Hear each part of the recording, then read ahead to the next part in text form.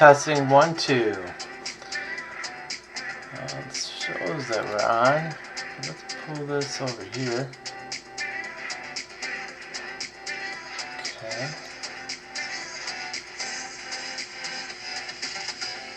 Let's pull this out here.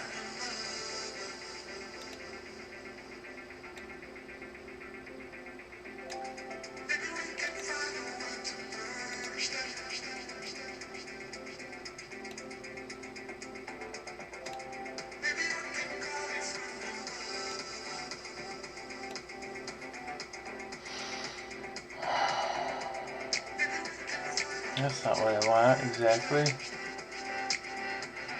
I can't see anything right now.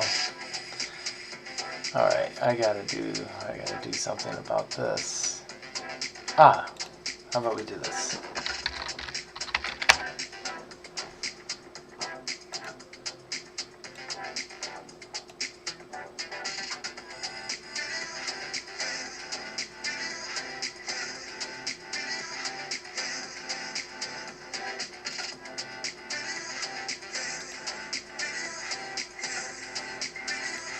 That's what I want, but I don't want that. Hello, everybody.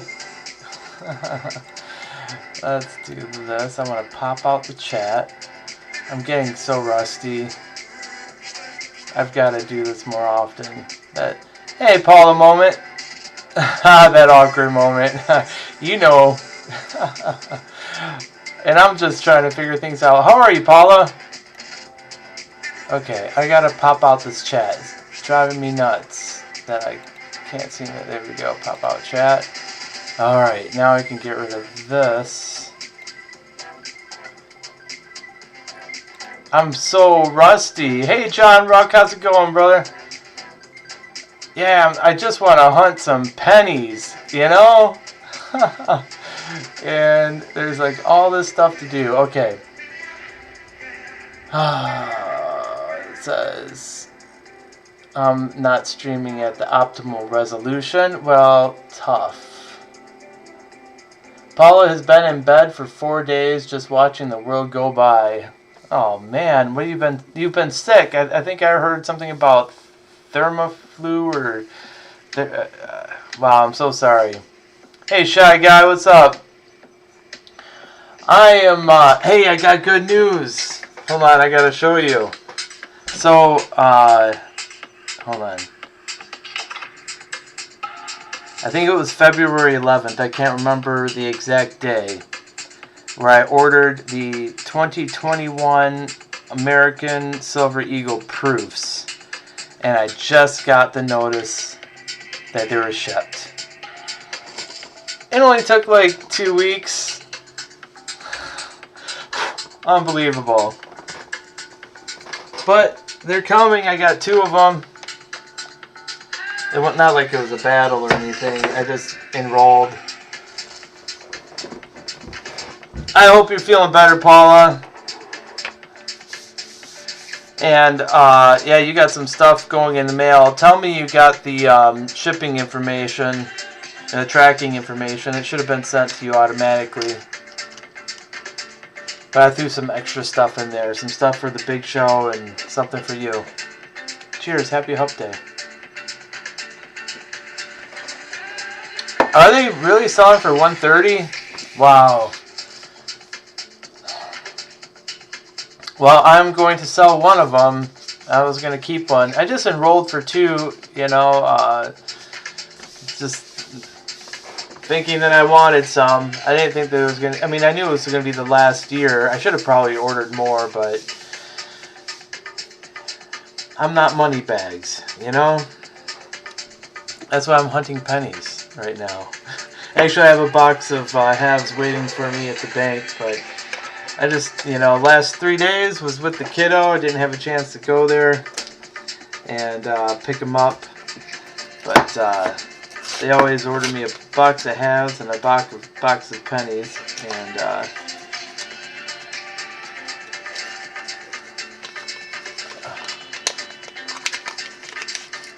wow.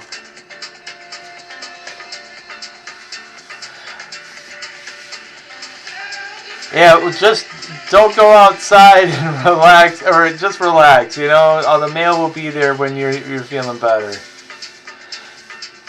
Oh, I believe it though. I haven't checked eBay for it, but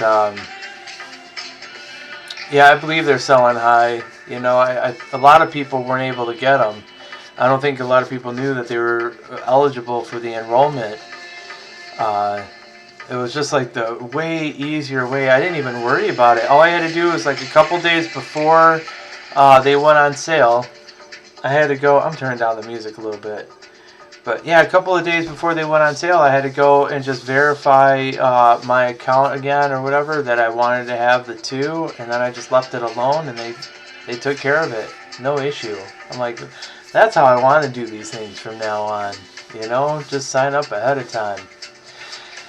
Duck has some pretty cool coins. Yeah, that Drake Bust Liberty. You know what? I have a couple of really nice Drake Bust, but I also have one that's been tooled. I can't believe it. I got it off of eBay, and I didn't notice anything that was odd with it, you know. And then I got it. It looked good to me. I mean, I look at it closely too. Sent it to PCGS because there was no obvious flaws.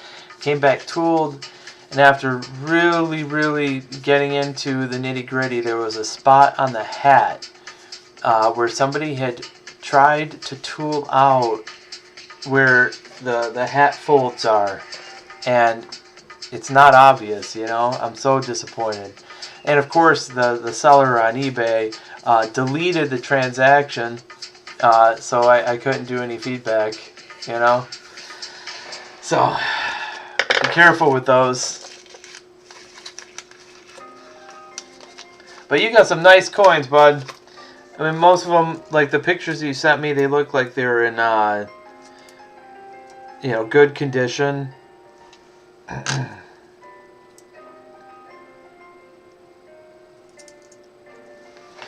But yeah, anything, you know, better is going to be outside my price range, that's for sure.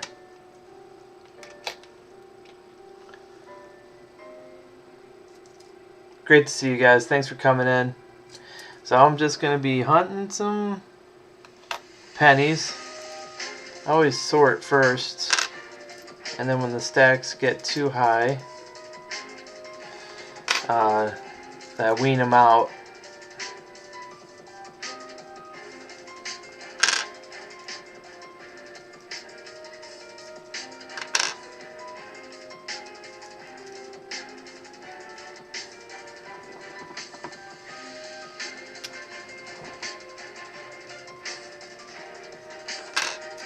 I might need to put my glasses on.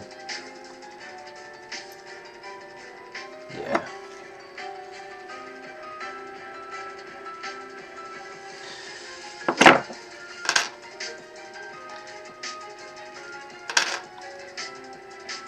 Oh, there's something there. Oh, that's a nice. Still waiting for that 2017 that doesn't have a P on it.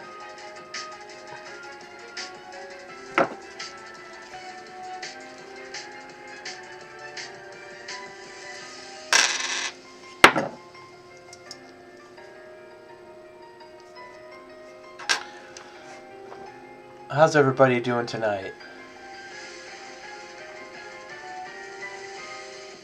Oh, here, I gotta pop out this chat.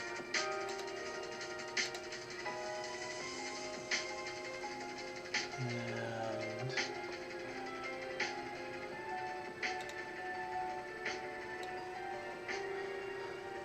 I should pop that on too. All right.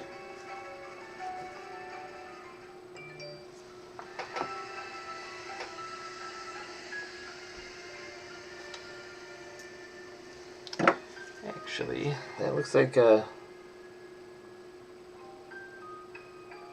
Nothing.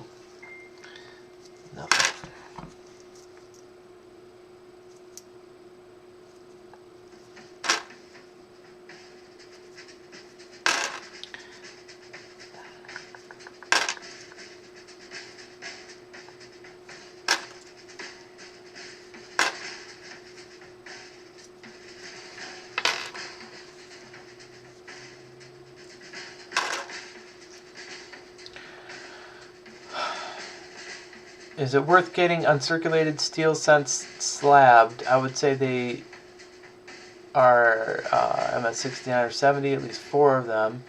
Or are they not that big of a deal? Well, I think anything in that high grade, it probably deserves to get slabbed. Oh. But the issue that I would recommend looking into is whether or not they've been replated. Those steel cents, yeah, I mean, whew, Paula's right. It's really difficult to get something that nice. Plus, you know, if they look that nice, the odds are actually high that somebody has taken them and, you know, recoded them. Oh, I've got one that's almost perfect too, and yeah, I just don't know.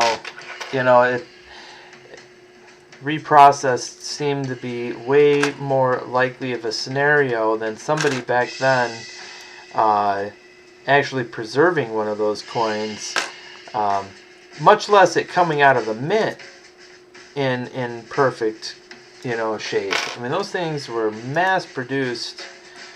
I mean, it was a wartime effort. They weren't paying attention to quality.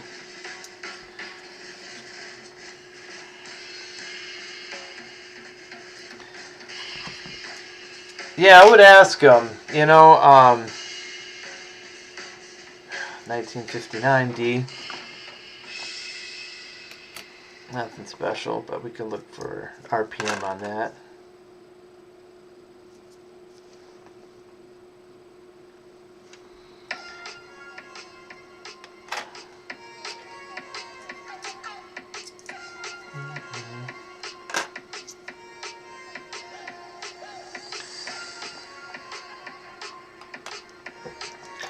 This box of pennies, you know, I've been kind of going through maybe, you know, 5 rolls every day. Guys, I've been so incredibly busy with just running around, errands, work, appointments. I haven't had that much time to dedicate to streaming. So, I've been doing like, you know, 5 rolls or so a night just to kind of wind down. This box hasn't been particularly good. I've got a couple of, well, the wheat cents here I found. So I've got some decent ones from the 40s. But I found a 1906 Indian head cent. But it's not in great condition. Here it is. Let me turn the scope up a little bit. But it's always exciting to, you know, find one of these. Let me turn the light on a little bit more. You can sort of, kind of make out a couple of letters in Liberty, but, you know, she's well worn. And it's a pretty common date. But again, hey, you know, it doesn't have a picture of Lincoln on the front. So, it's something different. And I'll tell you, hey, Muscle Shaw, how's it going? Yeah, we're just doing some pennies. Oh, I finally did it. Paula's gonna flip out, but, you know, I finally filled this sucker up. Oh my gosh. I'm gonna have to go through all of these. I don't know anything about Canadian cents. Right? I don't know anything about the errors or varieties or anything like that. I do like finding these,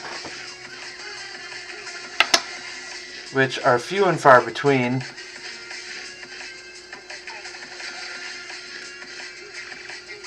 When you see King George on there, this one's from 43. 1943. So those are always different, but I can't believe I filled up this jar and it didn't take that long.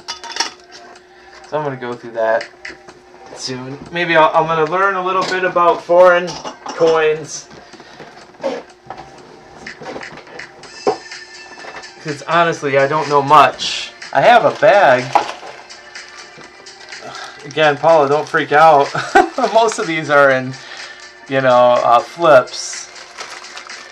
But I saved the coins that, I think it was back in 1998. I had a,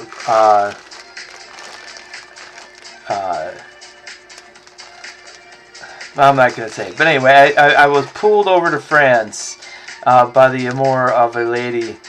And so I saved a lot of the francs and the euros that I had from then. And the rest are like stuff I picked up since.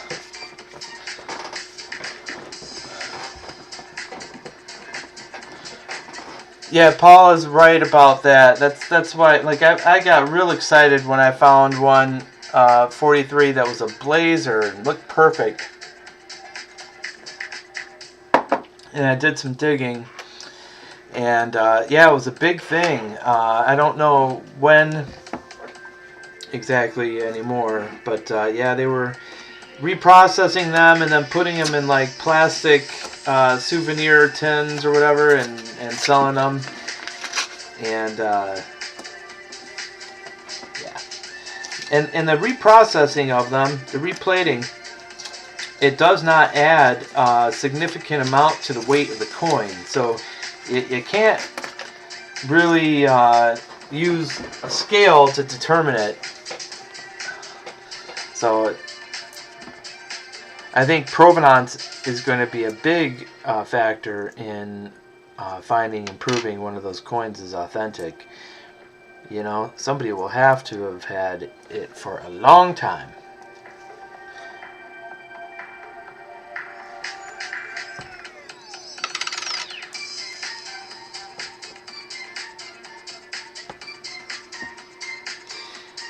So in case you guys are wondering why I'm stacking some of the later years, I am making BU rolls of something that it looks to me to be without flaw.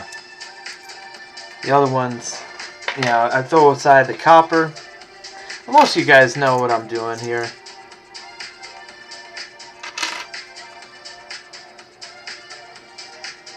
I'll be going through each of the 84s, looking for doubled ear, you know.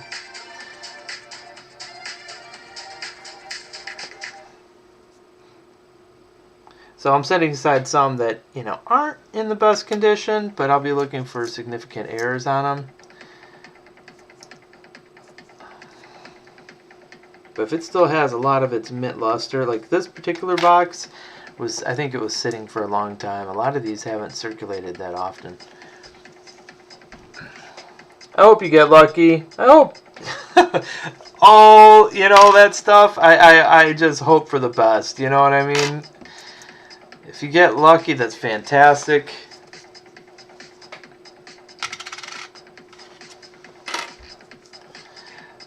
Like one day I hope to find a 1982 D small date copper. It's my dream. That would be so cool.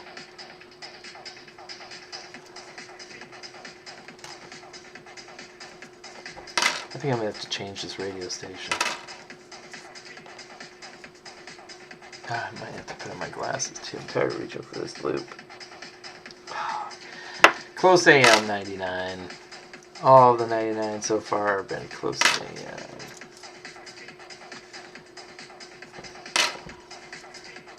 Big scratch. 98.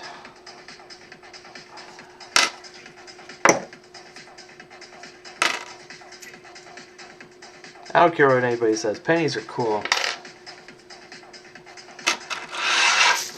Without much expense at all, you can have some fun, and when you find some treasure. In fact, Paula, I gotta tell you, do you want to know what I sent you? Oh. Yeah, I know. I feel so dumb. I should have looked at that. And I didn't even think about it. just didn't cross my head. I'm like, oh man. Paula does have a 55 DDO. Oh, I sent a 2009, what is it, the formative years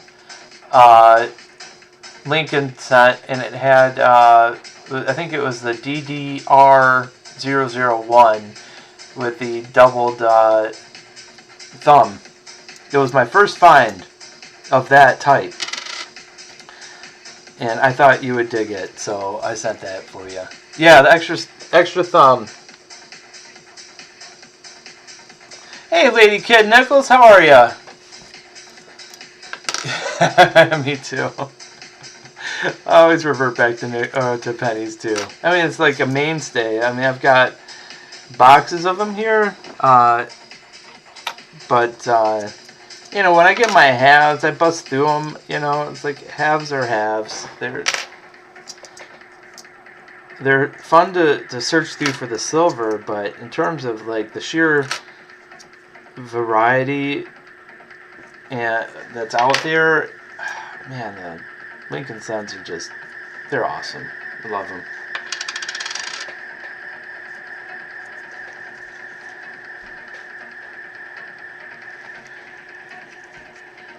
I think I got lucky. Tell me if you think I'm wrong, because Paula, that when I found out, I had something. You know, I saw that extra thumb and the way it curved around.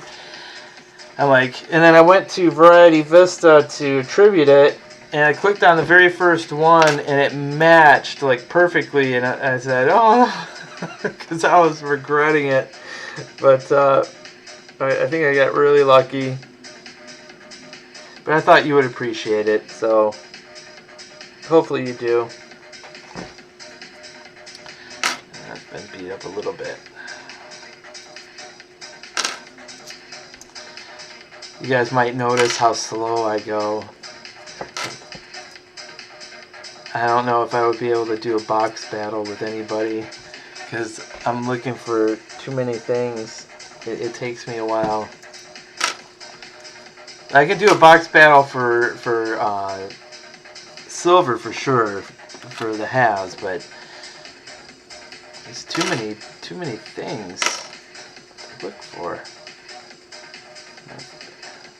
64D, does it have an RPM? I don't know. I'm gonna have to look at it later.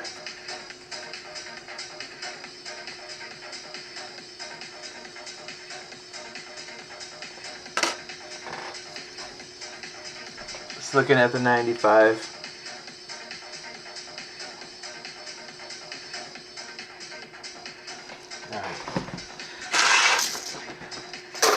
Alright. Got some copper. One day, I think we'll be able to melt that, right? Here, I'll put this on the. This is another find from this box.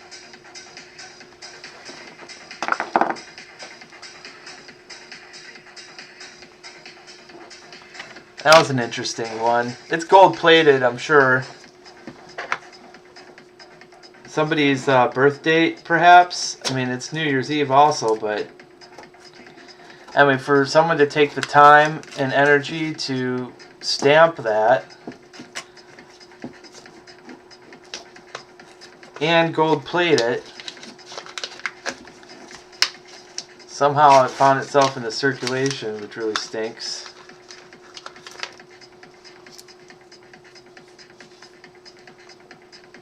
Yeah, right? I find these a lot, and I like the assassination ones too. I've got a few of those.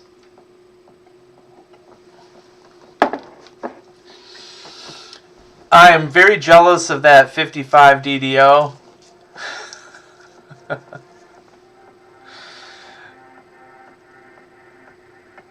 Yeah, those 2009s are fun.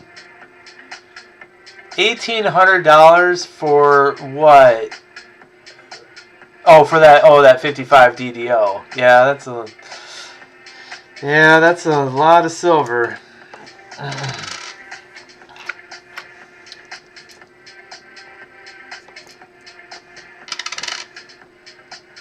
I need to stop. You know what I need to stop doing? That's a nice 1986. I need to stop looking at silver spot prices. It's driving me absolutely crazy. I check it every day, expecting some sort of momentum, and it's funny. Like the you can see like how. Okay, so I don't check it just once a day. I check it many times through the day and evening, because I'm cuckoo.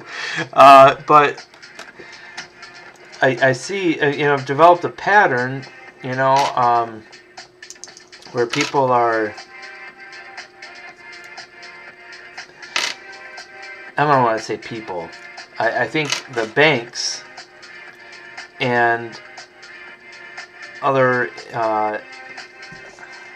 hedge funds or whatnot are driving prices up in the evening, and then come the dawn before the market opens in the US, sell it off, and then the prices drop, and then during day trading they slowly creep up again, back to the prior evening. I mean, I know it's called sideways motion, but it's a little frustrating. I wonder who's losing their money. 82 large cent. Save it for the copper.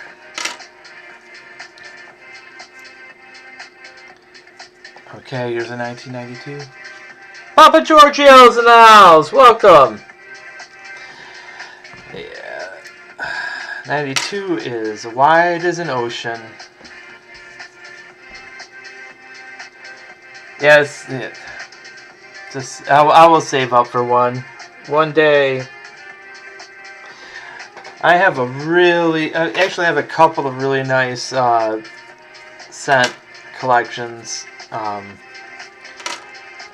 I have a couple of really nice coins, but I don't have some of those more rare airs. Like John said, it's just too rich for me, As much as I talk about diversifying your investments, that one I wouldn't do for an investment. I would do for just like you said, Paula, to sleep with it. Call it my precious.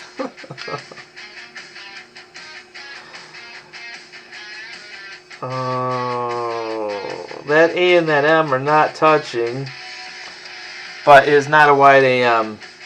You guys tell me. All right, so the year is 2000, okay? And I'm saying this is not a wide AM.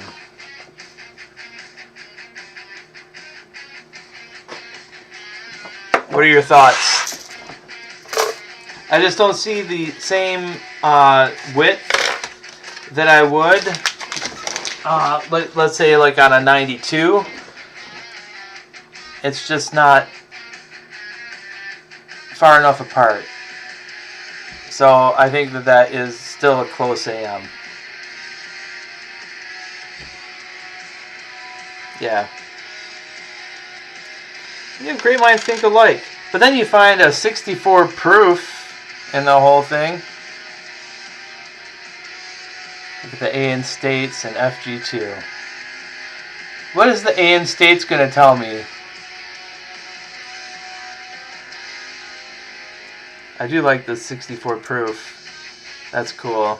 That's a nice proof. So we will put that aside.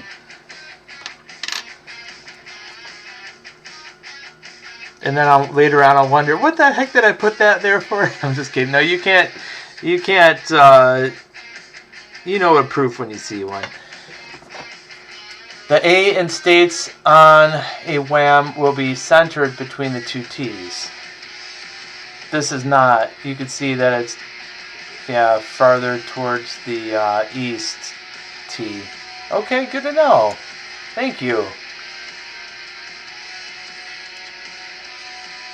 And the initials would be the stronger serif. Is that it? And a little bit closer to the building?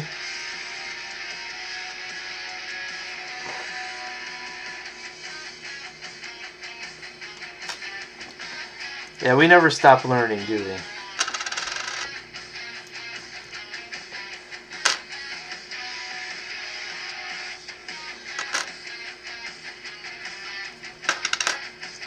I still have so much learning to do, but I try.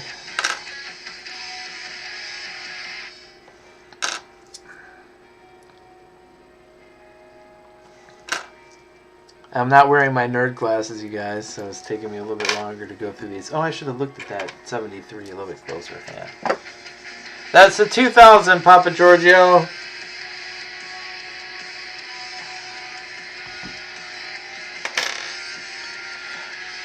I was just bringing up that the A and the M are not touching, but it's still a close AM. It's just the width isn't there for a wide AM. And they were just teaching me about how the A in states should be exactly in between the two T's, and the initial on the close AM is farther away from the building. Yeah, okay, no, I was right. So, yeah, on the wide AM, it's closer to the building. Got it, yeah, exactly. It's like the difference between the 88 and the 89 reverses. I'm pretty sure I found a 98 and a 2000 WAM, but not a 1999. Those are the hardest ones to find, right? Here, I want to put something else pretty to look at. I know we're looking at Pennies, but she's Elsie Castle Stevens. Is that the right middle name? It's Elsie Stevens, I know that, but her maiden name I forgot. Is it Castle? Chassel? Ah, curse my memory. Beautiful 2019 D, but a giant scratch on the side. If I get lucky enough to find, because it's funny how these zinc coins, man, they're built to blow up, you know? I think these 90s coins, if they don't blow up and they stay stable, they're going to end up being rare one day.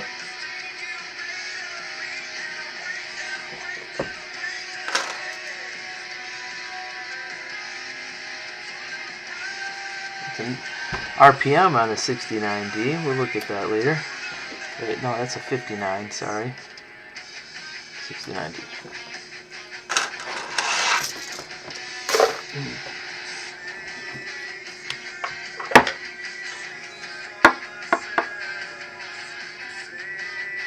My precious. This is what my table looks like right now. It says AS. Right on. Right on. Yeah, I put all these on a very thick board so I can move it if I need to. You guys, here, let me move my scale here.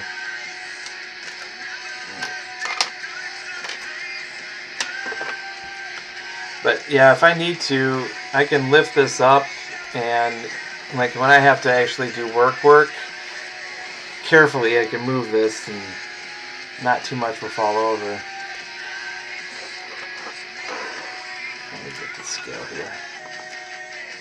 I weigh every 83. And I hope in a dream that one day I'll find one struck on a copper planchet.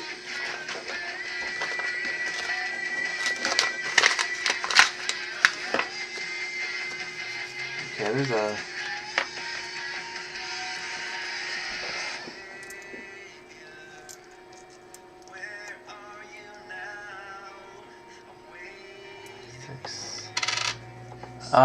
there's a cam reverse design variety on the 98S and 99S proofs. Oh, interesting.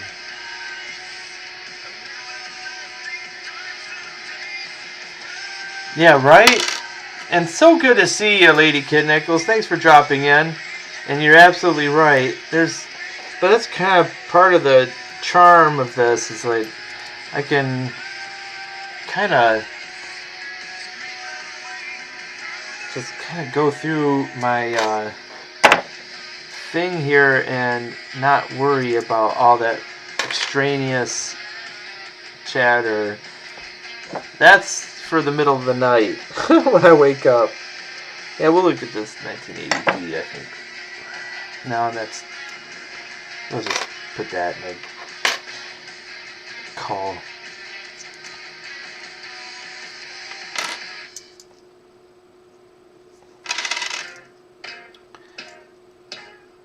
This is coin time, you know?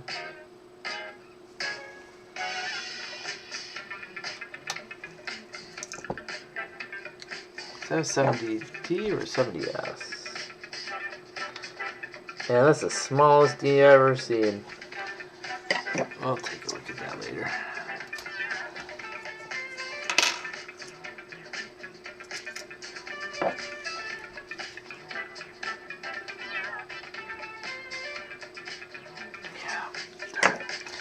Wide AM on that 92.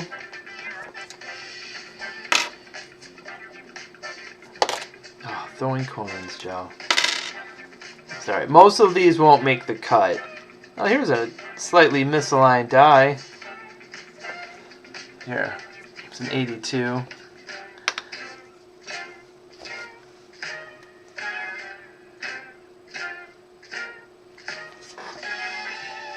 It's not the same on the other side. Paula taught me that. So you look at the reverse. Perfect, right? When you flip it over and you got one side that's real thin and the other side, bang. That is a misaligned die. But I don't think that is nearly enough to make this particularly anything. So it's going in the call, Ben. It's a little bit cool, but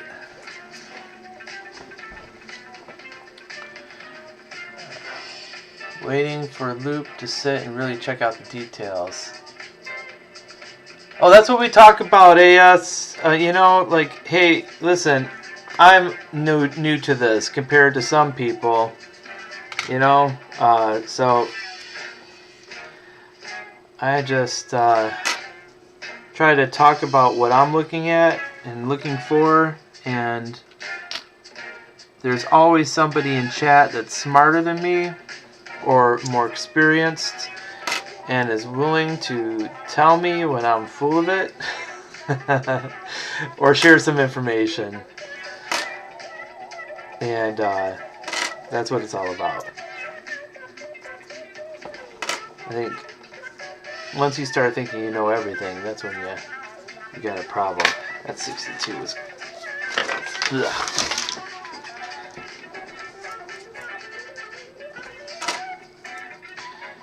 But I don't go too fast. I try to look at everything. It has a wide AM on that 92. Oh, we got a Canadian from 1974. Well circulated. But it is something Canadian. Something copper.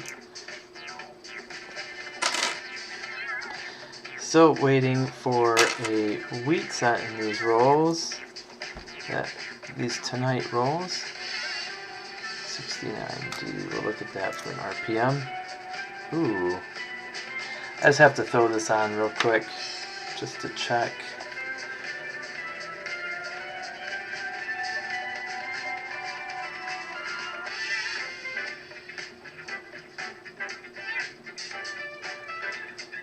It's good condition 94D, but it's something that we'll put in a tube, most likely.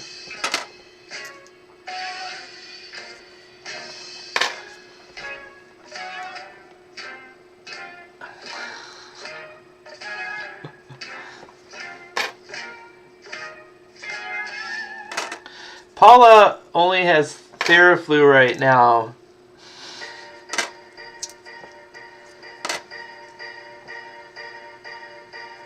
$98D, but it's a dirty back. Let's see. Oh, you can't even tell. It's close. Close AM. 1969D. Should we look for an RPM just for fun? Nah.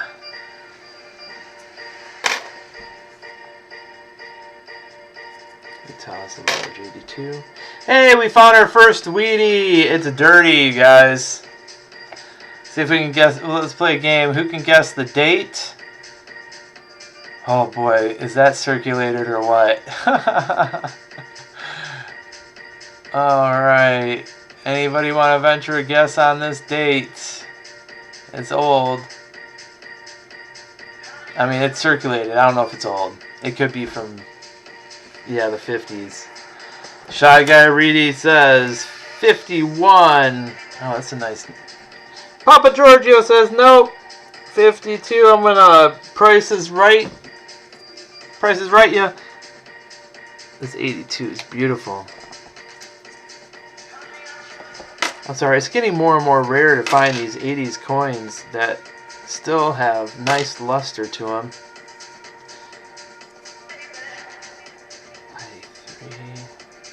Wait, what? Oh, okay, nice. Alright, let's flip it over. Everybody get the guess in? Lady Kid Nichols says 1928. Paula says 1944. Alright, I'm going to guess here. I'm going to guess 1919. Here we go. Flipping her over. Oh, 1948! Paula Bloom wins! Oh, I thought it would be older than that based on all this dirt and grime, but hey, somebody just dropped it in some gunk. So, how much do you think this is worth? I'm sorry, I can't help myself. I see that. That's like the #1 question on Facebook. So, how much is this worth? Oh, come on. This is worth 1 cent. And if you wanted to do something illegal and melt it down, then it might be worth 3 cents. So. Oh, I have many old coins that still have all the lines present on the reverse. But you were right. Paula wins. You win. You get bragging rights all night. You win a 2009 Lincoln Formative Years with the extra thumb. Joe, you're a jerk. Alright. This will be roll number 5. It still went in the Cull Copper bag, you know? Like, there's no preserving that. You know, send it to PCGS to go through their restoration program, you know? Which I have done on some coins. No doubt. Just because it needed a... why am I putting that there? It needed to be cleaned.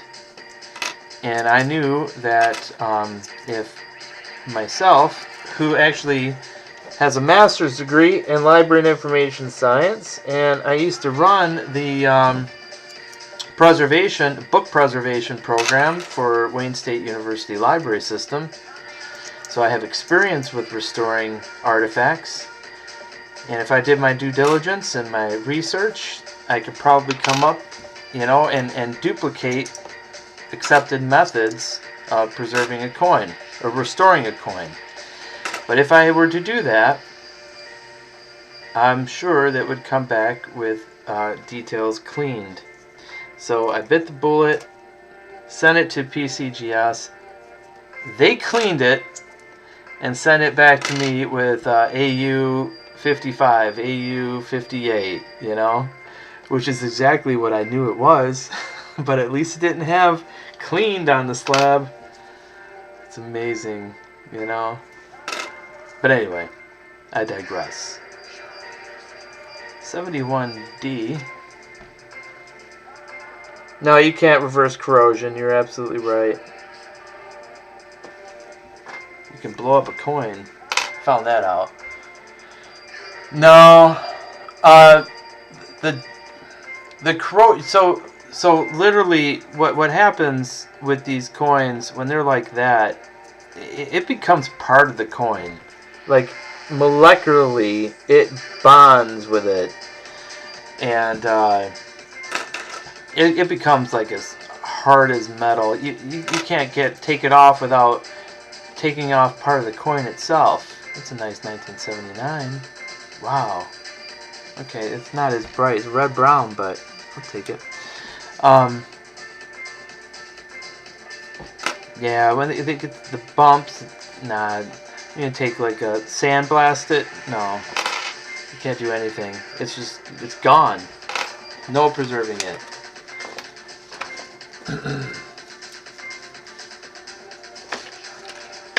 What's the, it's the, the ick.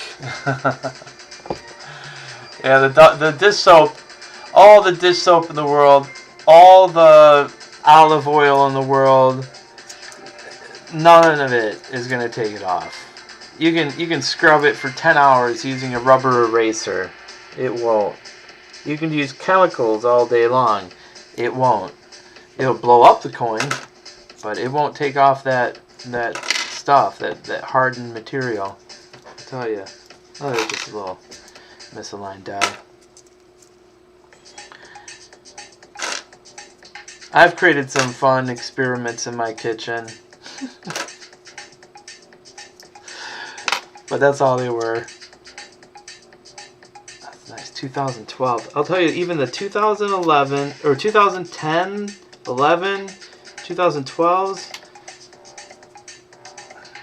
Good luck finding some in good condition without scratches, marks.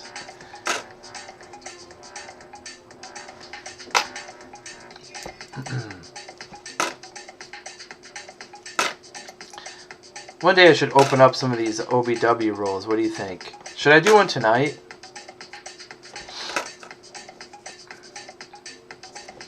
You know, I went on a spending spree from fall. Wow. Oh, hold on a second. I have so many OBW rolls. Brasso? No!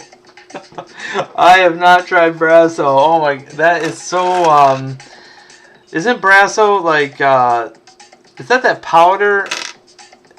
It would be very, what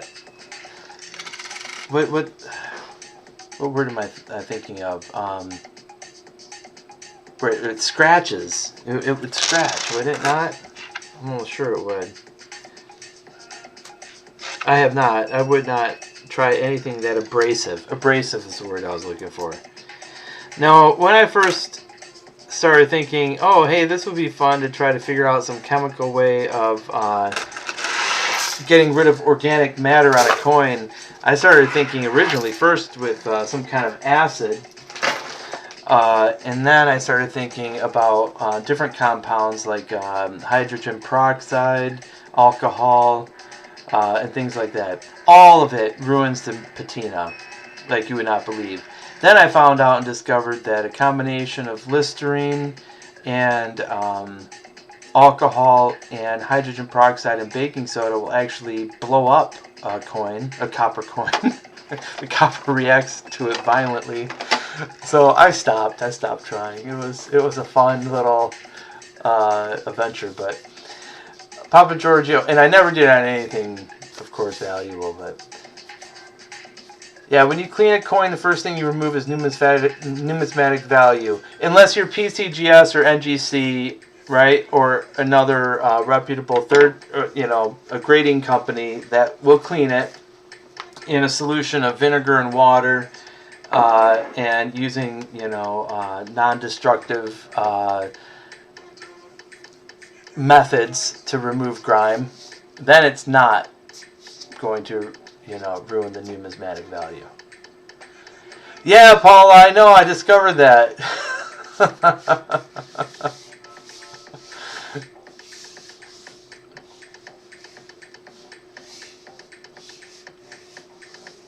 Yeah, I'm just, and when it comes to cleaning coins, that trial has gone by the wayside. I'm just gonna leave the dirt and gunk on there, and you know, it basically what it comes down to is like eye appeal.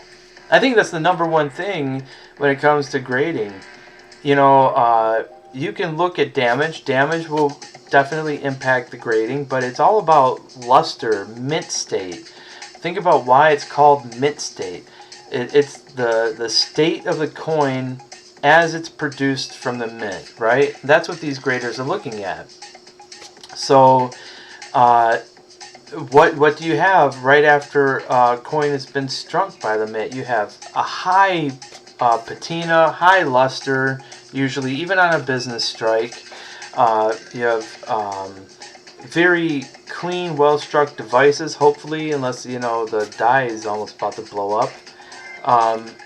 You know, and if it makes it through, you know, the sorting process and bagging process without getting, you know, too many contact marks and damage, then you might have some sort of chance of finding a high mint state coin, you know, as it's delivered. But nothing that I have learned can take, you know, this brown coin and turn it into this. There's not one thing. And I'll give you an example. I think I have something around here. Hold on.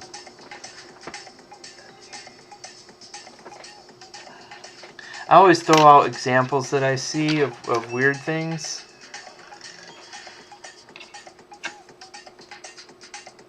No, that's not it. I must have put it away already.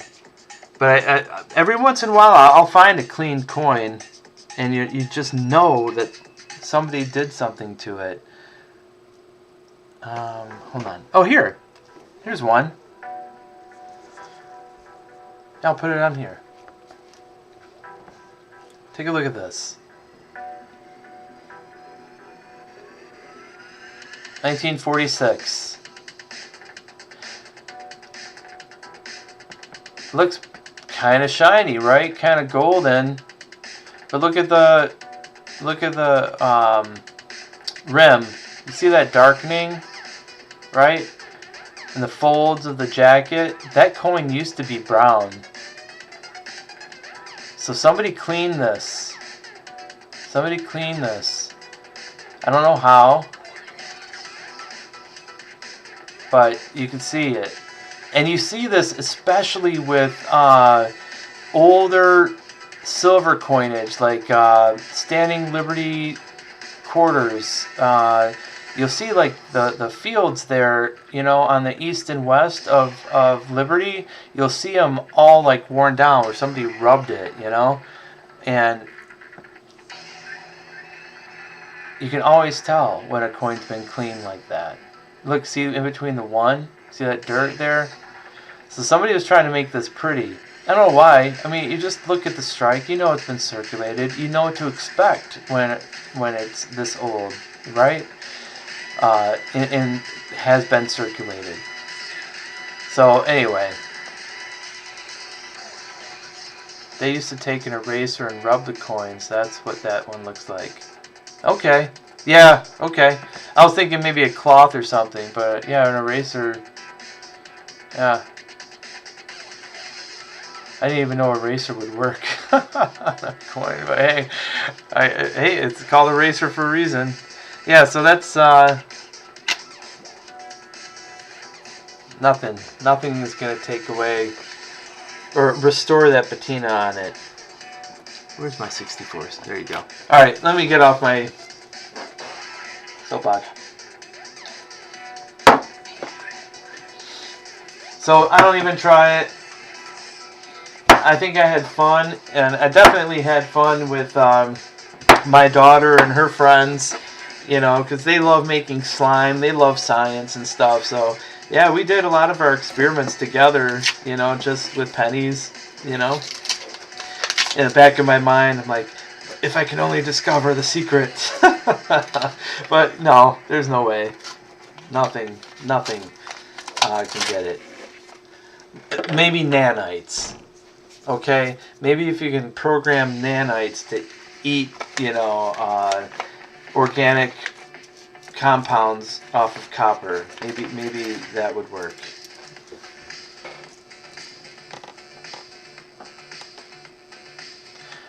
Papa Giorgio says, I found an extremely dirty coin, 1972 Kennedy without an FG. I was wondering if I should attempt to clean it for fun.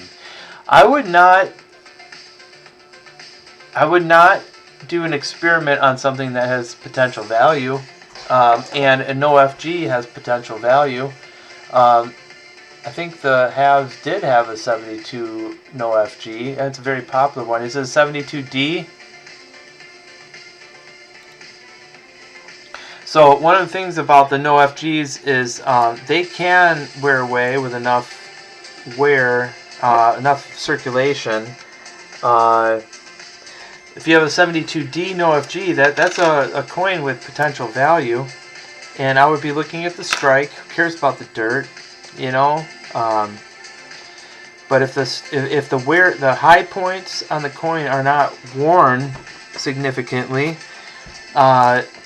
then you have a pretty good quality coin, and I would not ruin it by experimenting. Now, if you want to experiment with silver, I think silver would be way, I don't want to say easier, yeah, but way easier to experiment with. Choose a different coin, though.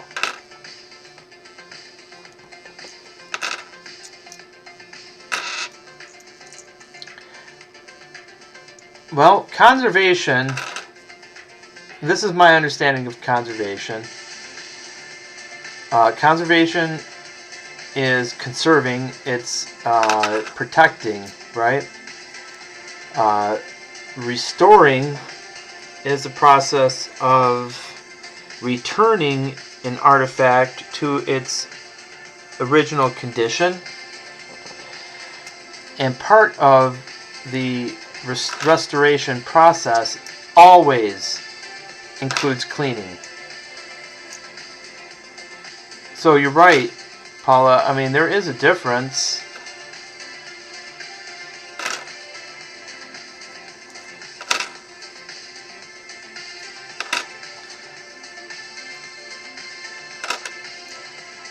I don't know if I should have thrown away that 1994.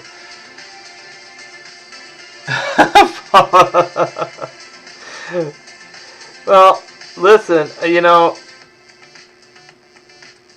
I don't think I'm as adamant against it as you. Maybe I'm not a purist, but I don't, you know, like that 46 there. I think it's ruined, right? I will say that it's ruined. Somebody ruined this 1946 Lincoln cent. They did, without a doubt. And I think that people shouldn't do it if they don't know what they're doing or have the training to do it. But if somebody does, then I'm not against them doing non-destructive restoration of a coin, returning it to its original brilliance. But there's a limit to it, you know, and they should never... I don't even know why I looked at that. Something looked wrong about it, and it was those scratches. Anyway, should never purport something to be, you know, something that it's not. That's where I stand on that. So I'm not trying to make your hair fall out. That's just my philosophy. You know, like I wouldn't clean, like I wouldn't try to sell somebody that 1946 penny. Going, look, you know, this is amazing. That's wrong. I know what it is. You know, So anyway, there's a line there that I won't cross, but somebody wants to experiment. I've done it.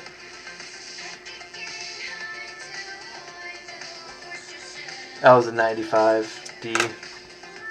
Looking for doubled.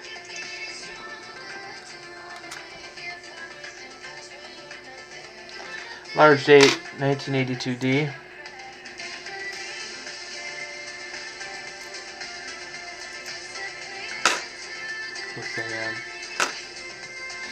Paula's gonna like hang up.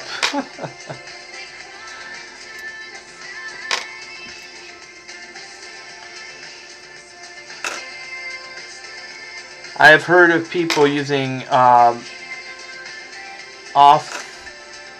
I'm sorry, not off, but what am I thinking of? Like cleaners, like Rob Finds Treasure. He uses MS-70, and I think I wouldn't do that. You know, I don't know how those chemicals work. I've never bought one. But I can't imagine it, again, restoring anything properly.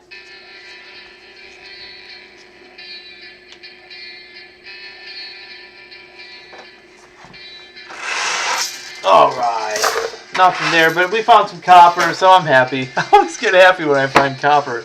I don't know why. I love copper. It's a highly reactive metal, and it makes my emotions feel good. Okay, what Paul's saying. Whoa. I'm against it because I've seen really valuable coins wrecked by cleaning and makes me throw up in my mouth a bit. Oh yeah. Oh, you know. After I read your next chat post, I am going to show you something, and it made me throw up in my mouth. But I learned a lesson, you know. I didn't know, when I bought this, it was like 6 months ago. And I really didn't know. I didn't have it narrowed down, you know, what really to look for. But it says, don't get me wrong, we have all done it. I put 500 wheats in my dishwasher. Oh, okay. Thank you for making me feel better. At least they're clean now. Check this out. Wait, where are you? Where are you? Oh, wait, hold on. Here's the tool. I don't know if John Ruck is still in here, but here's the tooled one. I'm gonna put it up on the scope so you can see what I'm talking about. So you got this 1833 bust, and everything on this is perfect. I know we're doing pennies, but I just wanted to show you. This is about people doing things to coins. Okay? And when I saw this, and granted I bought it on eBay, right? You didn't see it in person, but everything to me looked peachy keen, right? Beautiful, beautiful. And then, wait for it. See that? Right there, the east part of her hat. Right there, it's too deep. Somebody was trying to manipulate this coin and make it appear with more, I don't know what they were trying to do. But they tooled it, ruined it. Where's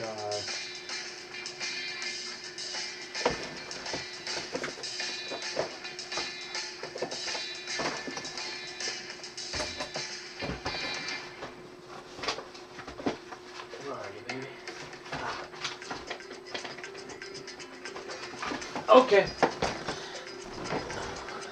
And how about this one? Ew, that, I gotta wash that. Morgan dollar from 1886. Yep, it's wrecked. Yep. Just that one tiny little, what, centimeter. Cleaned AU detail. So there's cartwheeling going on here, okay? But it's not as sharp. It's not as crisp. So there's mint luster on this coin. But it's more spread out. So I think that's the determinant. I don't know how they determine this coin to be cleaned. I don't know. But I'm pretty sure that it has something to do with the width of the cartwheeling effect. But I don't know for sure. But this thing came back cleaned AU detail, so I threw it up on eBay for $1. We'll see what happens with it. But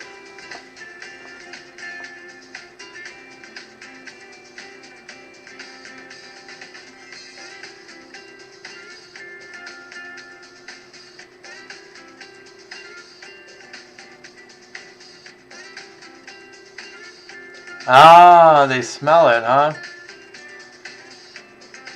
I wonder what this smelled like. There's some darkening maybe around her features there. Maybe that's how they determined it's cleaned. Like somebody got in there real good, but not good enough.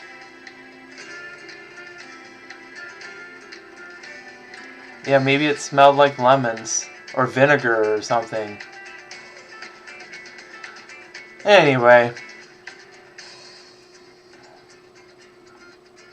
So she was a very, very pretty lady until she came back cleaned.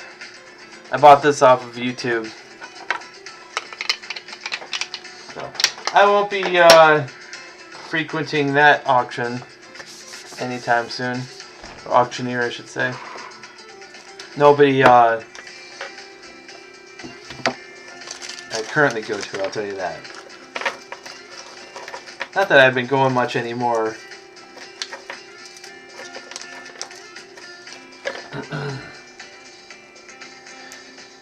If you hold it up to UV light, does it glow differently if dipped? That's a really good question. Papa Georgie, I don't know. Maybe Paula knows, or Lady Kid Nichols. I think I glow if you hold me up to UV light.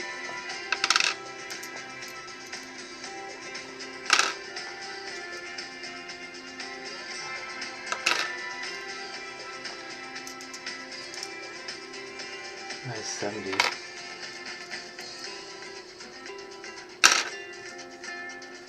Oh, man, that is a brilliant, brilliant coin. But one little mark will.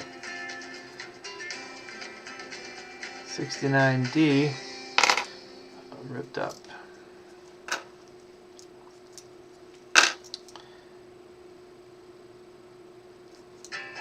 It's like almost all these 95s look like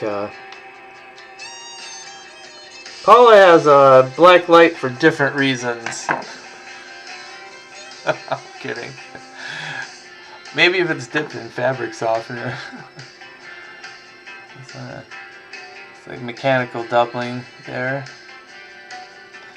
So it kind of threw me off.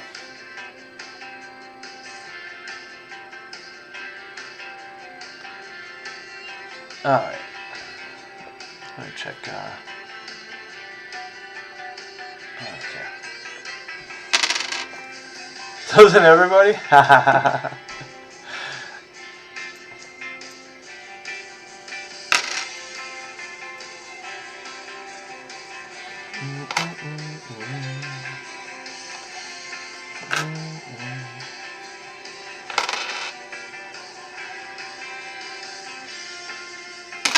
Ah, throwing coins.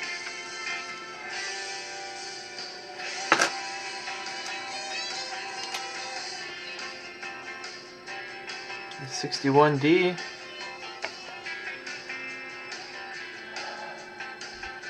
Yeah, damage.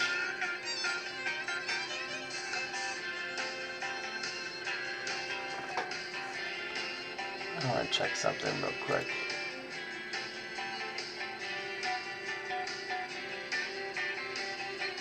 Just for fun. Huh? What is that doing there? Oh, that's a coin somebody sent me. Never mind. No. That is not an RPM.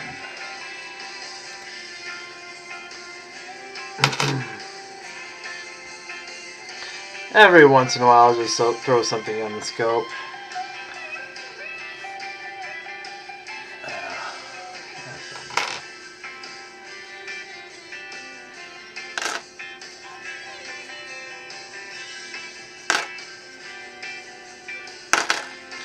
Shield Sense. Anybody like the Shield Sense? Like, really like them?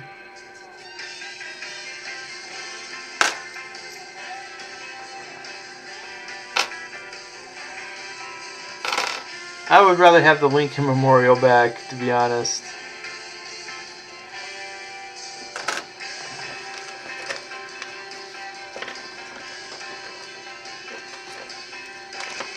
Paula says, okay, Joe, back to bed for me. Have fun for everybody. Hey, I hope you feel better, Paula. And let me know what you think when you get that penny. I'd really appreciate knowing if you think that it is what I think it is. And I hope you feel better.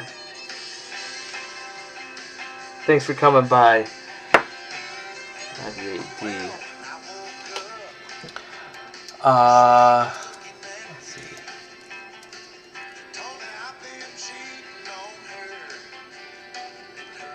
Oh man, John, I'm sorry you gotta work so late, bud. Wow. You know, I mean,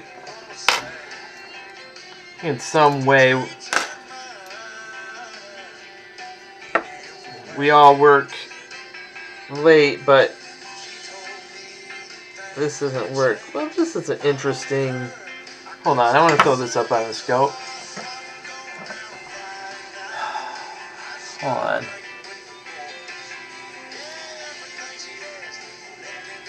That D looked weird to me.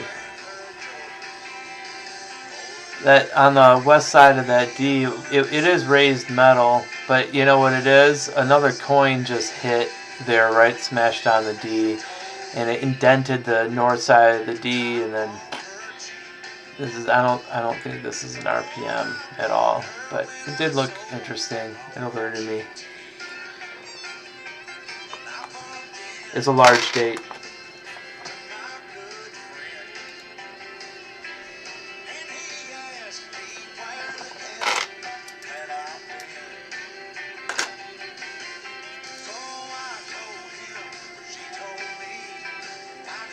Man, beautiful 2015. Yeah, there can still be beautiful coins in this era.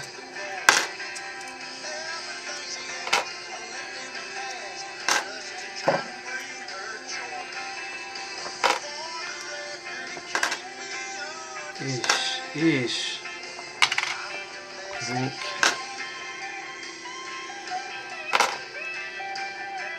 $1992, here we go. Come on. Nope. Urgh.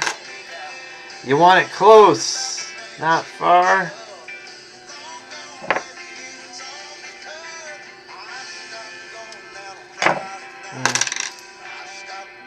One day, the searching will pay off. I hope.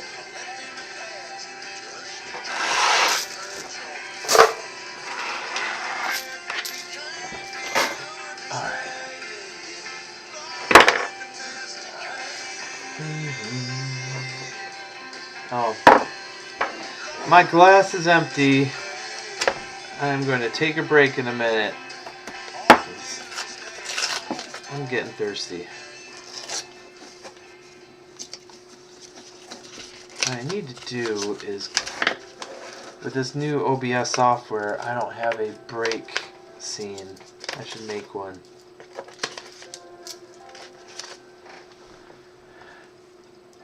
Hey, Savvy Stacker, so good to see you. How are ya? How are ya? I hope you're kicking ass and taking names, flipping some stuff and making money. I wanted to share the good news that I finally got my 2021 W American Silver Eagles shipped from the Mint as of today. Let's just look at this real quick. Oh, there's definitely dye deterioration going on, and there is some mechanical doubling.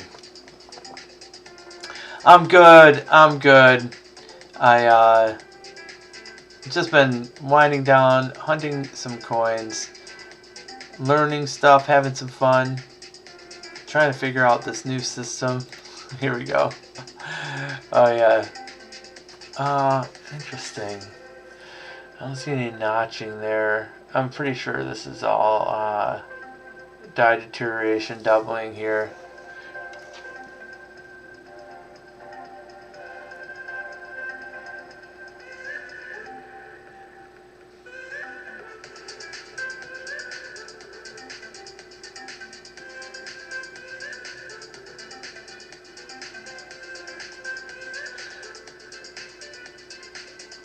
Yeah, nothing's split.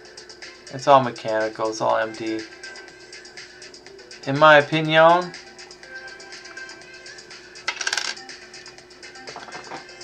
What's going on with you, Allie?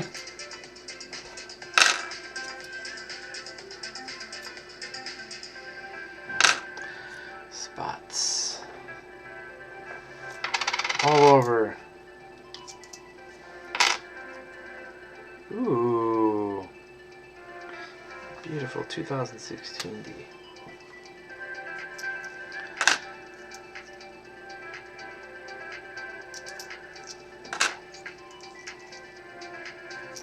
So happy that you dropped in. Siren Silver Stash is in the house too. That's awesome. Great to see you too. I am good. I'm smelly and I haven't shaved, but I'm good. That usually happens after 3 days with a 7-year-old girl, you know. You don't get much time for yourself, but I'm good. I'm happy. You know, I'm doing what I love. If I can make this into a living, I would. I would do it all the time. 1987. Yeah. Working, building my businesses, multiple streams of income. That is fantastic to hear. Passive income seems to be the way to go. Oh, we got a Canadian here coming up. 1968. Circulated. That's okay. That's okay. We'll put that aside.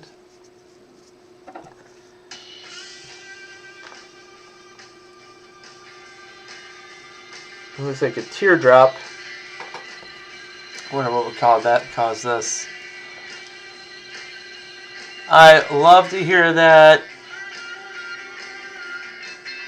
Look at this little teardrop shape kind of ding.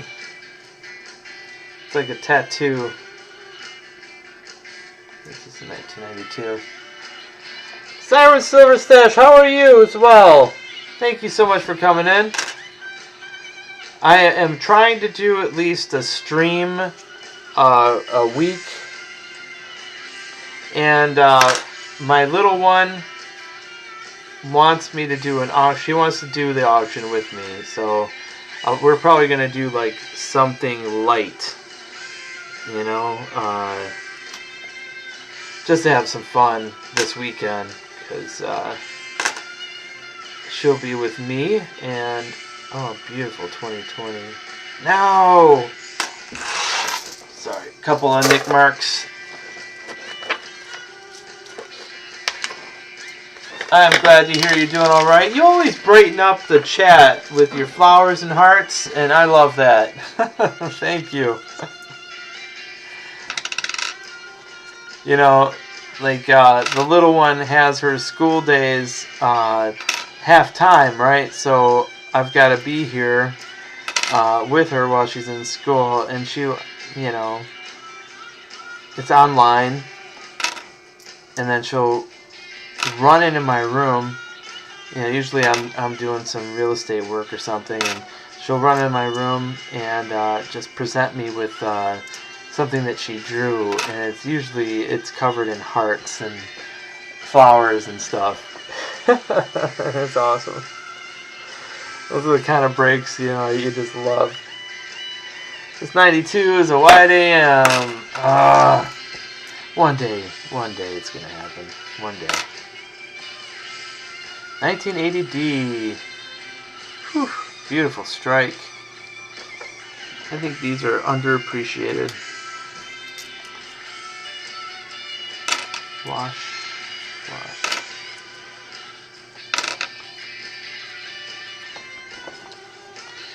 So we only had 1 week come up so far, and it was 48.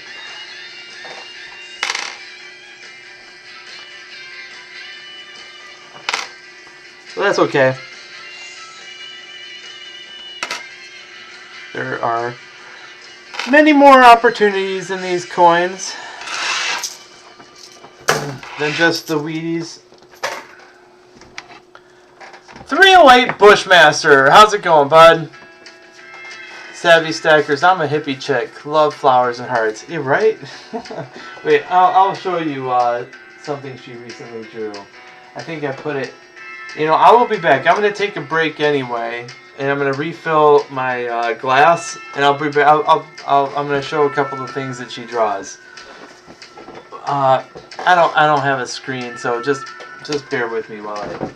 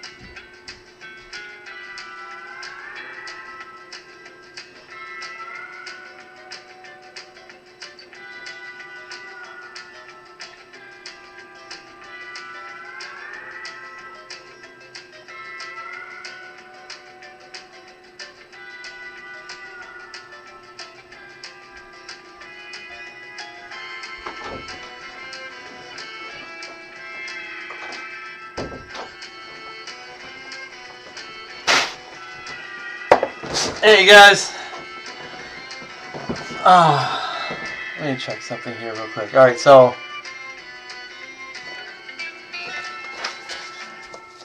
this is one example. It's like, oh, thank you so much for the note. Get back to school, kid. But then you'll get something like this. You're like, oh, it's really cute. Note the butterflies and the hearts, of course, you know. And then she'll say, Daddy, look. This is a girl's mug. It's caramel cocoa with marshmallows, but only girls can drink it. Jonathan Reese, how's it going? I'm like, it's caramel hot cocoa, right? So yeah, and I can't have any. Thanks a lot, kid. I like do everything for this kid, and I can't have some caramel cocoa. Thanks. But then I had to draw something for her. So that's from me to her. I'm a terrible artist. Yeah, but that's kind of the nonsense that goes on around here on a school day. But hey, you know, is it really school when they're not there? I don't know. But we just found out that they are going to be going back full days, 4 times a week, starting March 15th. So, March 15th, she's going back to school. I'm like, oh, okay, cool, I guess. I mean, it couldn't be soon enough. You know, I feel like they're, like, so far behind, you know, because the online education just, it's not education. You know, it's just... So I've taken a major step in... Oh, first thing is a Canadian. 1979. Cool. So we spent a lot of time reading and, you know, we do... She has a U.S. state quarters map, and she earns quarters by learning about the states. So that's our geography. Oh, I wonder if the 73 has a VDB. Yeah, it's not the same, right? It's yeah, it's got the VDB on it. It's a lot of the kids like just detach, you know, after a little while, especially the little ones. Actually, I should say especially the older ones. I'm sure the older ones kind of just like don't pay much attention at all.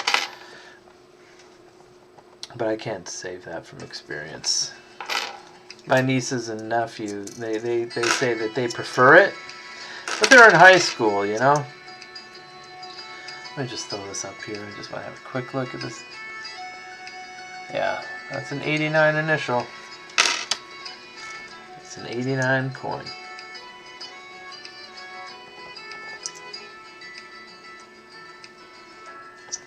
Yep, 2015 is BU all the way.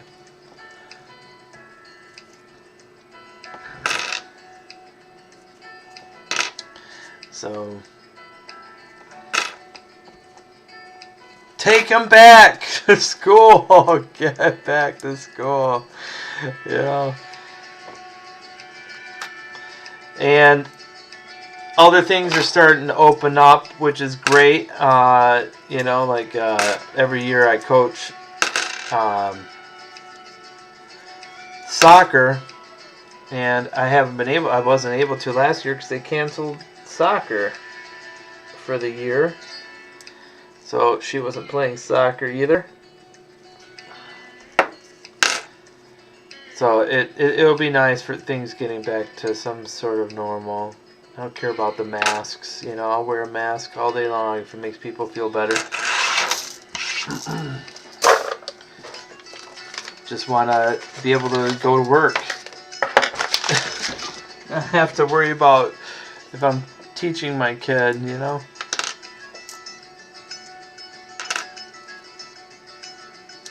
$19.92. Let's have a look, even though this is beat up. David Carlisle in the house. How's it going, bud? Well, it's a wide AM on that 92, so my hopes are forever dashed. Beautiful. What a beautiful 2005, man. And there's nothing special about it except for the fact that it's beautiful. How rare is that? Whew. 1980. How you doing, David Carlisle? We're just hanging out, chatting, looking at pennies. What is that? I'm not wearing my glasses, my dork glasses. Oh, that was 90.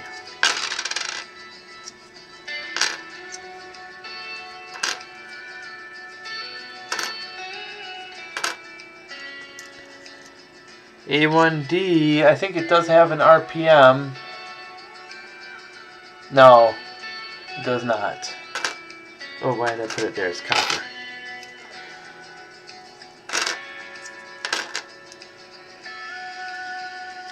Another Canadian, 1980. Ooh, 1991. Ooh. So this is interesting. You know, can somebody tell me, are these all diabrasion lines? Because I see them, and it's almost like I see them frequently in the 90s coinage. And it's almost like it's a planchet issue, but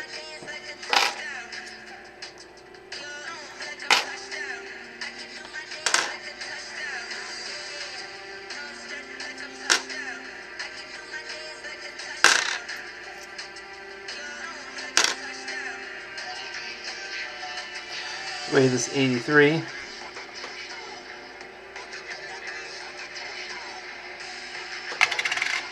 Wait, hold on.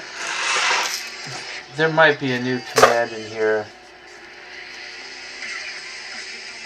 Streamlabs says 3-time combo. Right on. Alright. Where is my mouse pointer? Come here.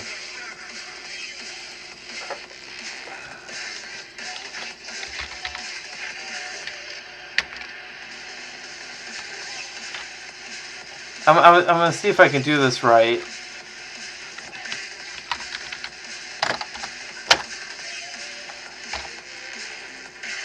Will that work?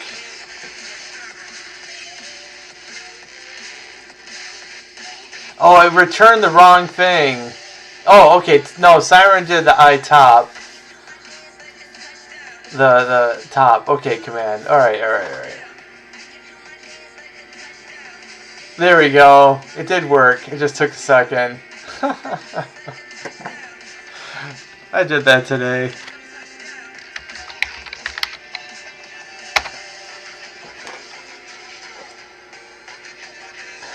Cheers.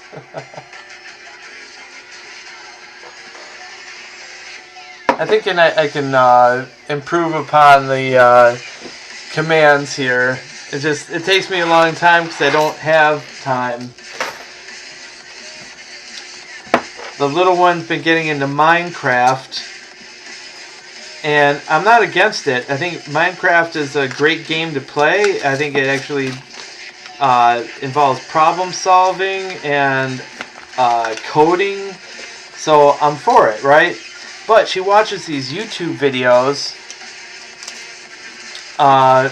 Minecraft people playing Minecraft, and these people are playing mods, you know, and she just started to finally realize that in order to get some of these unicorns or whatever it is that they're playing, here, hold on, that's a 2.6, this is zinc. She needs to have the PC version of Minecraft. You know, this is a zinc, small date zinc. So, wait, what is on here? Was I looking at? Oh yeah, these were diabrasions. So this is a small date. Now that's on a zinc planchet. And here is a... Look at that 2. See how it's curved? And you see how the 8, the top of the 8 is a real small 8? I know, you guys probably all know all this, but... No, that's a 72, sorry. Yeah, we use... That's a small date as well. Here's a large date. In case anybody's watching that doesn't know, that... You see how the 2 is almost inverted?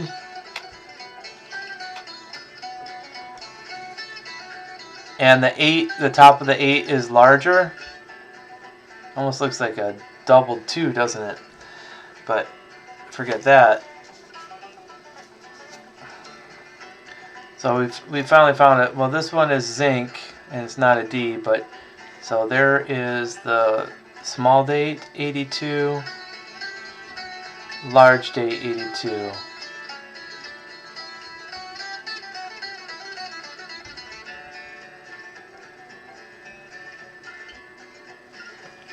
Anyway, that was a piss poor lesson. That's something better to be done on picture, I think, than video. I really love this song. Oh, we found a Wheatie! Here, let me throw this 75. Let's see if we can play the guessing game, everybody. Hey, Far North Coins! Hey, how you doing, bud? Yeah, I've got a weird system where I organize, this one is from 1940, so it goes from 40 to 49, 50 to 59, and you got the P and D's. So 1940 all the way up to 2020, and I knocked my 2020 up here. And I look for different things, of course, with the later years. I only want BU or any errors. But I stack them up.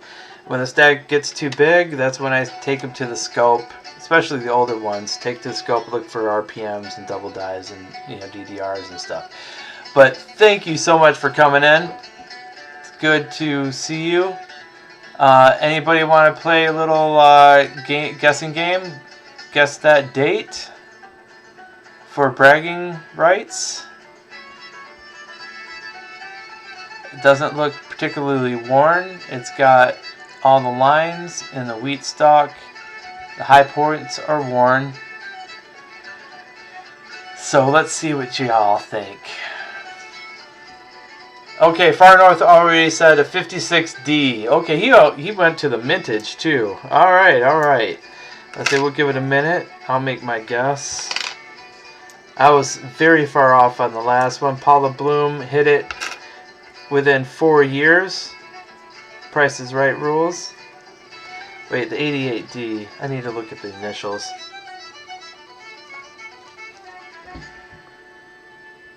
That is definitely an 88 reverse. Okay. So if you guys don't know, there's different reverses on the 88s and the 89s. Some 89s will have an 88 reverse, and some 88s will have an 89 reverse. The difference can be found in the initials, where the 88 reverse will have initials that are closer to the building and weaker features with the serif. And the 89 will have a stronger, more bold serif with squared letters and be further away from the building. Wait, what was that? Almost looked like it was struck twice, but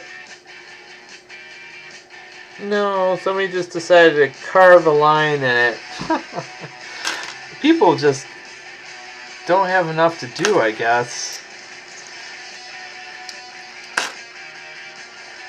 Alright, 2002, 2016, 94, right, 2, well, and Circle of Death. Alright, let's go through the rest of this and we will flip that. Alright, David Carlos says 47, but Papa Giorgio says 52. We got 3 guesses for bragging rights. All right, let's check it out. Ooh, 1976. Decent. 2020D. Beautiful, beautiful. I like to catch these new release coins before they get too damaged. Make some BU rolls out of it. Hey, if the banks can do it, why can't I, right? But they're not even looking for BU. It's a close AM. Whew. Zinc coinage right there. Savvy says 43. David Carl and Savvy are both in the 40s on that. Alright, here's a Canadian from 63. Alright, we're about to... Let me get through this and we'll flip that over. Some copper junk.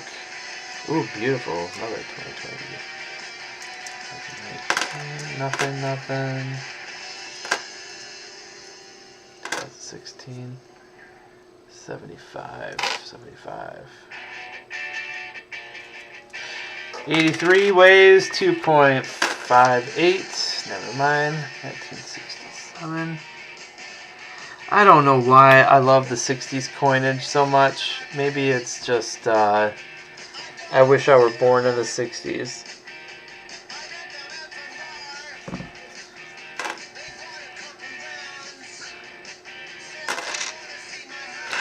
I've got friends who call me a hippie. Okay, let's guess. Let's finish this. Alright. So, AS says 56. Alright. Wait. Okay, so you're 56, and Far North Coin said 56. No, 56D, right? Yeah, 56D. So we have 2 56s. Pop Jordy 52. Alright, I also think it's in the 50s, but I'm going to say 1950. Why not? Let's go. 1944! That's pretty good condition for a 44. It's worn, the obverse is more worn than the reverse, but that's cool. Like me a little 44. I think I have a tube of 44s. Savvy Stacker wins! Closest to the number without going over.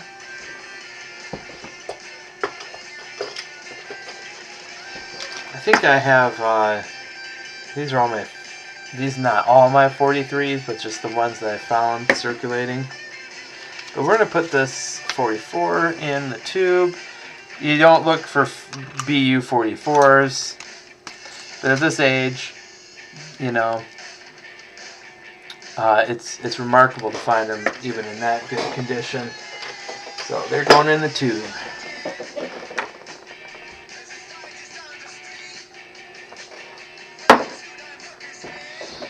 So let's see. What is this?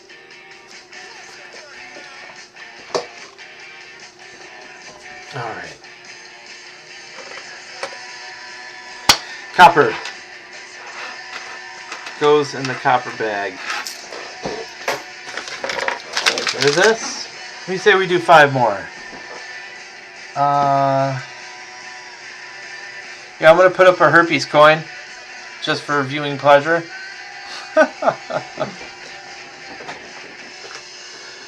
Don't touch that coin! Alright, let's see. Savvy Stacker was born in the 60s. Right on. That's cool. Yeah, I wish I experienced that era. I was born in the worst year. 70. No, I'm not going to say it. It was in the 70s. Let's see here. Savvy wins. She's like, what'd I win? You won bragging rights. We'll probably do a giveaway at the end of the stream here. I got 5 more rolls to get through.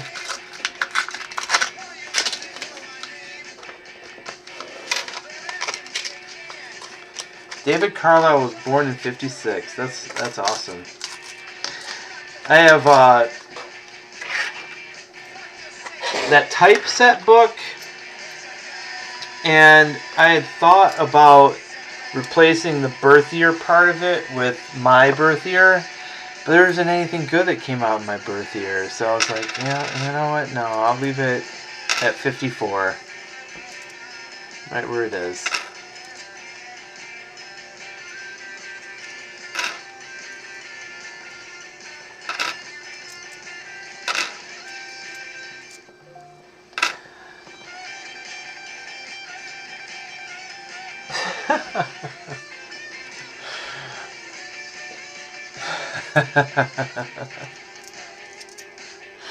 It was a great guess, I'll tell you. So far, I've been so far off on both of them. Alright, yeah, that's what I thought. This is so dirty. 83D, but it was zinc, so nothing to write home about. 98 with the close AM, a beautiful 2019 D that will go in a tube most likely. But so what I do is, you know, anything that I instantly put down to go in a tube does not immediately go in the tube. It has to pass the mustard, right? Because this is just like a first pass. But down the line, yeah, I mean, I'm definitely going to store these coins. Anything that I think BU, I'm going to store for the next, whatever, however much I'm alive, you know? And hopefully down the line, you know, my little one will have a roll of BU 2020s, you know, in 2080. That's the goal.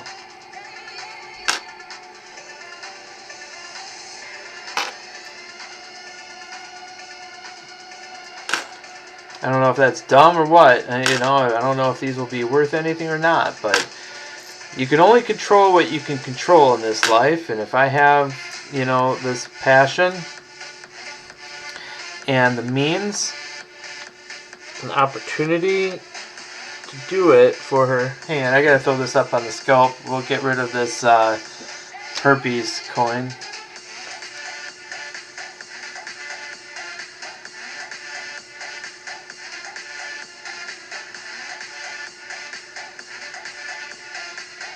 That's an 89,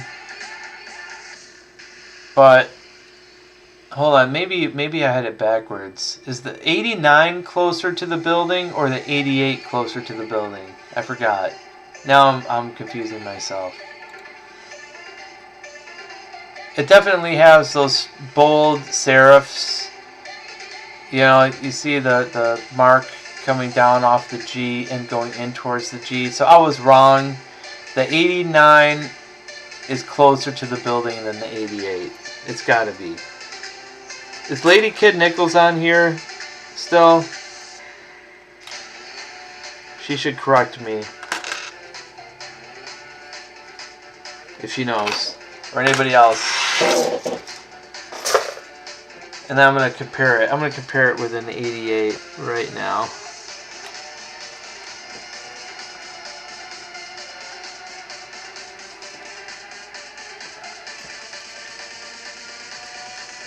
This is the 88. No, they look just as close, didn't they? That's definitely got the stronger serif.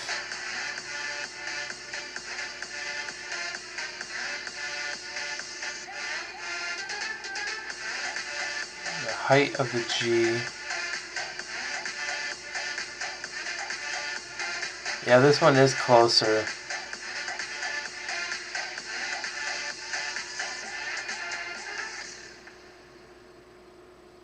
Yeah, the initials are farther away on the 88. Farther away and softer. More clean, robust, and closer with the 89. Okay. So, I corrected myself.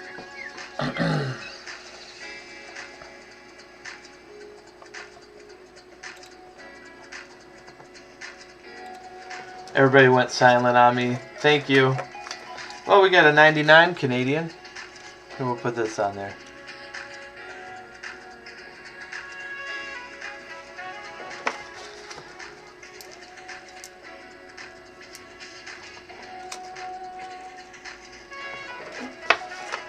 What's up, John Rock? And what happened?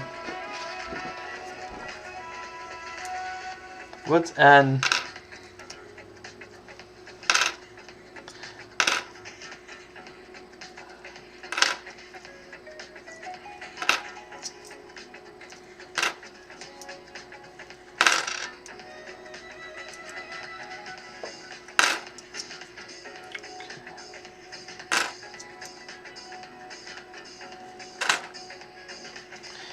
$19.99.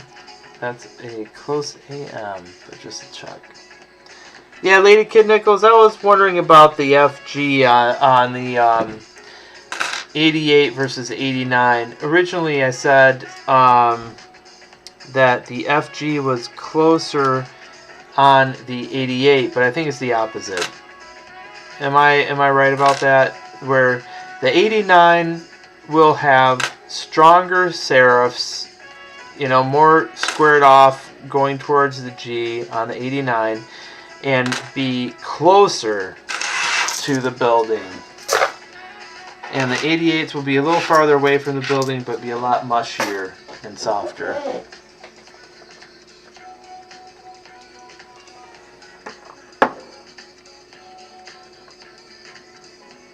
Wait, what's doubled?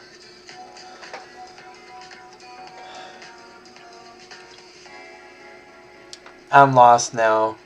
Lady Kid Nichols, help me out. Oh, I gotta stretch. I gotta stretch. And I don't know why I have a Canadian 1999 up on the scope. I don't even know anything about Canadian coins or what to look for. I imagine there would be instances of doubling and stuff like that, but you know, I don't even know. So here we'll put a Spray Can Coins. How's it going, bud? Great to see you. How are you? Oh, what am I doing? Let me put it back. I'm not looking at the scope right now. I'm opening up another roll of pennies. We are going through pennies tonight. Just winding down, keeping things just cool, you know, and not worrying about silver as much as trying to find some errors and varieties. Chatting with family. Coin's so dark you can't even. I'm glad you're doing well, sir. Always good to see you.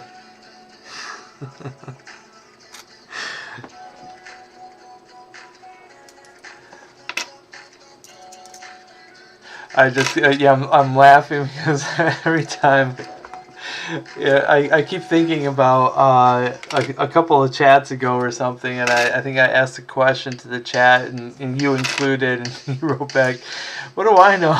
Or "I don't know. I'm just a dumb hillbilly." I'm like, whatever, dude. That cracked me up though.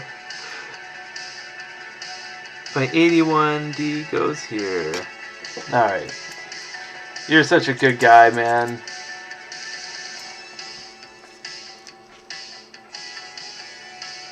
$95. Oh, I can't seem to see with the loop right now. I think my eyes are getting tired. So, when did the RPM start with, was it 97? With a single squeeze technique?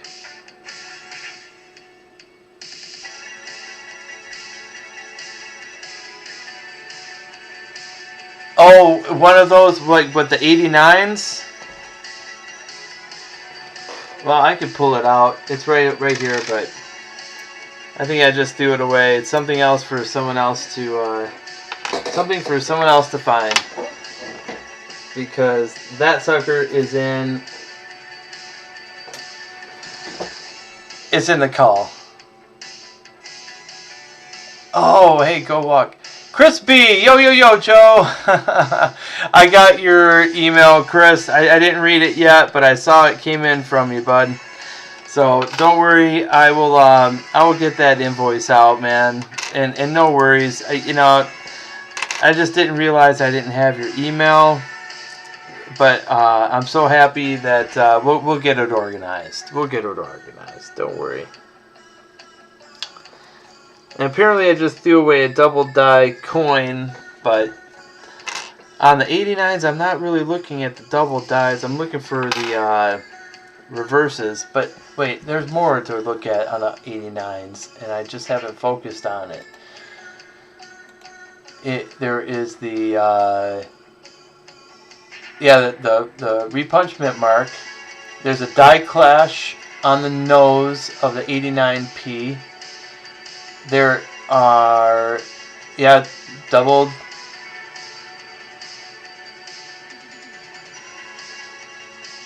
And then there's the initials. Oh well, I wasn't looking for doubling on the lettering. My bad. I'm gonna have to put that on my error list and get it in my memory. Because I am not going through that whole box again. Loose cull coins.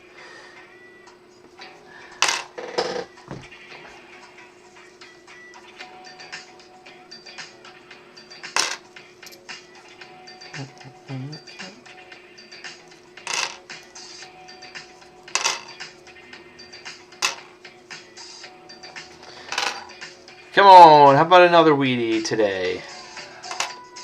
I like playing those games. It's 81. There we go. I don't think there's any real significant errors on the 81, is there? Makes me wonder why I just saved that for later review. I'm always making more work for myself. Yeah, the 81 is just 81S. So I'll just look for more BU ones on that.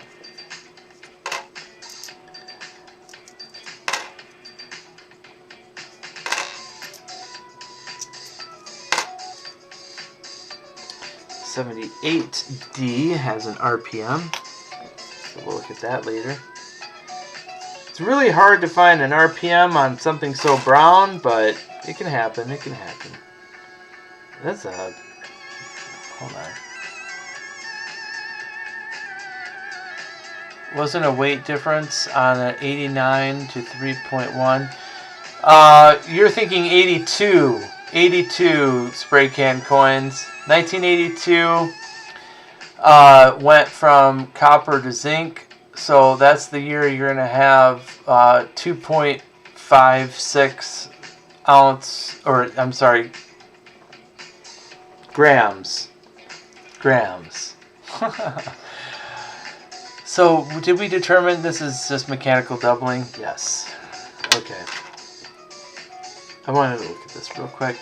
But then you'll also have what the 3.12 or 3.1 something for the copper. And then you'll have the large date and the small date as well.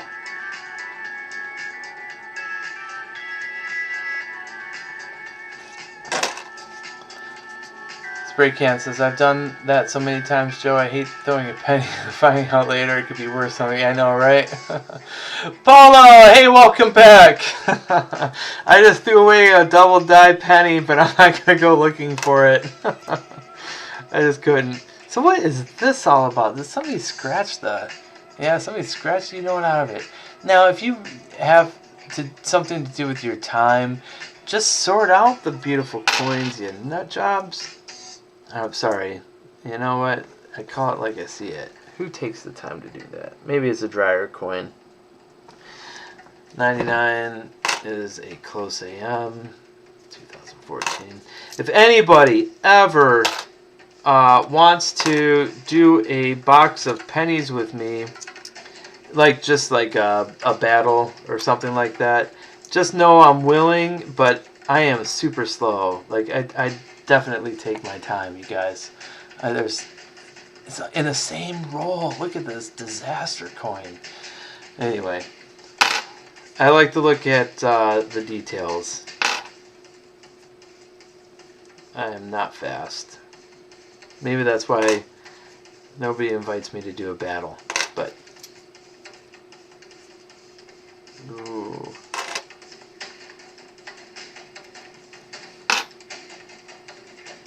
$1984. Let's just randomly look for the ear.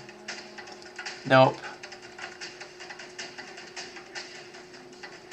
I usually stack them, but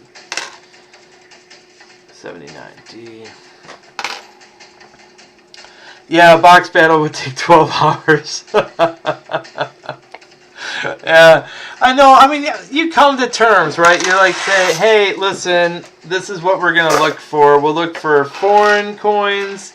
We'll look for, wide AMs, close AMs, and then you just, it was, you know what, Paula, Lady Kid Nichols knows. It was either an 88 or an 89, because what I was trying to do was show the difference in the reverse. Oh, why am I still on the scope? Anyway, I was trying to show the difference between the reverse on the two. And I had said earlier that the 89 initials were farther away, but they're actually closer to the building than the 88s. And they are stronger and a more robust serif. Like the font itself is more squared off towards it, with the G going, towards the inside of the G. I'm not only looking at the dates on the 95s. I'm looking at dates. Sometimes I'll randomly throw up one just to put something on the scope. But that's what this is all about, right? So what will I be looking at dates for? I'm always looking at dates on the 82s. Always. I'm looking at dates on the, let's see, well,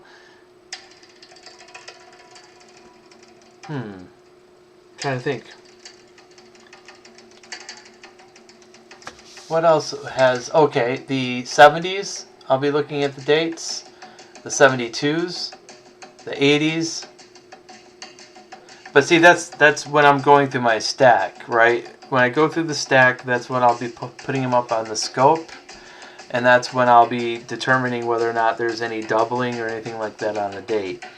So if anything's like really damaged or really cull, I will put it in the copper cull or the zinc cull. If there's something that's BU, I'll put it up here and I'll go through them one by one if there's a known attribution, right? But I'm not looking for anything really of a new variety. I'm looking for knowns, right? So I hope that answers your question.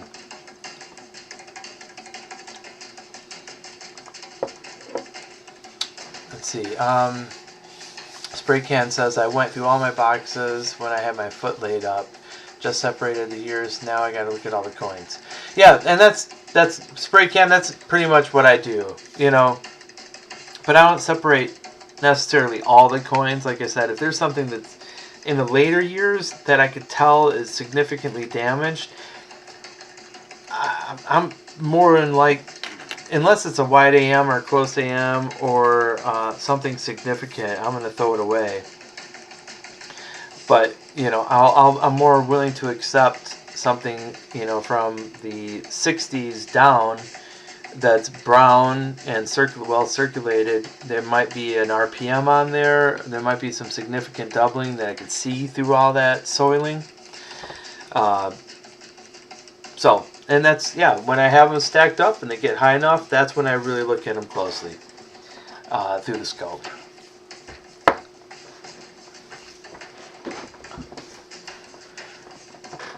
Oh, yeah, Paul is asking because 101 has a doubling on Liberty and In God We Trust. Yeah. I look at that too. But, when I'm looking at something real quick, I look at the whole coin on the loop, But if I throw it on the scope, I'm just looking at the date, really.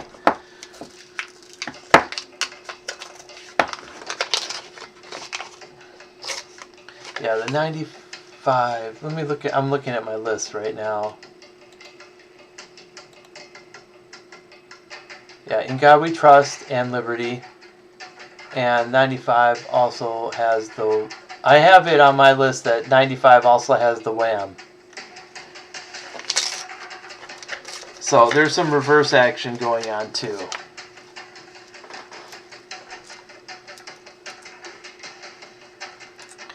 And I almost forgot that 85D has a double mint mark. Yeah. There's so much! That's why you should have a list. Here, I wonder if I should show mine. Here, let's see here. I'm going to create a new scene list. So, I started collecting a database. I know I went black, you guys. Just bear with me.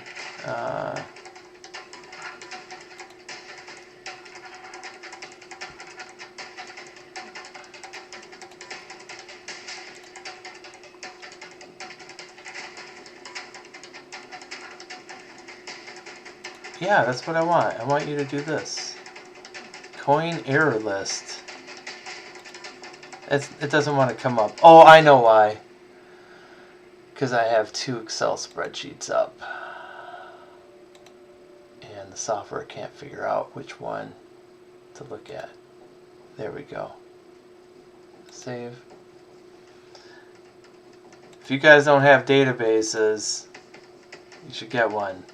Alright.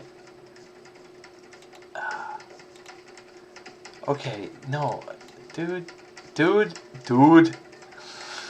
Why are you messing with me? Alright, here we go. You don't want to do this for me, huh? Being a... You know what? Alright, here. We're going to remove this.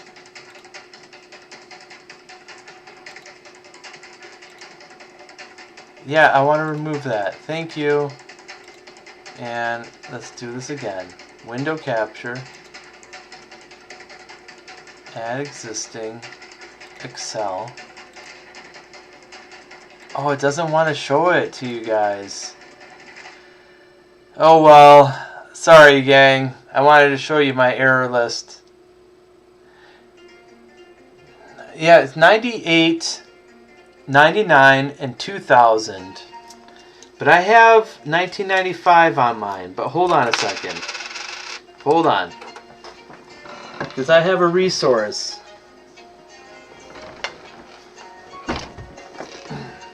Maybe I wrote it down wrong. I probably wrote it down wrong.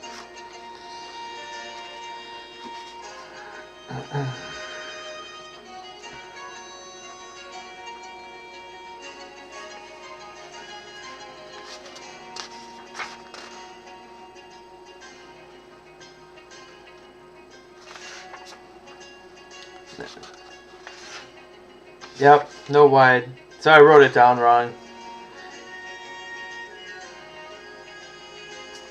Why do I have that wide AM on the 95? Am I a dummy? Or what? I have the 98, 99, and 2000. Wait, where did I get that 95 wide AM?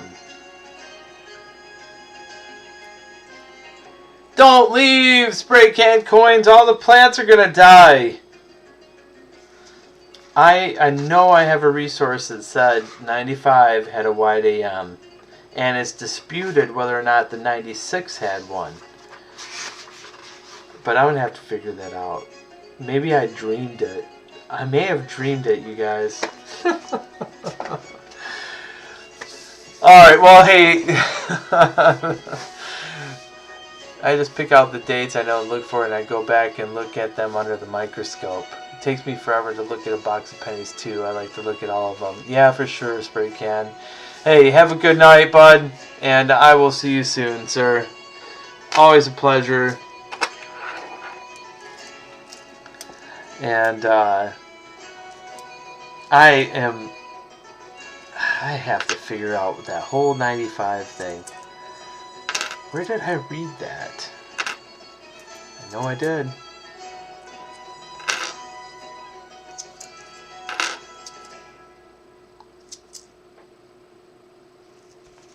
$2,000. 96 has a disputed wham, says Paula, but it was supposedly found and then lost, so never was proven. Never on 95. Okay. Maybe that's what I read, and I just got confused, but I have a distinct memory, but I don't trust my memories anymore, so thank you, Paula. Here's a large date, 82D. Why am I putting it over there? I don't want to... I already know it's a large date. Here's the 83. Zinc.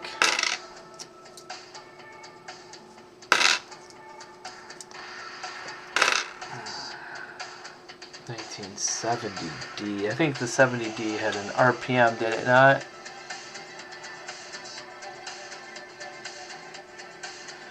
That's some weird soiling or toning to it.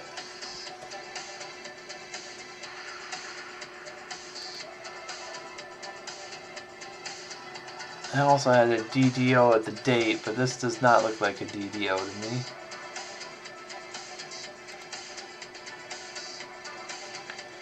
I mean, there's definitely some mechanical doubling and some kind of weird, like, branch off that 9. But I don't think this could be considered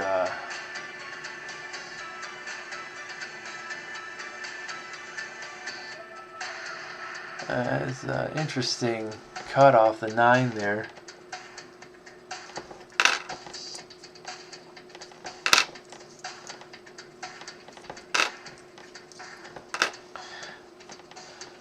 Huh.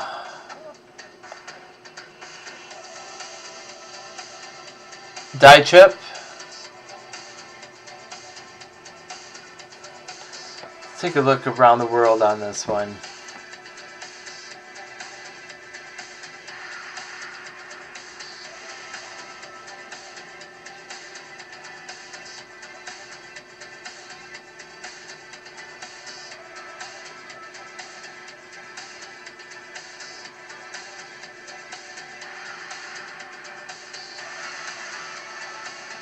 I think that's what it is. I think it's just some mechanical doubling with a little die chip going off the 9 there.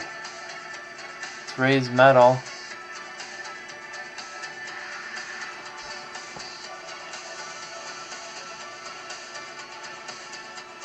I don't see a repunchment mark either. So, yeah. In short, nothing special.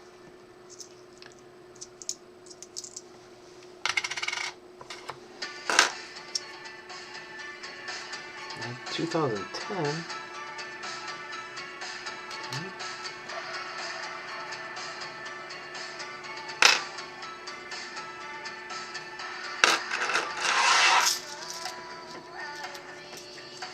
You think it looks like poo-poo? Alright, I think I have a toothpick here. Oh man, I had like 20 toothpicks.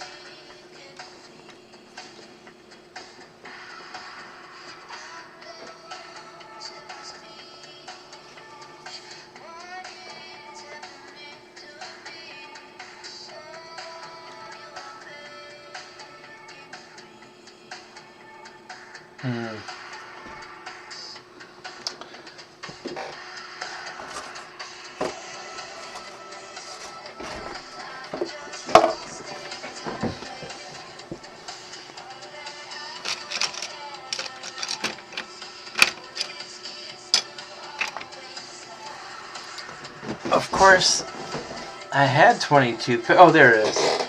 There's one. All right, let's do this. Always, and I agree with you, Paula. You gotta rule out the extraneous variables first, right? And I agree with that 100%. I got a little toothpick right here.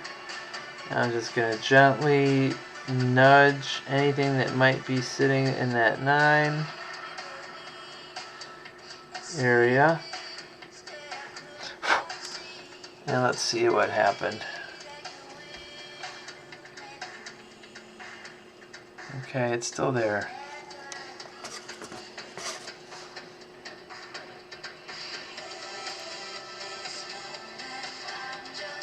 No, I mean, I felt it too. I felt it catch, so.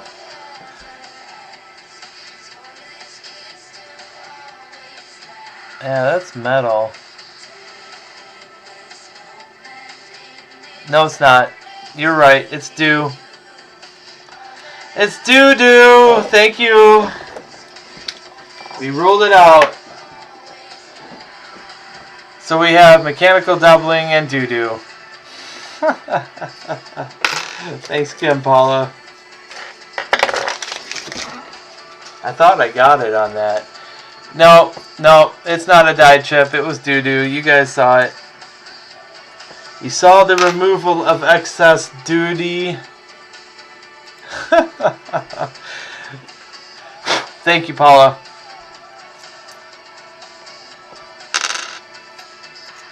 You got to remove the extraneous variables first. Goop, damage, and when it's not that, then you gotta try to do your attribution. Am I right? When you can't do your attribution and you've narrowed it down, all the possibilities, then you can send it off for further verification.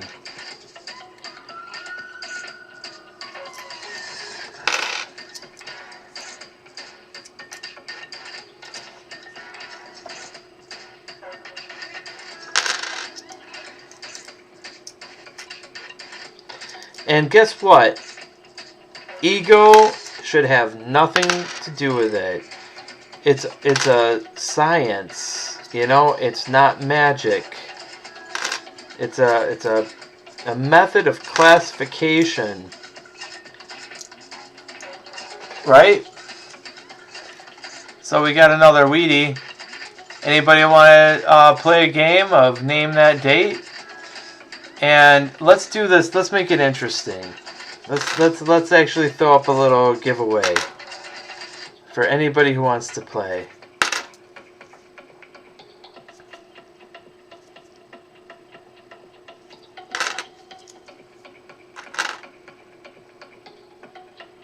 Oh, hey, we have a 1952 Canadian as well. That's cool, in the same role. Oh, and another Wheatie, but this one I saw the date. This one was a 1953D. No, I'm sorry. My eyes must be getting tired. Oh my goodness. 1955D. Oh, look at that under the scope in a second. And another Canadian, a 1963. Cool. And a 1990, who cares? Alright. I speak goo-goo. Papa Giorgio says 1949. Alright. Wait, let's throw up a Merc dime. Let's throw up a Merc dime as a prize. I know I have a bunch. Wait. How was that upside down? Oh. Well, I can let you guys choose, too. Quarters over there. My desk is a mess. Flippin' mess. Okay,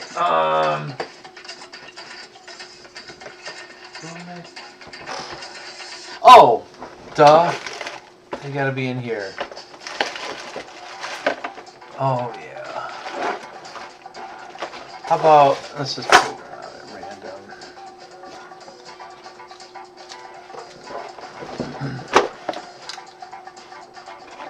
Bounce, bounce, bounce.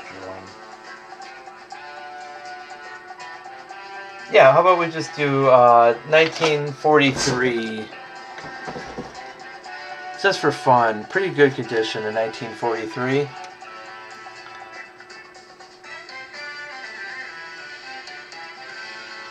We'll do it. We'll play for silver tonight. Okay. So the question is, hey, big country. The question is, what year is this wheat cent? All right, we're gonna take it around. We already have one. We have a couple. Papa Giorgio, 1949. David Carlisle, 1956. Paula Boom says 1944. All right. We'll allow like 30 more seconds. If anybody wants to get a guess in, now is the time to do it. I'll put it up. John Ruck says 43. I'll put it on the full screen scope. Savvy Stacker says 52. All right. Let me think about this here. It's got clearly defined lines, but it is well circulated. This was used for money. John Ruck says 1950 after retracting his bid. All right. I'm going to guess... Did anybody guess 1948? Well, John, if you saw 1943 that was not steel, well, you will be in the money, sir. So always be on the lookout for that. That would be a wrong planchet error, right? And where it is, I think there are some. Okay. Let's just do it. 5, 4, 3, 2, 1. I'm going to say 1948. 1948.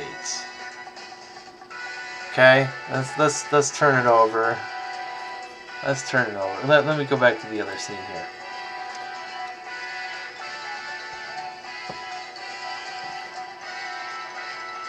$19.50! Whoa! I think someone hit it. John Rock hit it on the nose! How did you do that, sir? Hey, congratulations. You won yourself a 1943 Merc dime. I'm going to write that down so I do not forget. Congratulations. I was convinced that I'm going to write your name on the flip too. John the Duck Ruck. Cool. Congratulations. On the nose. Oh, wait, you didn't say D. I'm kidding. Oh, that's cool. Hey.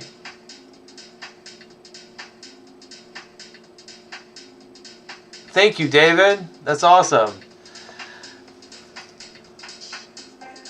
I like finding Wheaties. You know, they're not as great as Indian head scents, in my opinion. I mean, it's a whole different era, you know, and it's cool. Let's put it right here with the 50Ds. Oh no, over here. Definitely found better condition ones. This is the Canadian scent. Man, is that beat up or what, huh? King George. I found like a 43 and 48, a couple of other Canadian ones. This is a 52. So, there we go with the Canadians. And out of this is the last two rolls of this box. And I found this one in it. Again, it's not that incredible, but it is a Indian head.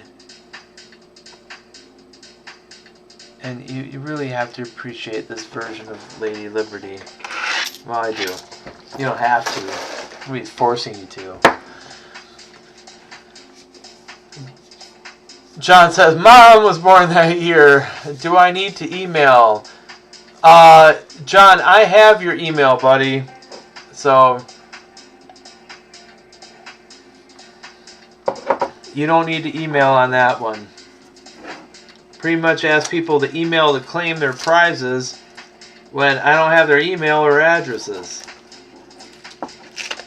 So, you're good.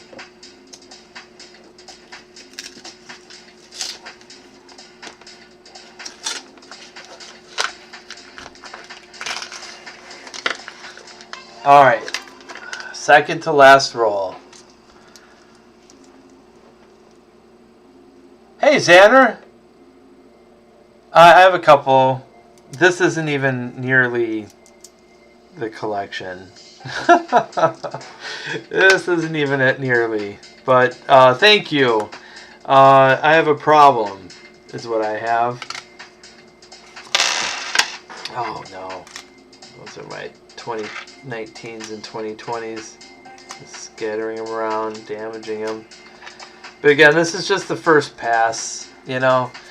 They all have to pass the muster. Oh, God. Did somebody chew into this?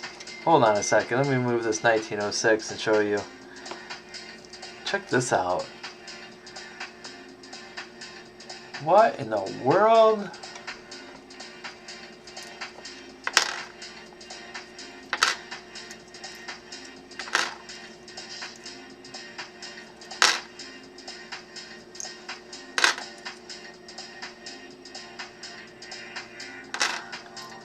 Must have gotten eaten up by a Coinstar or something.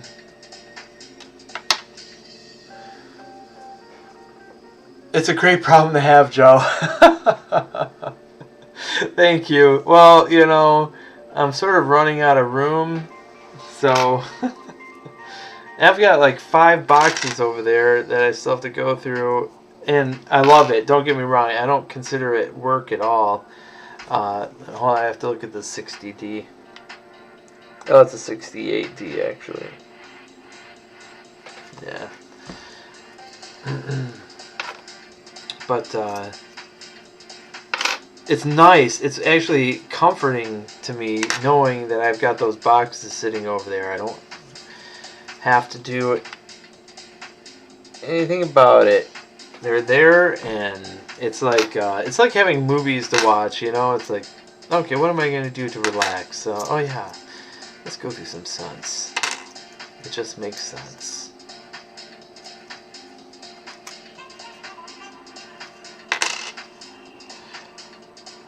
$84 real quick. Yeah, right?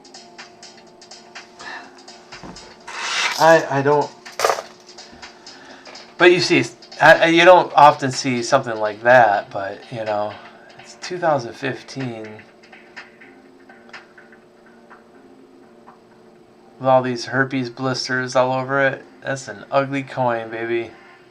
I doubt if I took this back to the Coinstar, because that's what I do with all these Call Zinc coins. I go to the Coinstar and I put them in for an Amazon gift card, and it's free, right? They don't take any percentage out. And I buy stuff on Amazon all the time, so it just makes sense, right? But though that probably would get rejected. That's an interesting bit of damage. Here's a small date. Yep, there's probably zinc. But I've had lots of copper ones of these small dates, just not a copper 82D. Oh, that's a copper. So those are copper small date. Very common. If it were an 82D copper small date, well, then I would be doing backflips right now. So...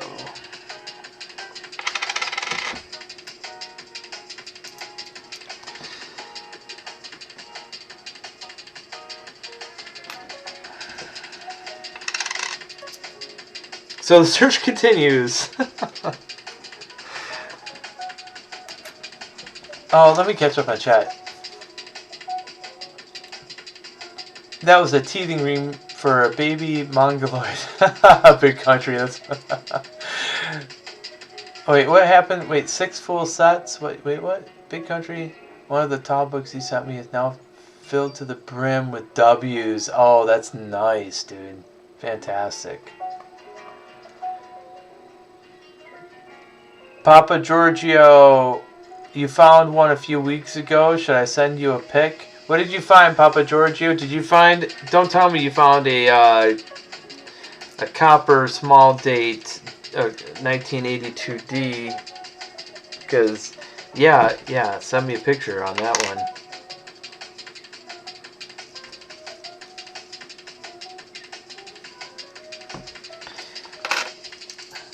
Because that would be amazeballs. So there's a large date 82D. I guarantee you that's copper.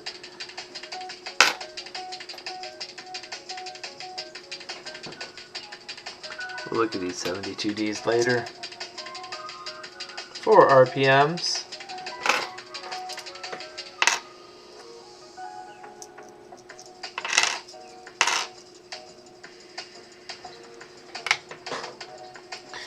I think 83D, but we'll want to look at that for condition.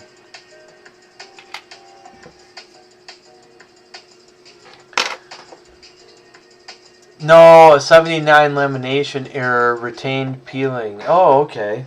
Yeah, you should send some pictures. You know, lamination errors are interesting. And I think they're relatively common. I mean, aren't the woody pennies all lamination errors? I mean, it's a improperly annealed planchet, but that's still like a lamination error. Am I right or wrong? You guys will tell me. 74D, beautiful, beautiful, beautiful.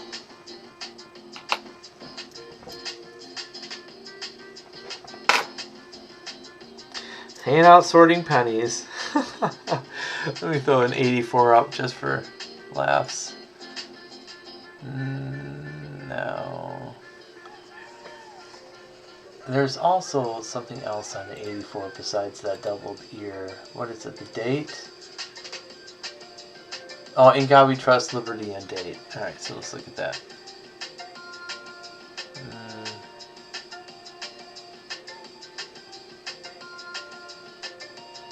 Not seeing it, guys. Okay.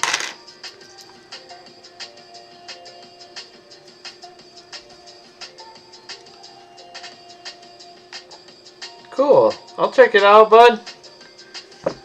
I like looking at coins. In fact, the Duck sent some really super nice coins that he hasn't looked at yet, and they look pretty sweet too. Here is a 82D small date. Let's throw it on the scale. Let's find out. What do you say? Are we ready? Drum roll, please. 82D small date. Okay, here we go. Here we go. It's totally, let me weigh it first in my hand. It's zinc. 2.52. Oh, I so wanted that. Why not me? Alright, I'll stop crying. Cheers. Happy hump day, everybody.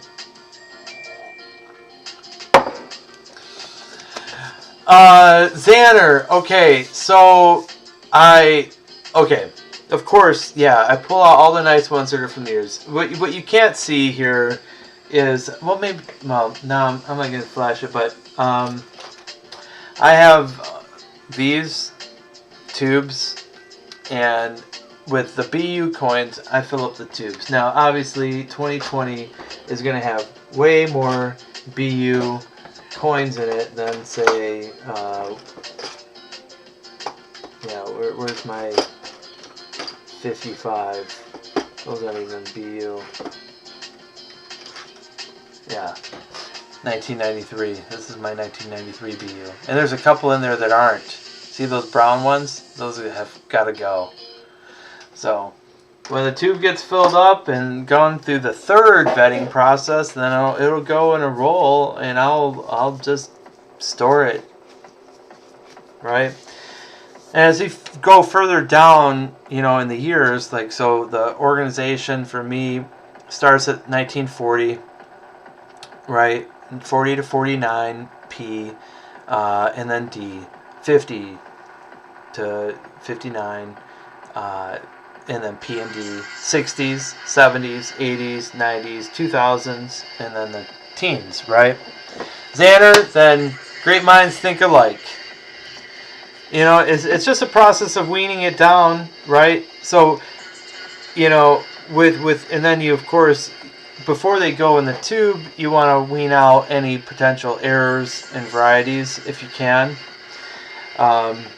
And, you know, you find some pretty interesting stuff. I mean, I've got the herpes coins, of course.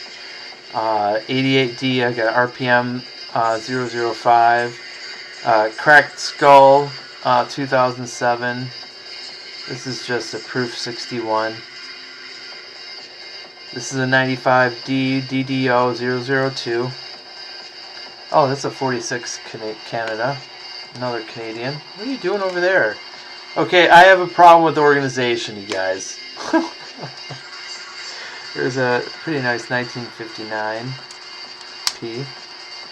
It's a 1972 DDO 009 FS 902. 73S. Nothing special about. You know, so, and then these will go in the error collection. Anyway. Last roll of this box. Oh, Big Country wants to see the herpes coin. Okay, here you go, bud. Just be careful who you talk to in this life. I'm sorry, be careful who you get close to. Because they might have zinc blisters.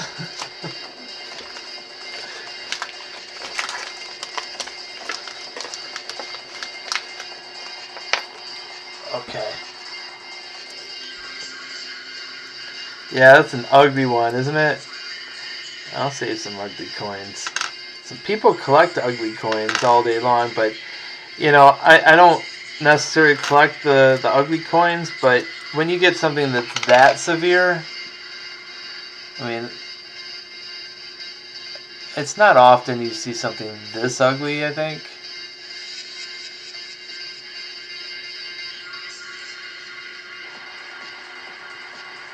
That's more of a measles coin, yeah, right? And what originally struck me with this is that 2, you know, I'm like, wait, what? And then I saw the blisters, and I'm like, that's just a blister underneath the tube pushing it up. Okay, you know. But it's fun. So I just kept it as an example, you know, of some of the more serious zinc pockets.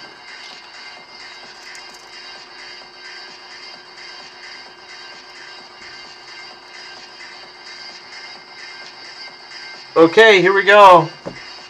Hold on. This is zinc all the way. I know. I could feel it. 1982 D. But I already know. I could feel it when I weighed it. Just with my hands. 2.51. It was even lighter. It was even lighter than the other one. The other one. Oh, sorry. Wrong stack. There you go. 89Ds have some errors.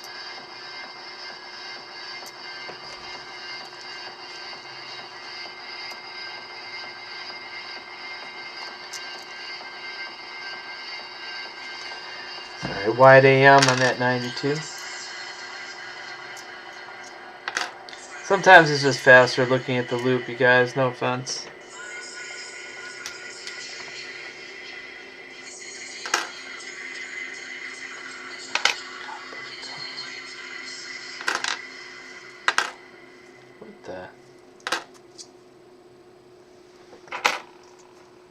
That was an interesting song. This is a straight up 81p, but it's pretty nice. We'll look at that closer. Oh, I gotta put away these 2020s because I'm knocking them over. They're not gonna be BU very long.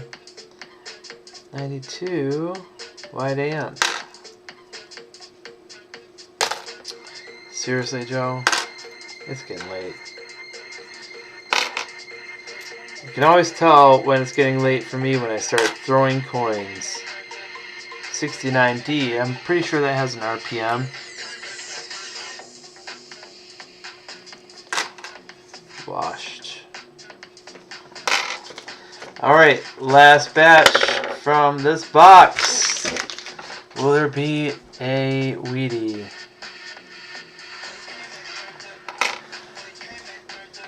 Have you found a floating head? 1974D is where I found a couple out of a B-roll I had.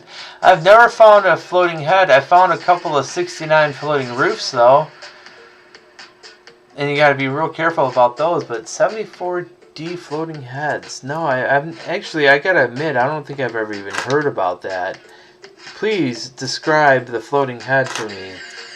Because the head is on a bust. Is there a grease strike or something that's going through the neck? How would that happen? It would have to be a grease strike, right?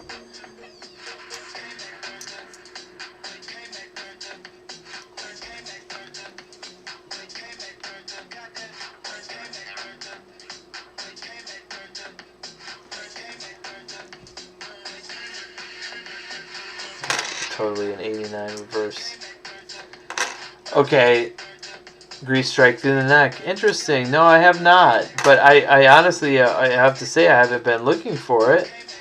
I mean, I always look at every coin, but I figure I would have found it because one of the parts of my process is to flip each coin to look for rotation. I mean, rotated dies. Okay, let me just put that there. Canada, 1981. So I think I would have found something if I had run into it. So it's cool that you found a couple that I haven't. I'm surprised I haven't found any 2009s since I've been streaming here. 1996. You guys, should I open an OBW roll tonight? What time is it? Oh, maybe not.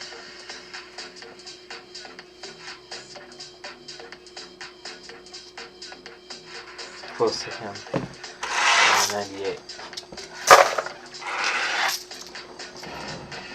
How about a roll of 1969 S's?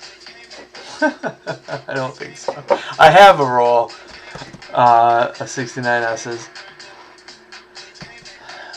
What do I have right here? I have a couple of Chuck Daughtry rolls. I don't know where this... I have this 69S roll.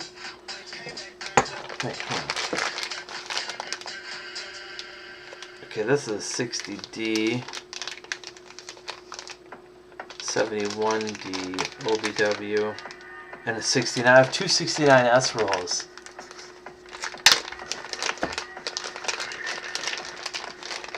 So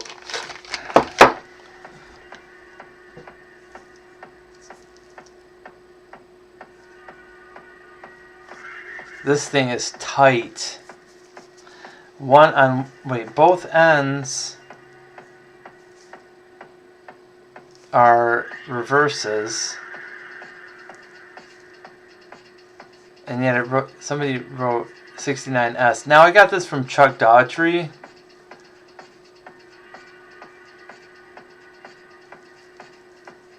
I'm wondering if I should... I don't want to open this one. I can't. I just can't.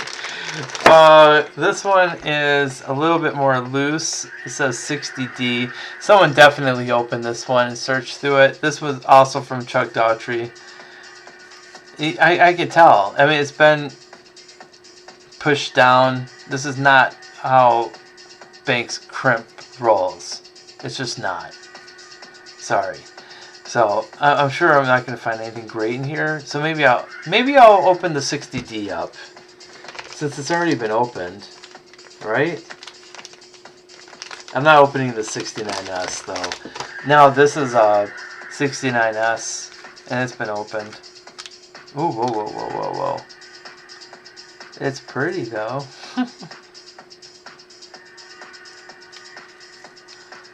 What do you think? I've bought these rolls, so I'm a sucker.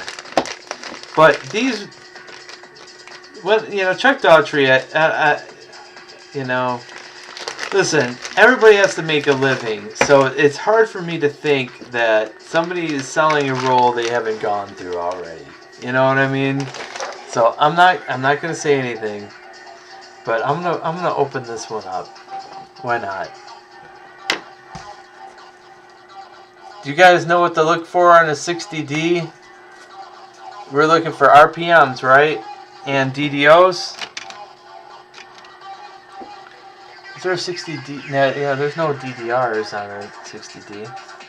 Wait, where's my... Okay, here we go. I'm going to open the 60D roll. Carefully.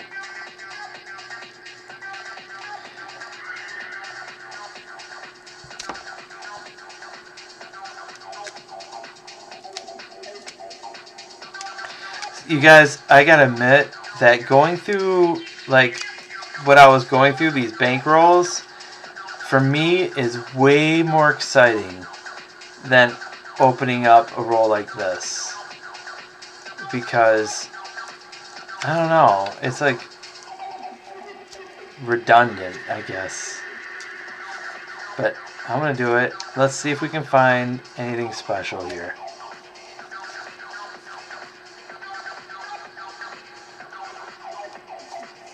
That's tucked down. Oh yeah. Don't worry, I'm not touching the coins at all. I'm going for the paper wrapper on the side. Papa Georgia is looking for donuts and ho-hos and maybe ding-dongs. I don't know. Alright.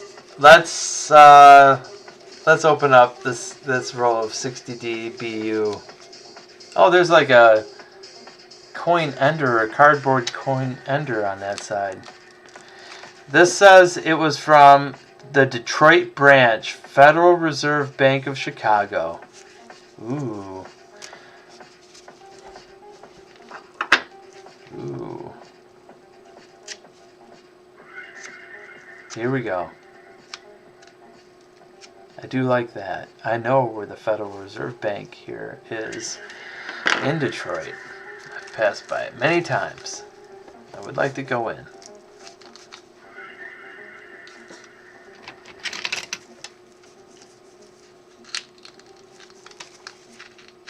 Yeah, I think there's a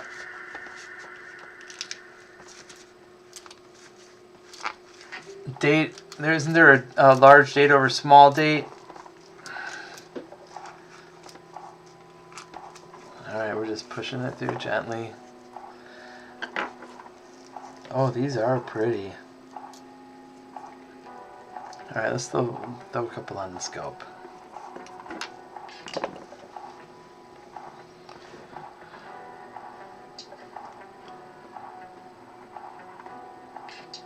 Yeah, you can. Some people can, Papa Giorgio.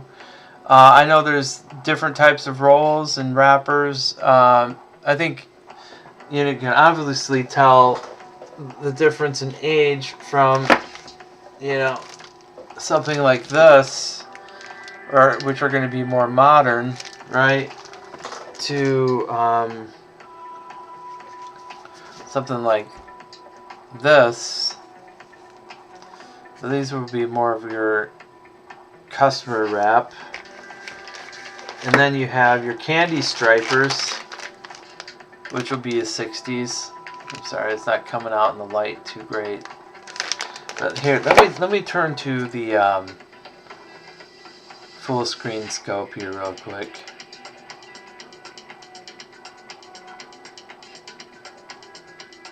Are we looking at an RPM right here?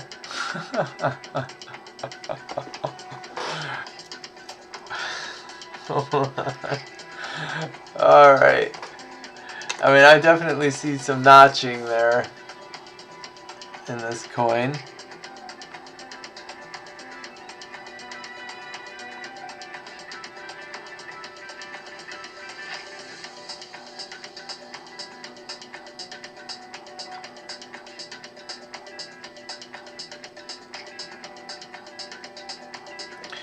So I'm going to pull up Variety Vista here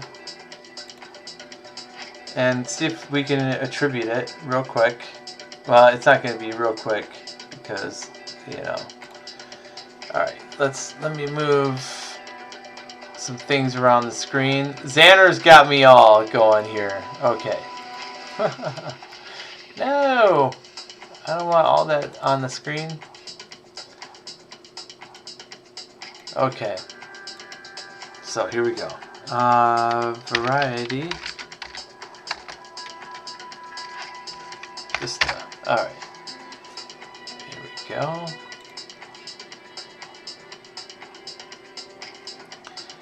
We're going to go with Lincoln Memorial Sense. We're going to look for... Oh, wait, hold on a second. We want RPMs.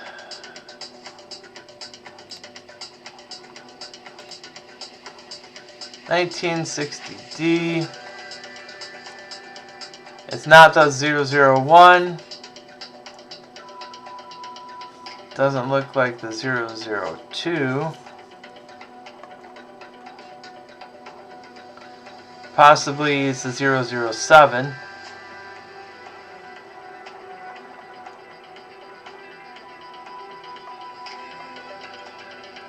In fact, as I go through this list, it could be the 007 or the 027.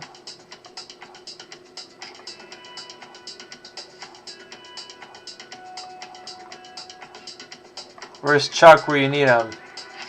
Or when you need him?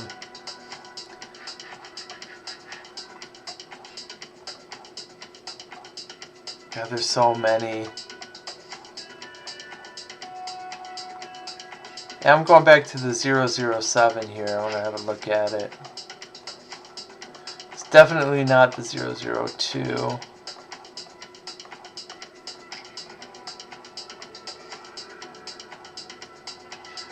Okay, so yeah, it's tilted to the west.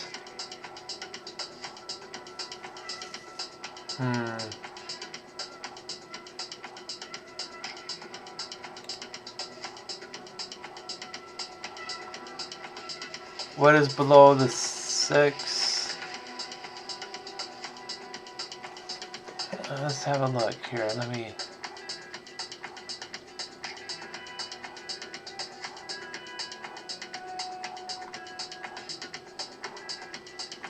I can, Paula. Hang on. Probably not too much closer, but...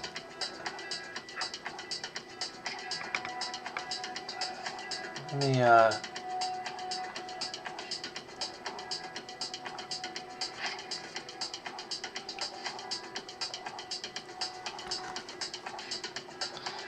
So let's look at this. So we have notching of the D for sure. And it looks like the spread is going to the east. But you know, you guys, I've never been clear on what's attributed here. Like the first... I don't, you know, like, is this moving to the west or is it moving to the east? You know, I don't know. It's definitely tilted though, right? A little bit. I'm not seeing it as the 007.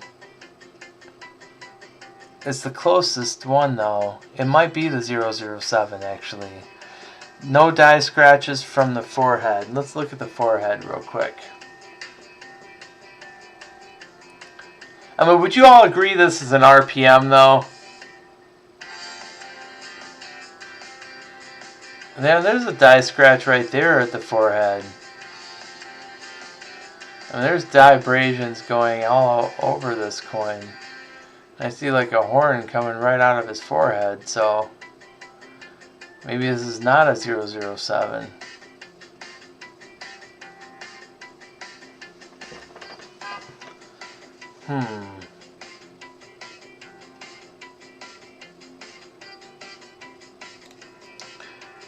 So which one of these many varieties has the scratches on the forehead? Maybe the 11? That's got a double die going west.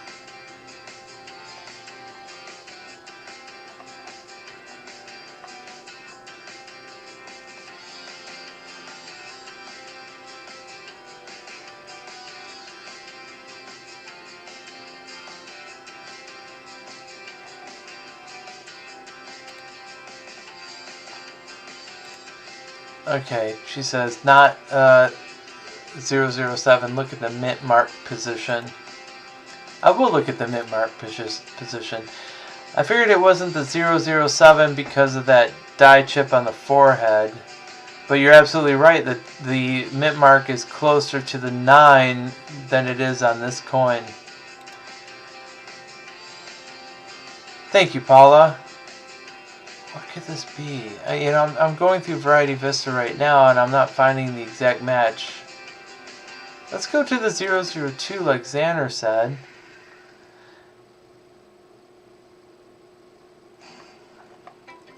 Alright, so the determinant here will be, well, there's stage A, stage B. I'll have to look for some die chips on the reverse. So I'm going to flip this over.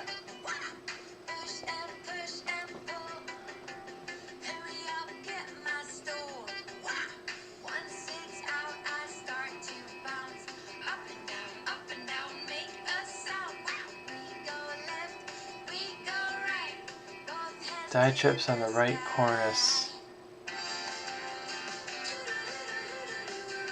I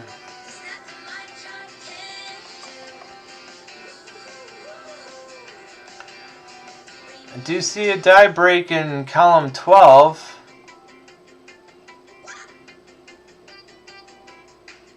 See that scratch right there in the last column? Oh, it's not a scratch. I mean, literally it's like a chip. That would kind of lead to a 002, according to this. But I don't see a chip on the right cornice. Oh my god! Dude, you hit it! It's a stage D! This is a stage D, 002. Xander was right!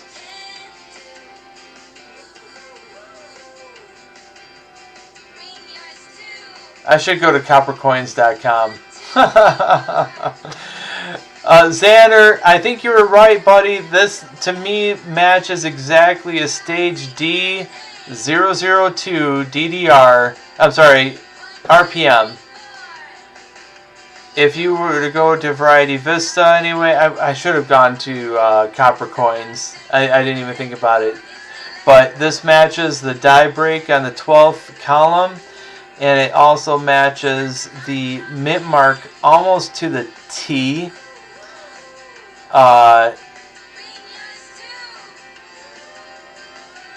Even though stage D says here no die break on column 12, but this one does have a die break in column 12, so maybe it's a C, stage C. But it doesn't match the... Wait, hold on. If it's not one, it's the other, huh? Stage F? No, this one has a die break on it. Oh, here we go. Stage G. Yep. Okay.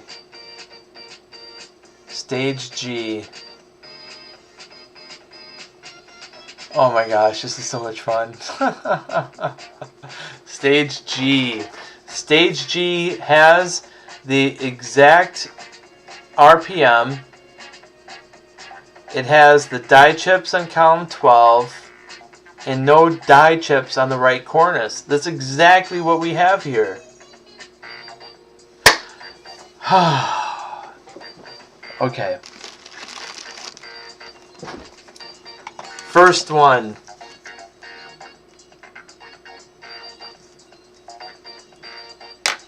We got it. We did it.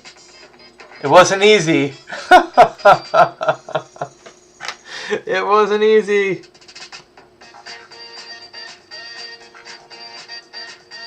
But I imagine after 30 years of doing this, it'll be like Chuck, where he can just bust it out, you know? 1960 D RPM 002. If anybody has anything they want to add before I close this one up, speak now or forever hold your peace. But that, my friends, was fun.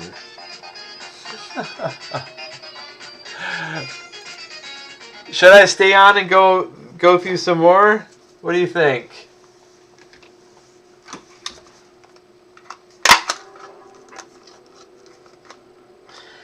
Hey, at least you know we're not inventing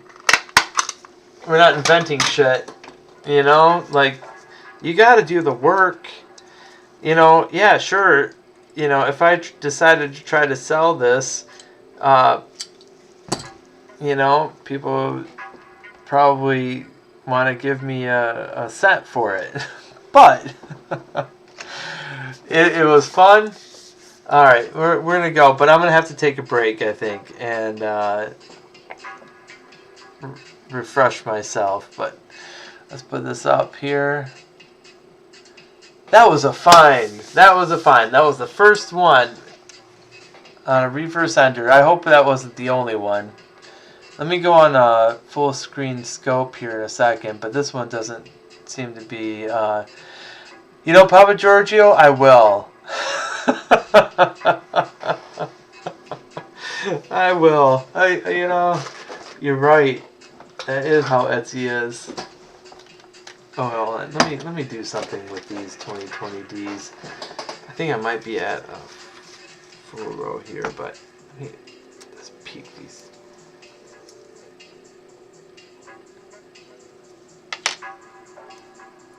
Didn't make the cut. Doesn't make the cut.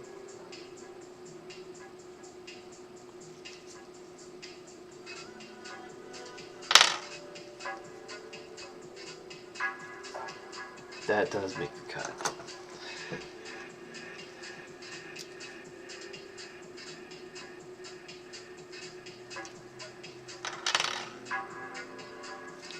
What are they using on these coins? Egg wash? God.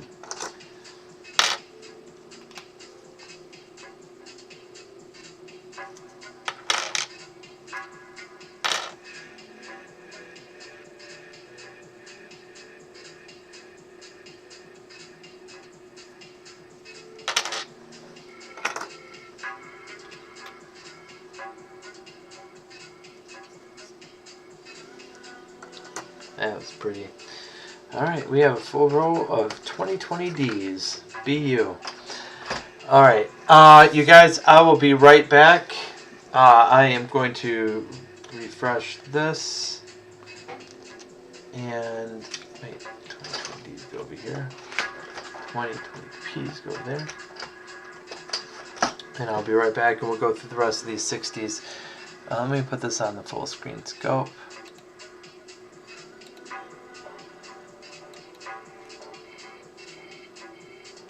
Yeah, there's nothing unusual about this.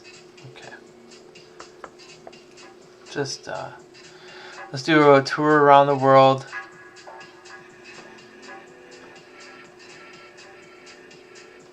Way too many, Paula. You're right. That was mind-numbing, just finding that one. But it was fun. I think we nailed it.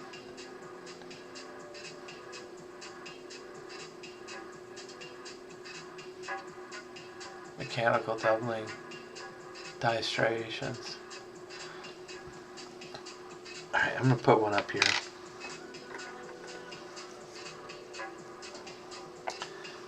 There we go.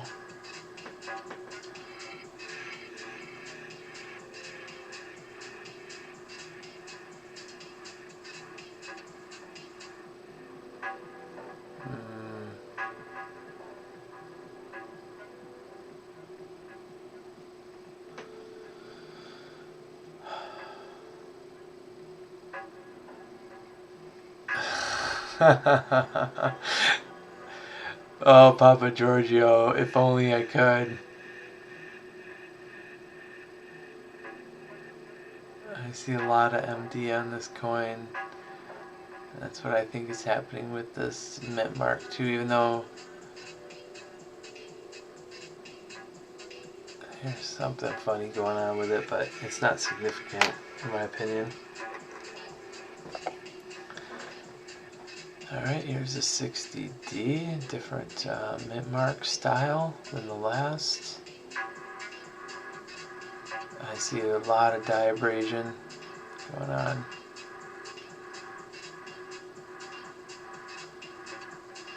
It's kind of dye chip and or dye break. Henry Famug, how you doing, bud?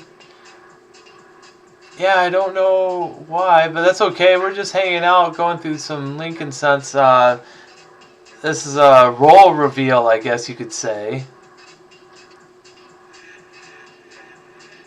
of 1960Ds from Detroit.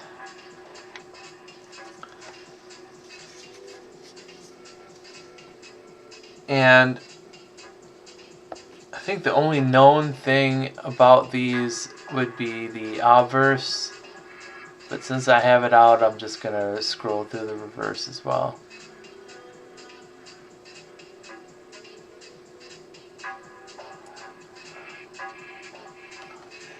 Good to have you in here, bud.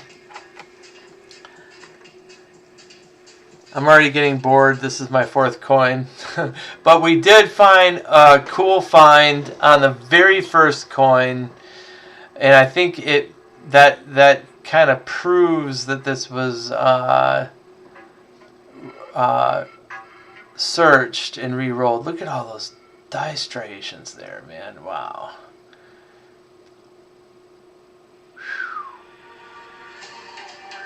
Alright. Let's just put this up.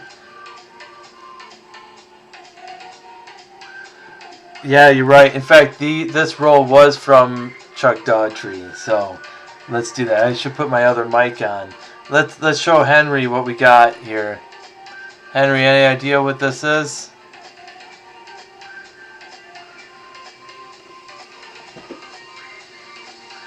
See, Chuck has got that good quality mic. I could turn mine on, but instead, I'll let Henry guess what this is, and I'll be right back.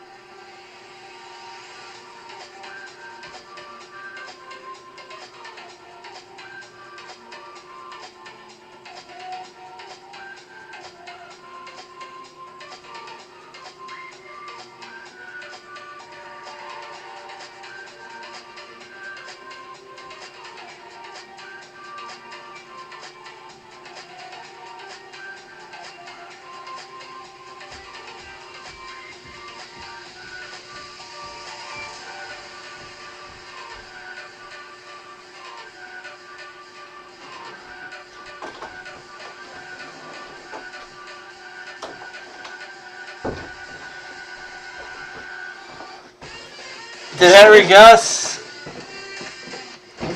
Oh, Henry didn't guess. That's alright. We guessed. And we figured that this was a stage G RPM 002.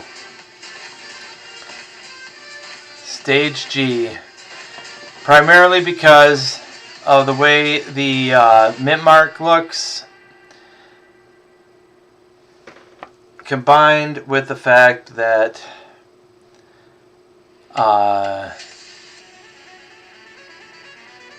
There's die chips there on the 12th column, but nothing up there at the top of the building on the right hand side. So that's what we guessed, and I believe that that is accurate, but I wasn't going to go through all 200. So, yeah. Anyway, here's another one. What is this?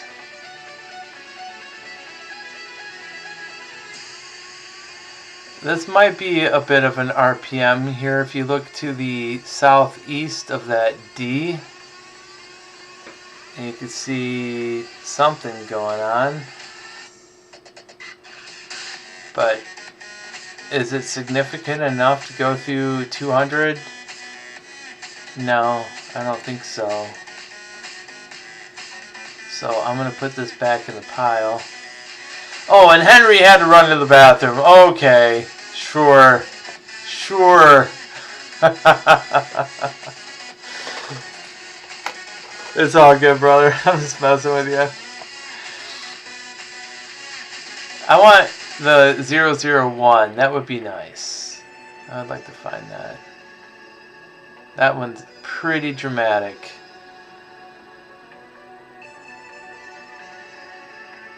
Look at all these. Man, did they like...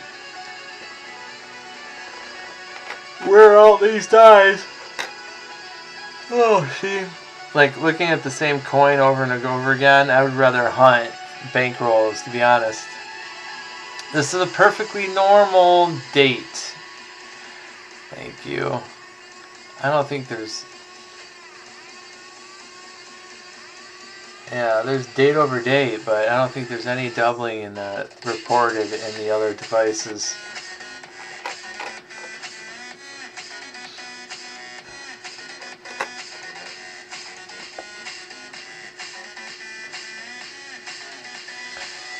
But I look at them anyway. Like, I mean, that S, that U look like it has some doubling, but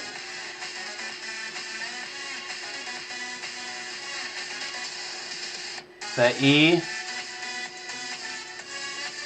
What do you think? Does that look like more like MD? It does to me. That's some pretty serious MD though.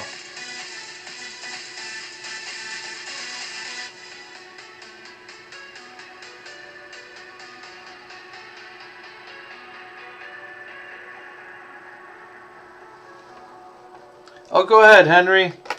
This is what we're doing. We opened up a Detroit branch of the Federal Reserve Bank, Chicago. You can see something inside that mint mark there. There's probably an RPM number for that.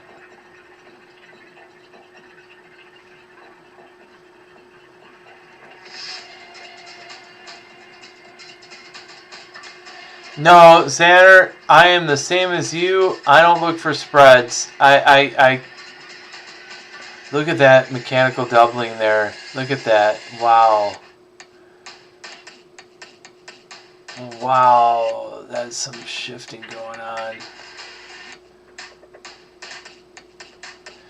No, the whole spread thing, it's too minute for me.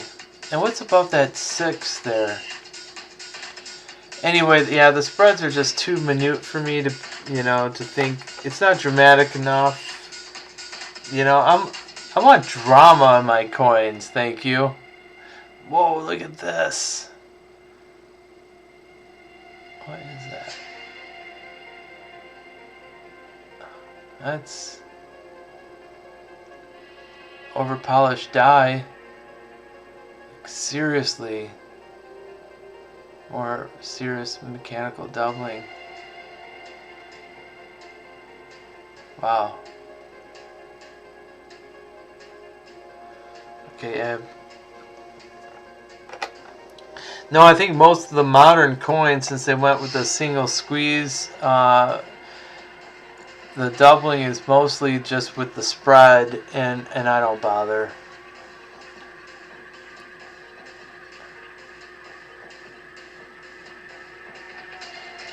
Wow, another one.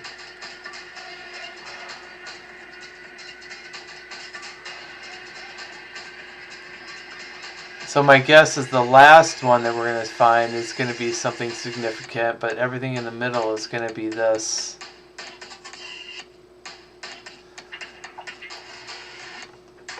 They are very, very pretty coins, though. I mean, very...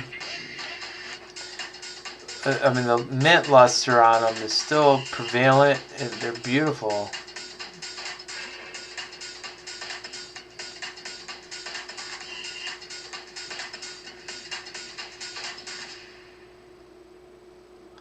Let's see something on that.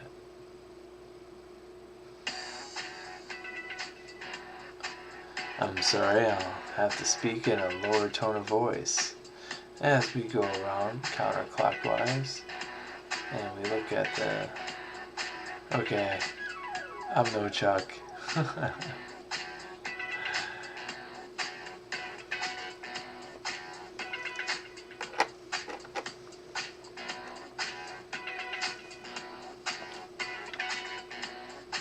I'll pop most of these coins back in that roll and look at them tomorrow, I think. We'll go through the rest of this little stack I pulled out. That's mechanical doubling there. All of this.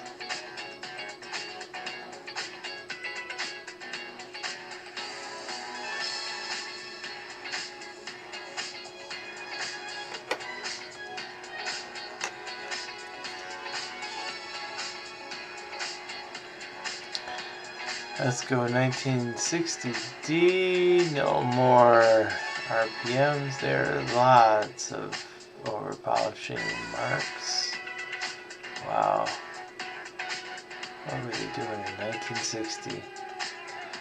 This reminds me of the 2020 tall grass prairie quarters. They all look like this. Wow. So running the dies until they're about to wear out.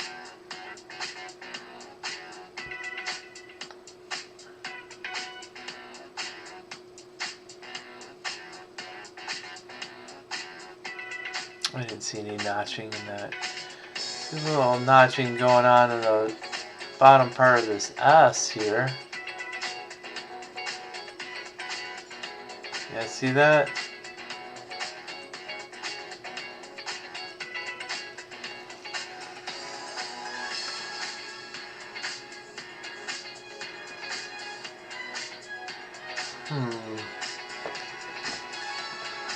That's something to look into. I don't think these 60Ds are really known for doubling on the In God We Trust.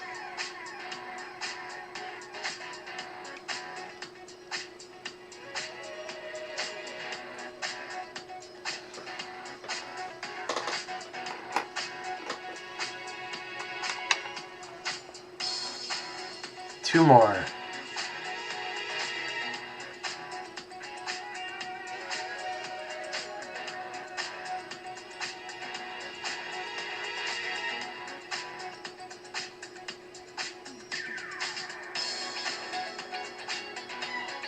No, that's the same. That's the design. More mechanical doubling on that.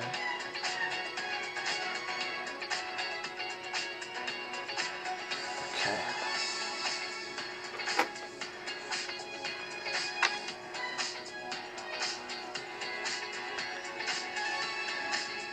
And nothing unusual about this one.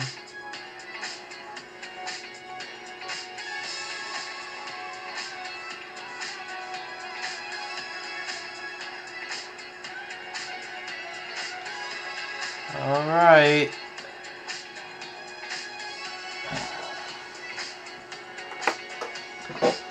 There's still half a roll left, but I'm going to go through that later at another time because it is getting late. Oh, boy, that music was getting to me too. Chuck does make it look easy. Wow, the guy's a master. Well, that's what happens when you spend 30 years doing something, right? But, hey, we found one. And, hey, I'm happy with it. Let's put it up.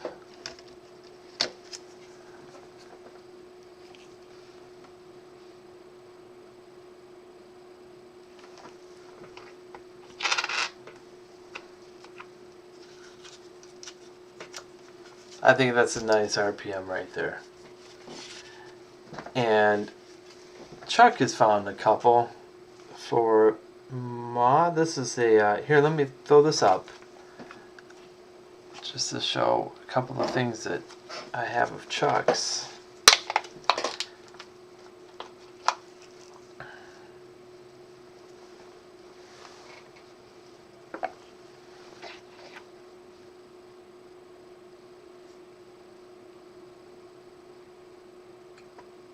It's got to be tilted just the right way to see this. Here, let me put this, there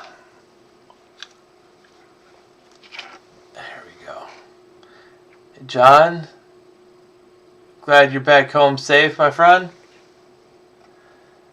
What we're looking at here is a 1969 S Repunchment Mark 006. You can see at the upper north end of the S there and the bottom middle section. Yeah, Xander's got it. Xander knows what he's talking about. Or she. I'm sorry, Xander, I don't know you very well. But I have a feeling that you are a boy. Am I right? I know I have a better one from Chuck, though. Ah, here we go. 1969 S RPM 001. Here it comes.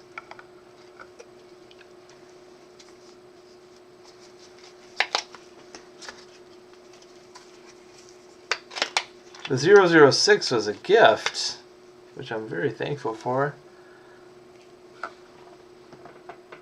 This is the 001. Oh, Lady Xander, I'm sorry. Oh, how can I make this more clear? Always happy to have the ladies on.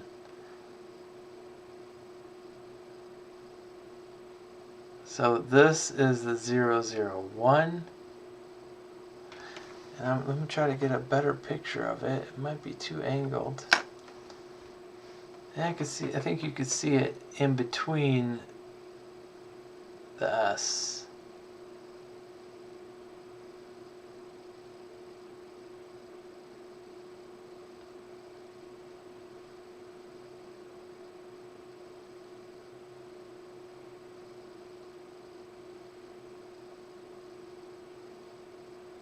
Okay, what am I missing, you guys? Hint, hint.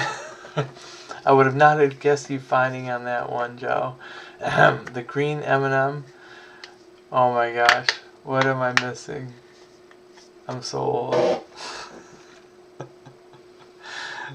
Wait, what did... Hold on. There's something else in a flip here that I have that is not labeled, and I think it's one of those things that I just threw aside. Let's see if we can figure what this is.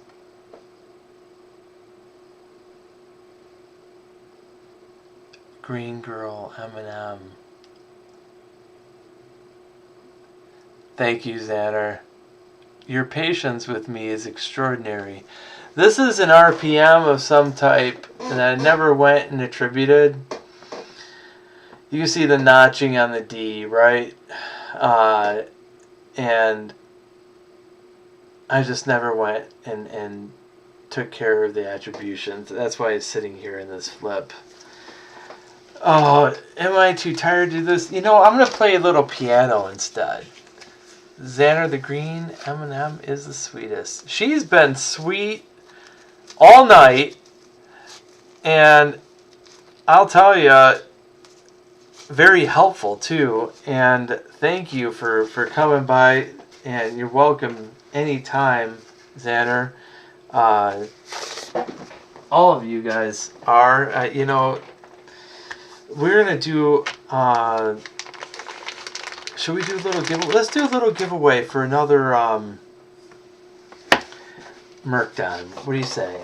Just for fun. There's only a few people in here, so we can play a little game, you know? And that was a 1943 P. We're going to do a 1943 P too, should we?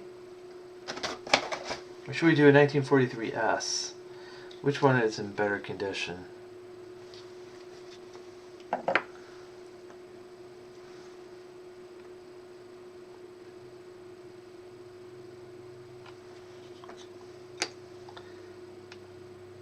Well, believe it or not, the 43P is.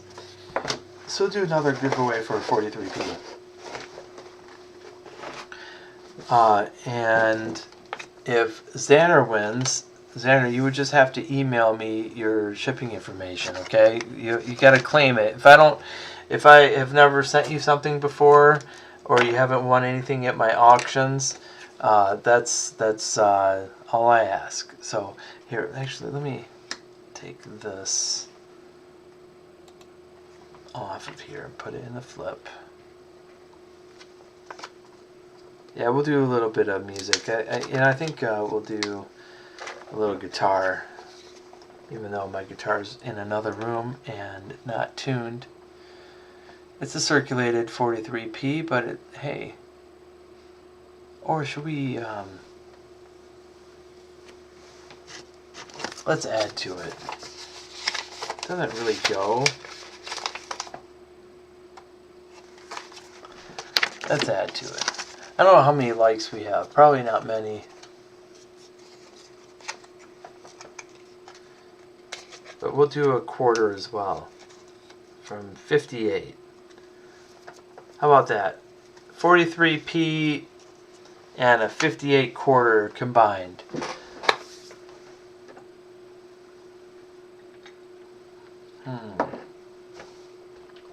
Should we do a guessing game? I do like that.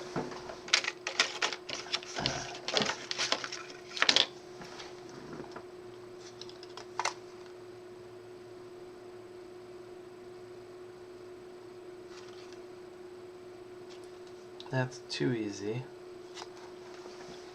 You guys would know that in a heartbeat. Here we go.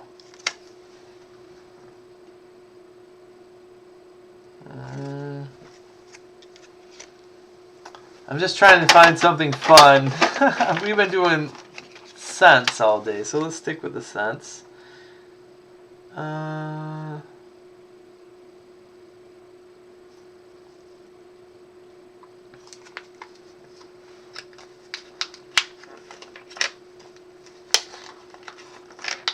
25. Cool. Alright. Well, I wasn't doing much today. No auction. Nothing great. So, here, well, let's just play a little game of guess this coin. Guess the year. I don't think there's going to be any giveaways on this, though. That's the problem. And with only so few people in here, somebody might not get it. So we'll do Price is Right rules, okay? The closest to, without going over, will win, not this coin, but will win a 1958 quarter and a 1943 Merc dime out of Philly, okay? So let's do that. Unless I could figure something else, another coin out that's a little bit more revealing.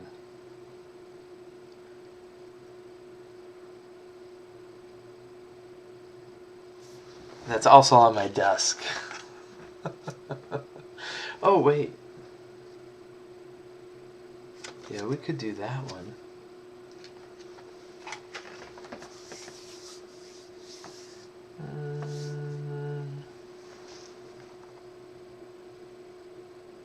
Yeah, we can't do anything here. Yeah, let's just go with what's on the screen, and we'll just do Price is Right rules. Fair enough.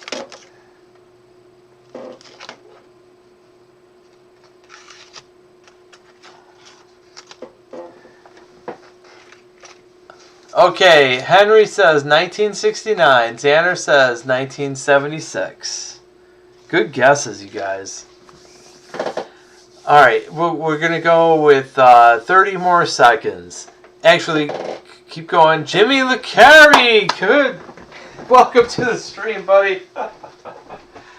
Good guess. I'll be right back.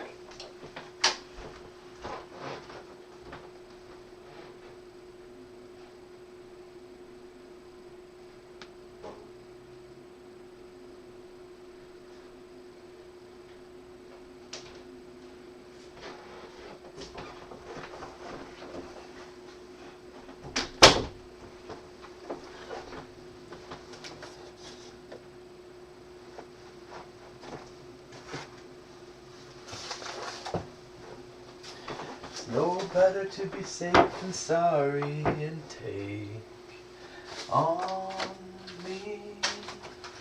Take on me.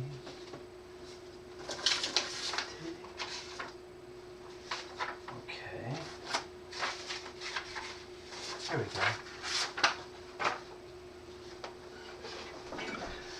go. Okay, I said 30 seconds. I think about 30 seconds has passed. And John Ruck wants the Jim and Joe show. Hey, you know, I called Jimmy tonight, and Jimmy did not answer the phone. So it could have been, but he's busy doing something. God knows what. And, you know, he's agreed to do a show with me. But last week I had appointments like back to back, and I couldn't do it. You know, I just couldn't do it. I you know, life just intervened. So, and then this week, Jim's life is intervening. So, you know, that's kind of how it is right now. But I would like to get a schedule.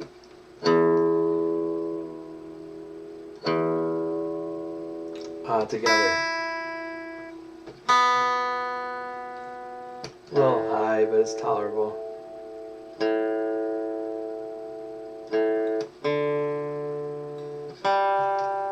I haven't played this song in like 2 weeks, so I can't wait to butcher it. Jonathan Reese is in the house. Alright, so where are we at? Do we have all the guesses on this coin? I'm going to go through it one more time. See if you can name the date of this coin. If you nail on the head, you will win a 1958 quarter and a 1943 Merc dime out of Philly. Okay? And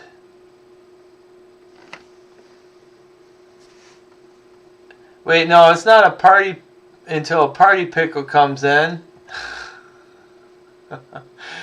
All right, let's go back up. We have let's see here. Henry at 60 with 1969. Xander 1976. Jimmy LeCurry at 1972. Papa Giorgio at 64. Just W. Hey, Just W. Welcome. At 1960, John Ruck 65. And let's flip it, you guys. And oh, Jonathan Reese says 1973.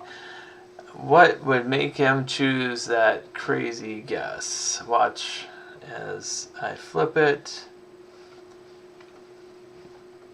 1973D. Unbelievable.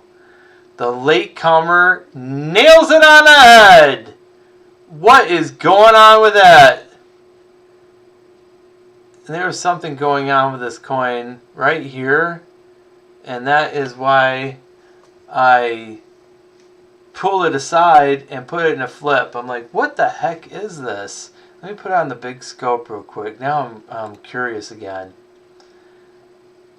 It's like, it's not a cut. It's not, it's like a die, some weird die chip. Or a die break that's going, maybe it's a lamination error or something. But it's going all the way around his neck and going through it.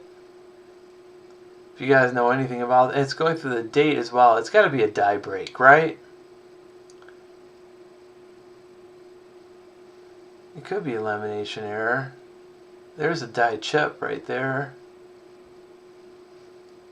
But yeah, when I saw this, I was like, what is that? And I put it aside to identify later, and I just let it sit there on my desk. You know what I mean? Papa Georgia says that is a lamination error. You know, but I thought it had... Well, yeah, you're right. It does kind of have like this weird zipper kind of effect, right? Yeah. Yeah, it's a lamination error then, huh? Even through the date, though? Okay, wait. I got to write down that Jonathan Reese won that. Hold on.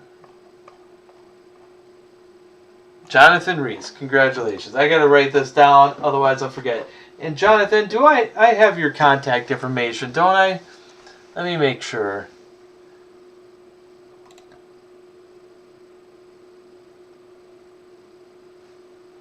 Well, look at the dyed chip on the lapel again. You got it. You got it, Xander.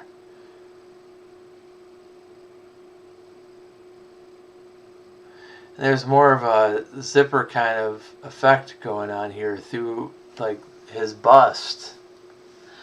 Jonathan Reese, it's here.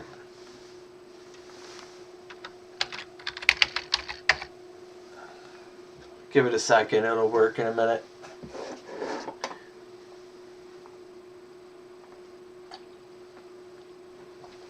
Well, safe travels, buddy. Xander, what does that say? Okay, Xander says lamination there. Okay. So we have a lamination error. You know, I wasn't able to identify it whenever I pulled this out, which was a long time ago, and it's just been sitting in a flip on my desk. And yeah, please, yeah, email me, bud, and give me your shipping address, and I'll send you this quarter and the dime. And thanks for joining us. You joined us at the exact right time. And wait, Jonathan Reese Gaw.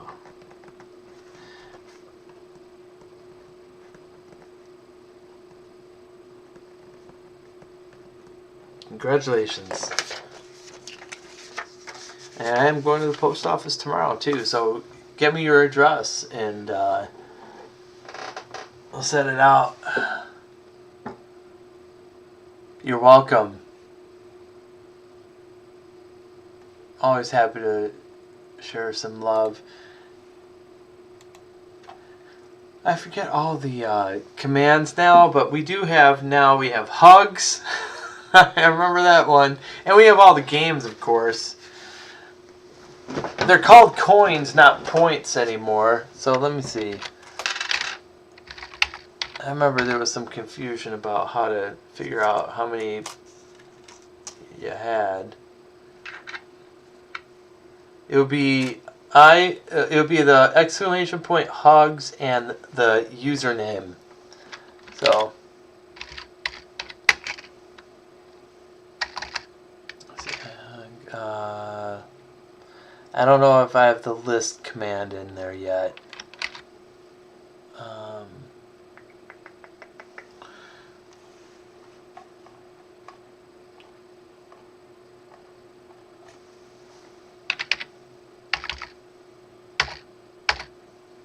There, let's see if that works.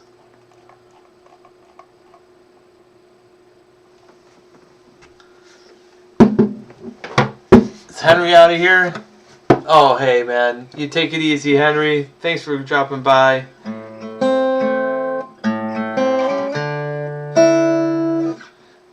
Wait. Something wrong with the sound, and it is because I need a capo.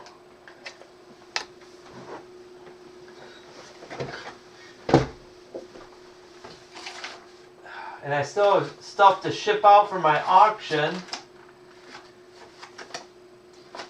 because people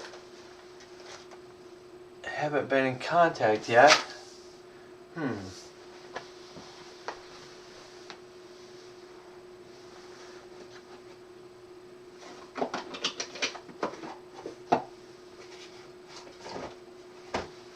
Oh, here it is.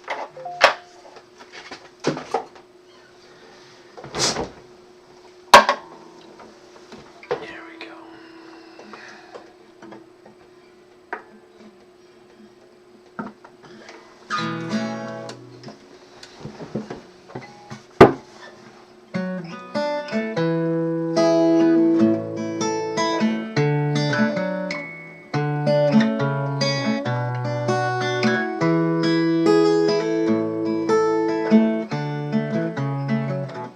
Talking away, I don't know what I'm to say. I'll say say it anyway. Today's another day to find you shying away. I'll be coming for your love, okay, and take on me. Take me. Oh man, I have to practice this song. Alright, we'll try it again. Take on me. Take me on. I'll be gone in a day or two. So needless to say, I'm odds and ends, but that's me, oh, tumbling away. Slowly learning life's okay, and say after me, it's no better to be safe than sorry, and take on me. Take me on. I'll be gone in a day or two.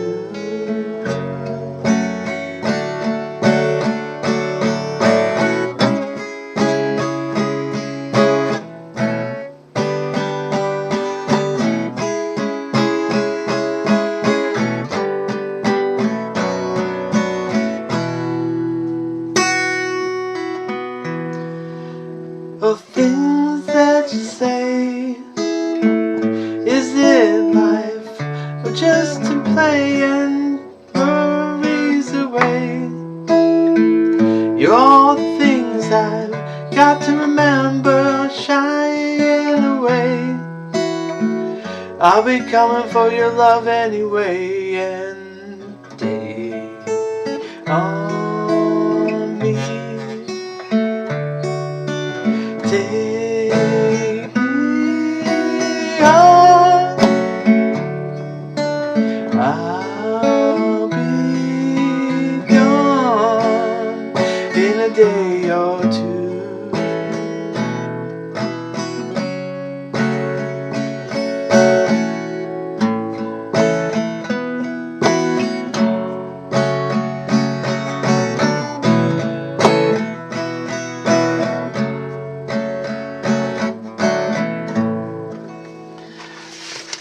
Well, that wasn't even close to perfect, but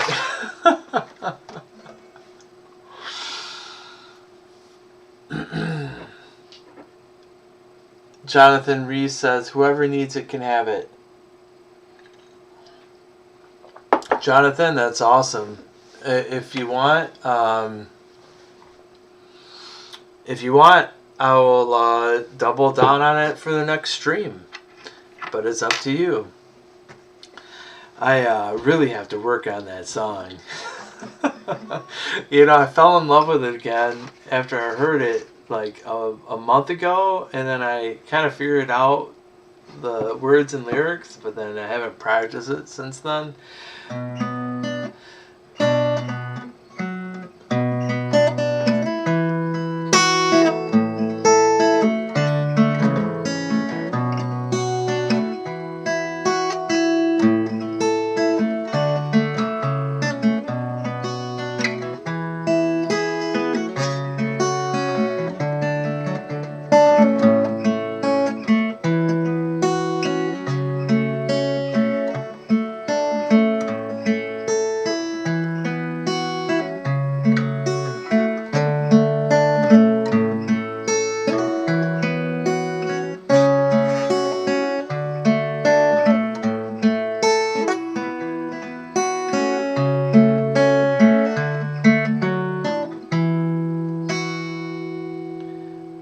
It's hard singing and arpeggiating at the same time, but talking away, I don't know what to say, I'll say it anyway.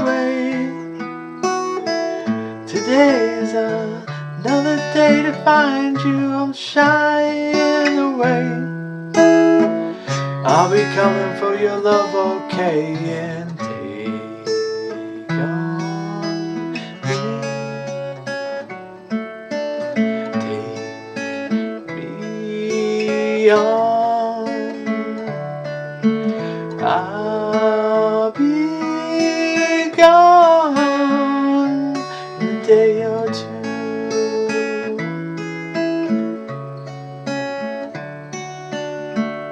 So needless to say, I'm odds and ends, but that's me. I'm stumbling away, slowly learning that life's okay, and say after me, it's no better to be safe than sorry. And take on me. Well, boom, boom, boom, clap. Xander's laughing. Why are you laughing, Xander? Why? Oh, Xander only has 100 points. Oh. I can fix that. Hold on a second. Hold on. Do I still have oh, I don't have Streamlabs up. So I don't use Streamlabs anymore. But I still have a Streamlabs account because they will not refund money. So hold on. So since I still have a Streamlabs account, the bot still works. So I can get into it, and we're gonna fix Xander's situation right now. Sorry for the bad singing, you guys. You know, I try, but hey, no, where's my login?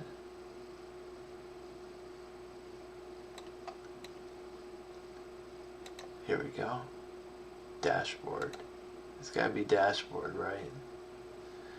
I'm such a small channel. I gotta get my stuff figured out.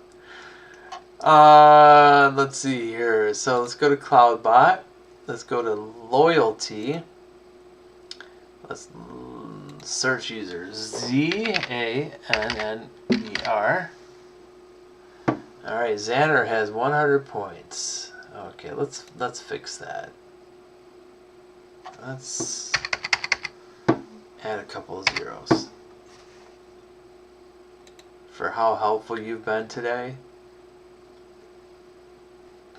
There you go. You are all set now if you want to play some games. John the Duck Ruck is at 1,000. Come on, no.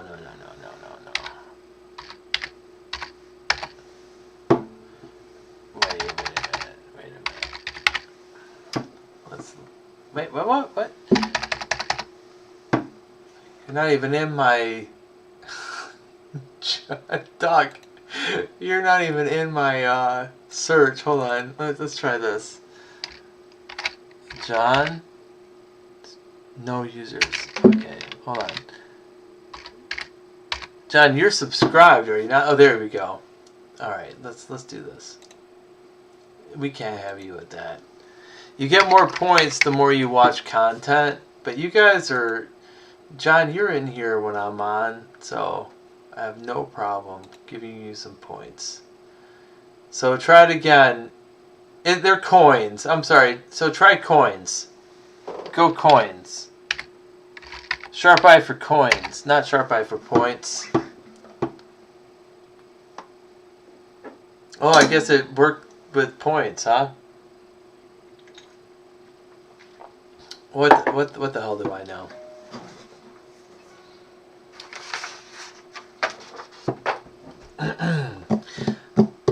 So, hey, did the coins work or is it still points? Because the command should be coins. But it looks like it worked with points. Oh, you're welcome. Xander, thank you. Are you kidding me? You've been like so helpful. It's unbelievable. So here, we'll put something up nice to look at on the scope. My daughter is going to be with me on Saturday, and she is going to ask me to do an auction. I just know it. Wait, that's upside down. Xander, can I ask you... Actually, let me ask all of chat. What's your favorite coin design?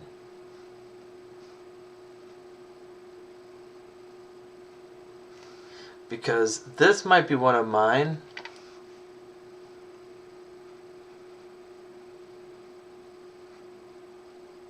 In fact, I think it is.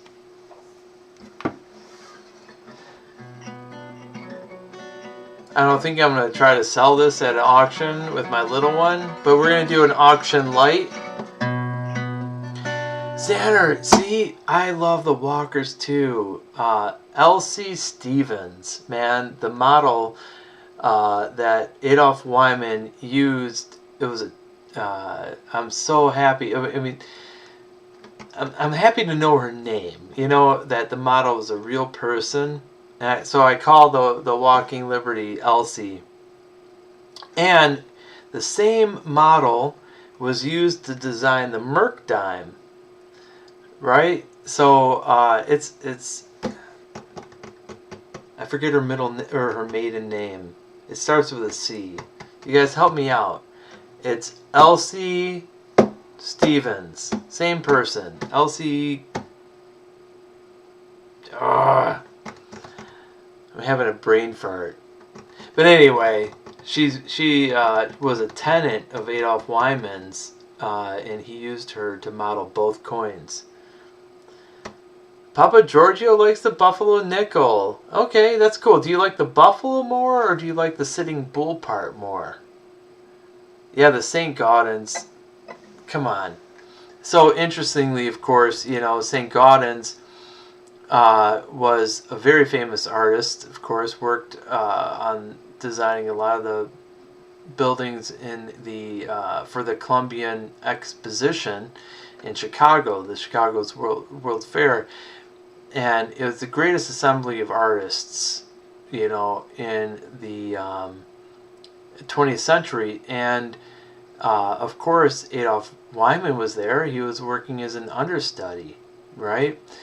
And they were influenced by, well, Adolf Wyman was influenced by the Roman deities, of course, just like St. Gaudens, and they met, and it was because of Teddy Roosevelt that the Merc dime and the Walking Liberty were created.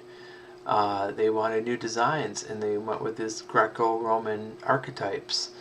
Love them. Love them.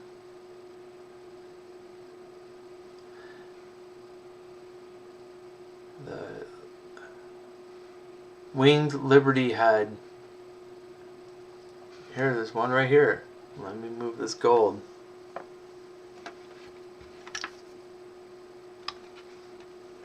Oh.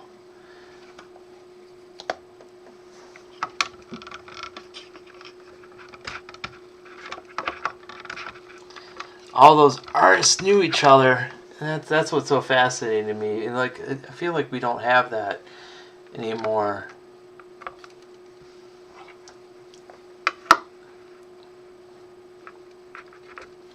In this day and age, it's like little collaboration for this stuff. It's so generic. We need to bring back art.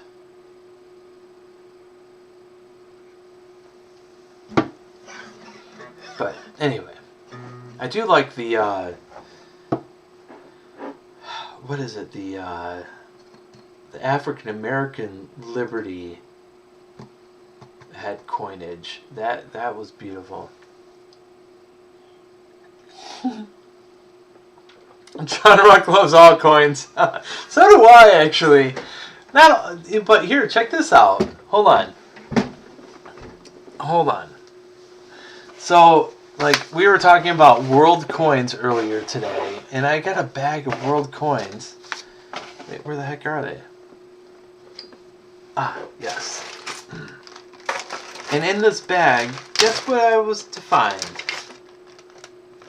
Well, that's just Korean, but where is it? Where is it? That's a Japanese yen.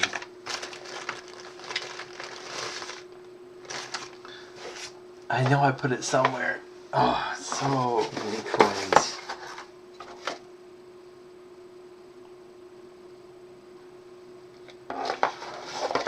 Let me play one more song, but oh, here's the Huguenot. I really have to get organized, you guys. It's cuckoo for coconuts over here. Ah, yes. This is what I want to show you. This is so cool. Talk about loving all coins. Okay, hold on.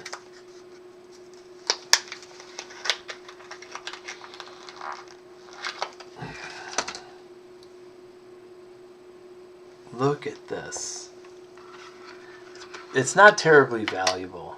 Don't like think that it is. But hold on.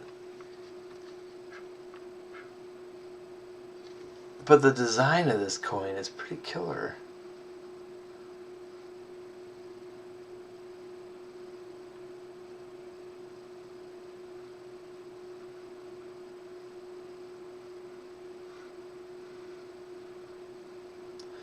So it's a commemorative of the Deutsches Archäologisches Institut, minted in 1979. I think it's 80% silver, if I remember right. The 150-year commemorative. But I really like this design too. This eagle. Isn't that cool? I love this eagle.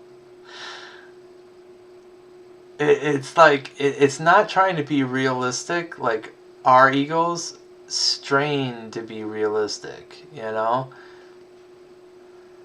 I think this is a 5 mark.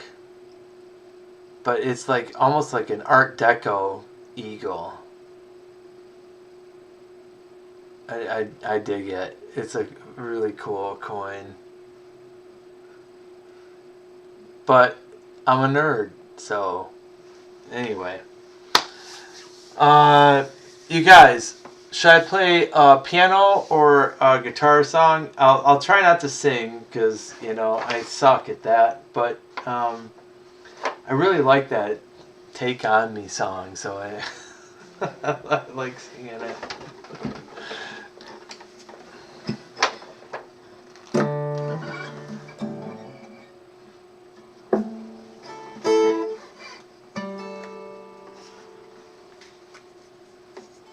Papa Giorgio says most German designs were like that. Yeah, I think so. They're very strong.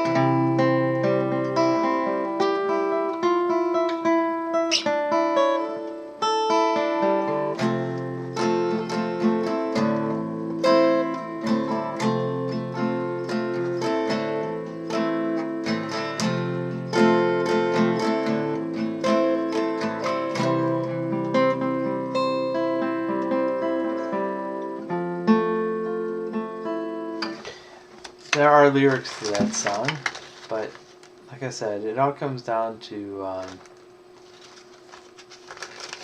if I should play guitar or if I should play piano. I have a quite figured it out yet. But what I'm going to do is throw up something nice here to look at. So I've got to figure out this world coin situation that I happen to be in, because I have a whole bag of it, and I'm not a world coin collector. Why? Elsie Catchell Stevens. Thank you. Catchell Stevens. So Elsie Viola Catchell got married to her husband, Mr. Stevens. I forget his name. But Elsie Catchell Stevens is what she was known as afterward. Thank you so much, John. The Duck Rock.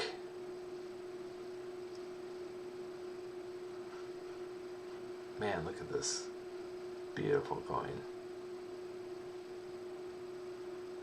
Okay, so Elsie Catchell Stevens. Catchell was the name that just kept eluding me. Thank you so much for that. Oh my gosh.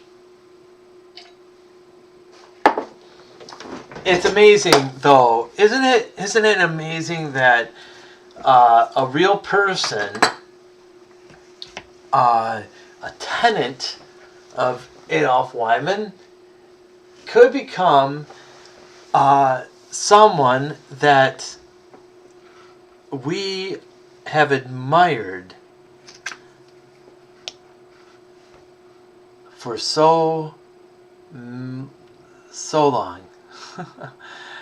I mean, I don't even know if people realize it was a real person and not just an effigy, a figment of somebody's imagination, you know? It was somebody, she lived in New York.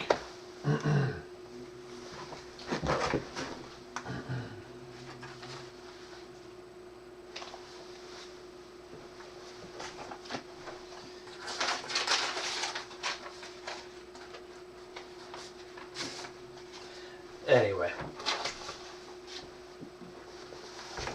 I love that.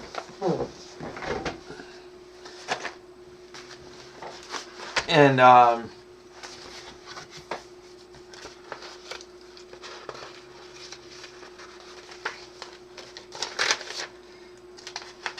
what can I say? Was she a beautiful person? Well, I don't know, but I know that she inspired a beautiful coin. And I wish we did things like they used to back then and actually spent money, you know, but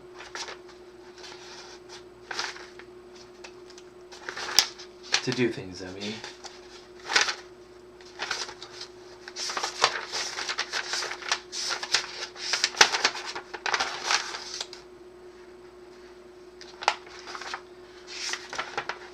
Hey, John, what do you feel like, brother? Do you feel like piano? Oh, wait.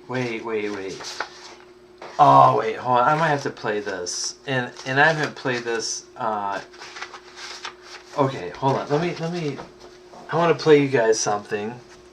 I'm going to try to convert it to an acoustic guitar. But hang on. Just bear with me if you don't mind. Reverb Nation. I want John to hear this because John plays drums. He's into music. I bet you guys are all too. Wait, what? I have to log in? Damn your login. We'll log in with this account. I don't know. Okay, good. So, tell me if you cannot hear this. But so, background on the story. I was just messing around, fooling with my Pro Tools setup, and my little one comes in, and she's 3 years old at the time, and I said, "Hey, sing something into the microphone," and so she did, and she said, You think somewhere, you live in a dream. I was like, what? I didn't yell at her, of course, but you think somewhere, but you live in a dream. And I'm like, I have to make this into a song, right? So I put it down. And so I'm going to play a little bit of the song for you guys to hear, okay? And you could probably hear my daughter singing because she's recorded on this. So have a listen, and I'm going to try to play this for you, okay? Here we go.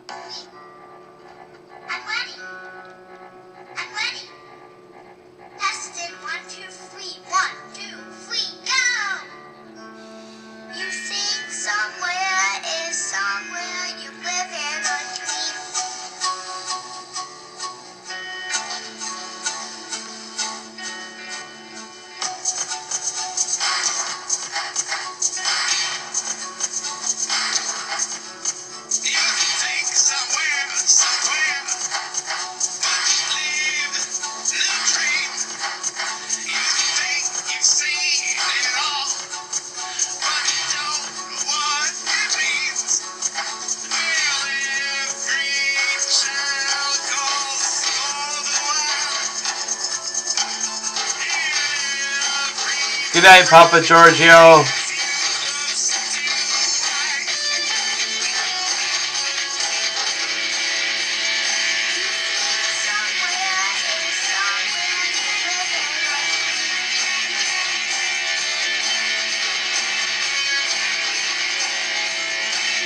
You know the rising sun, the rising on your name.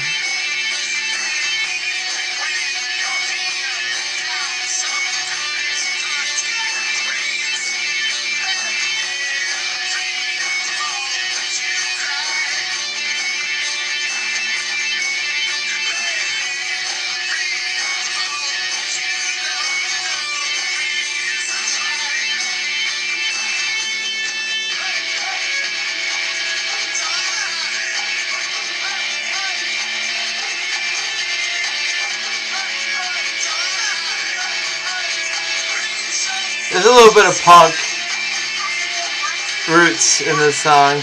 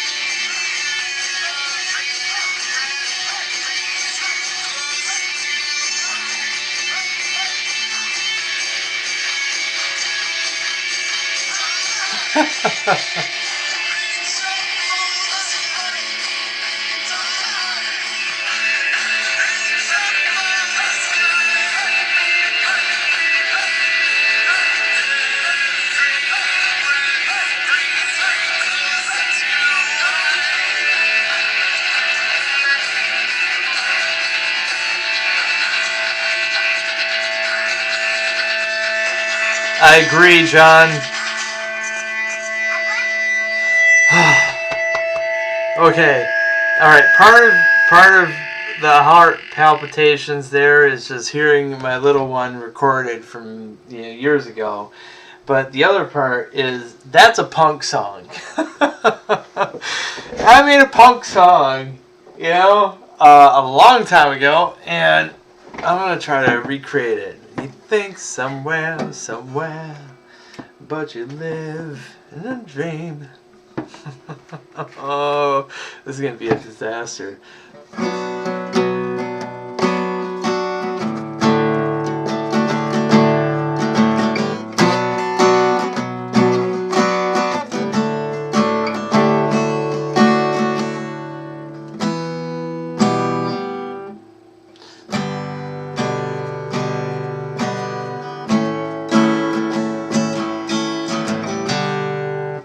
I don't think it was a G though.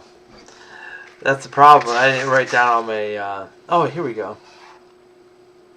No, I didn't write down my chords. I have to recreate all this music. You think somewhere, but you live in a dream. You think you see it all, but you don't know what it means.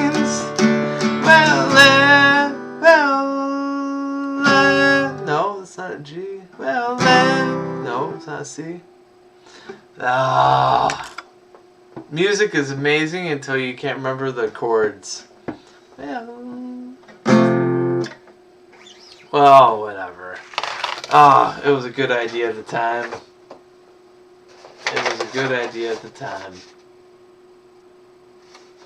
I'll just play Take On Me again.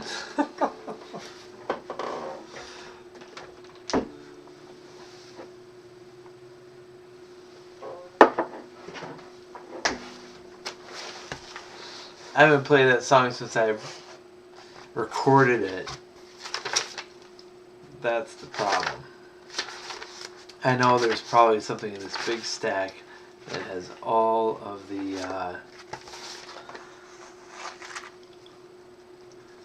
John wants more. You know,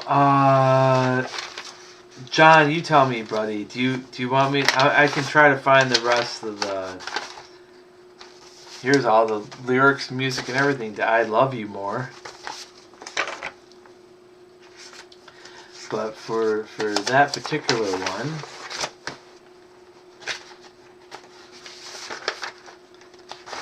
I don't think I wrote down the chords. Oh, wait. Nope.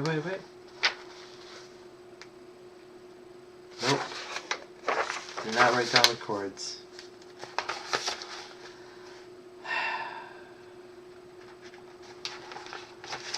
Oh, John says new or original. Okay.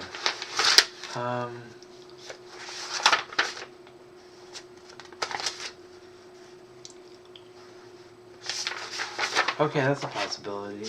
Moonlight. Or this. Okay, let's do this. John, have you ever heard Falling Out, Fading In? I'm only asking John because he's been on for a while and has heard a lot of my music, and other people, this might all be new. But if John hasn't heard this one, I'll play it for him, even though it's best played on a 12 string.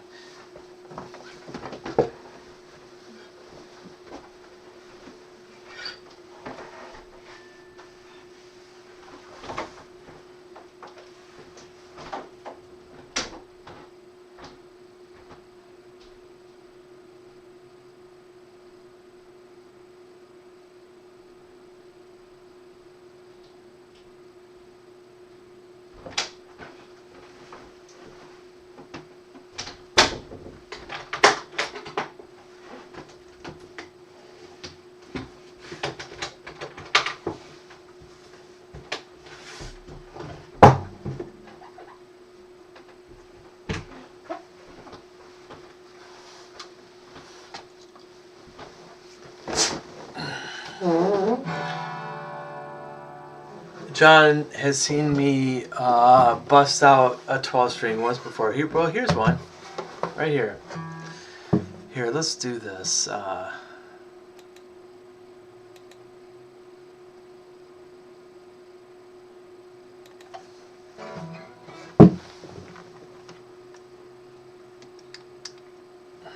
There's a 12 string. It's a guild. And a little bit dusty. I only have a medium pick now. I don't know. You know. Oh, here's a medium light. Let me check the. Whoo! Shit. All right. Let me tune this up. This baby up. She's gotta get into.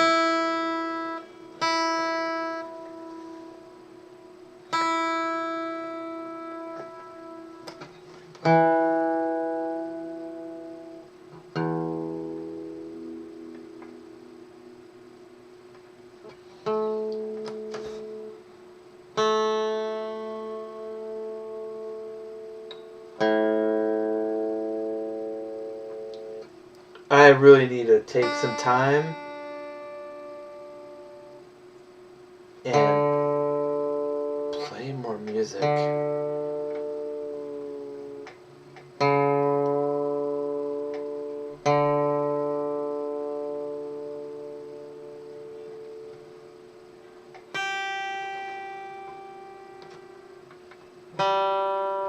It's like food for the soul, you know what I mean?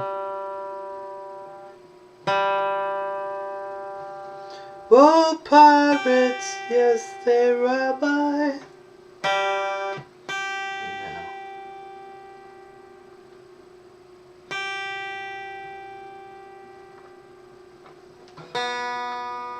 Sold out to the merchant ships. Oh man, out of tune.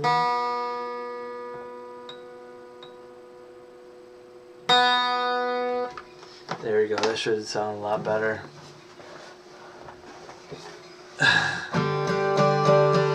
Oh, that wasn't too bad. Hey, Plumber Stacker, how's it going, bud?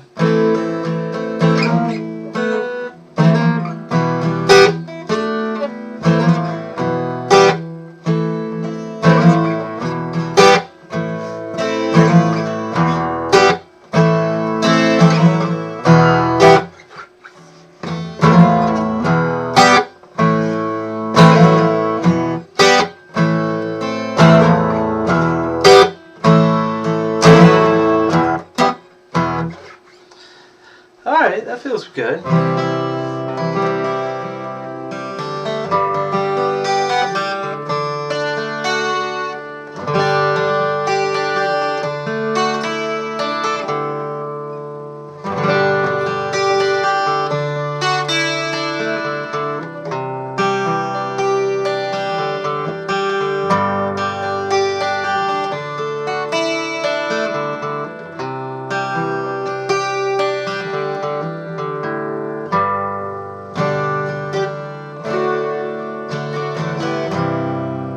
Oh, Xander posted a link. I'm so sorry you got timed out.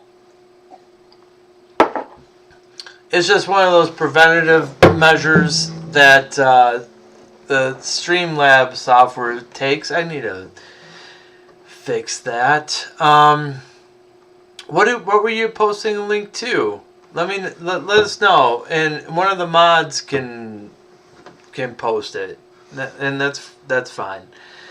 Alright, so let's play a little song here. It's called Falling Out, Fading In. This is about a love song. This is a love song. But it's like more of a love. It's a heartbreak song.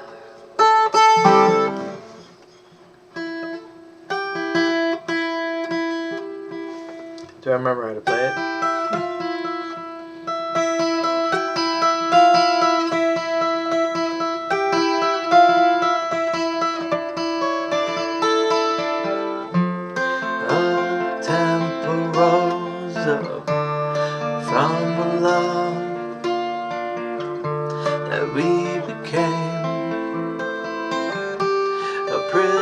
Of I heard now when it crumbled in empty.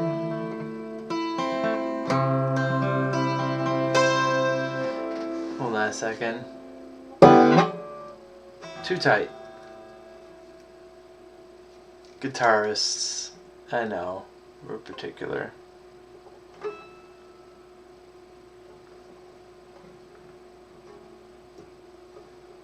There we go. I heard a knock at the door when you came to ask for more. A tear fell from your eye, and your lips begged to try.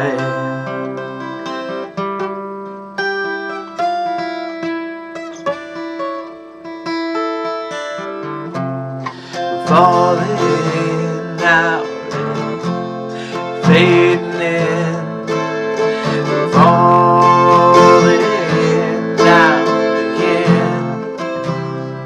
That's it. One time more, million times. One time to cry.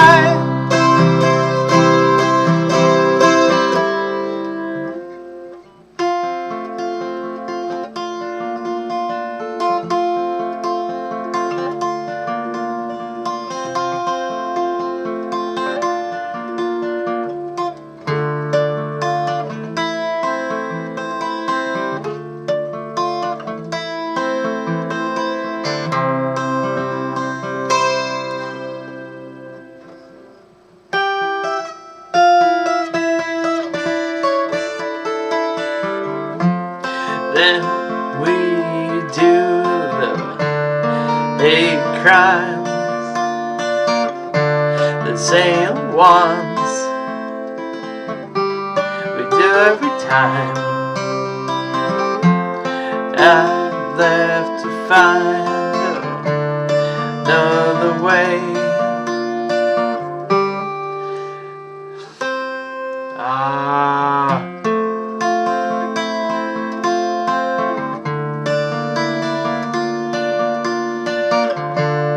Getting lost in the light of day, and even when we're at home, I knew I was alone. Time bends down a river blue. I never lied, I never lied,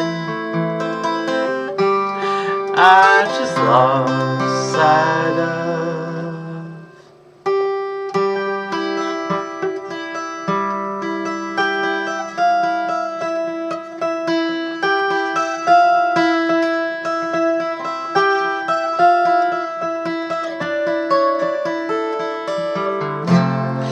Falling out and fading in, falling out again. One time, a million times, one time to cry.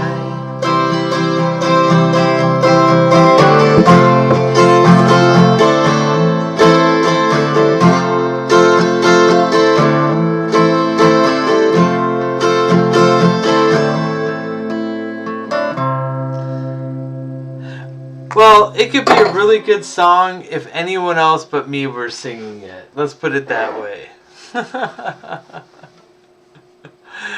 Anyone else but me singing it, that would be a good song. I really need to find a singer. Badly.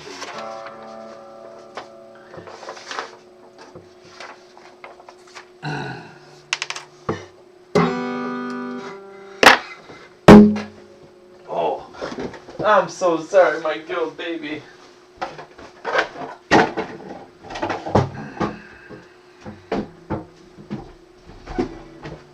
Screw it.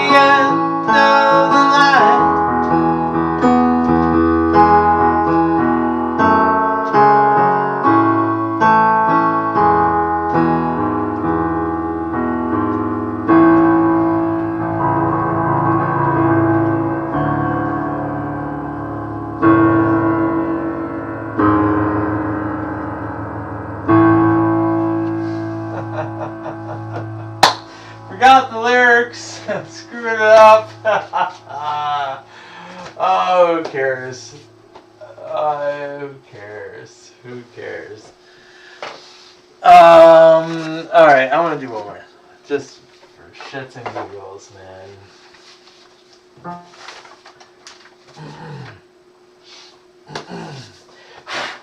Because there's nothing like unrehearsed music, you know, and impromptu.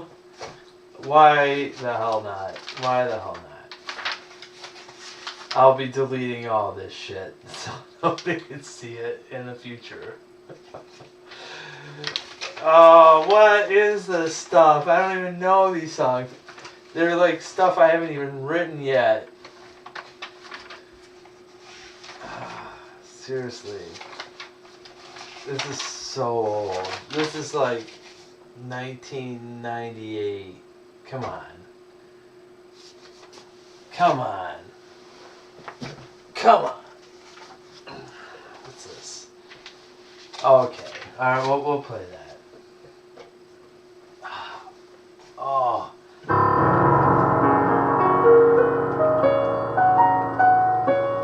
And of course, you know, I wrecked my wrist today.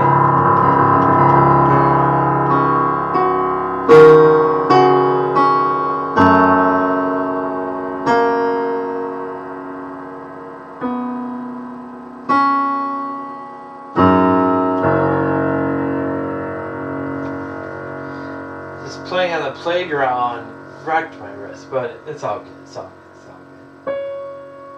I love you more. You I adore. Even as you walk out the door. Well, how long tonight with you out of sight? Shouldn't I keep the fire alight? 'Cause I love you more. I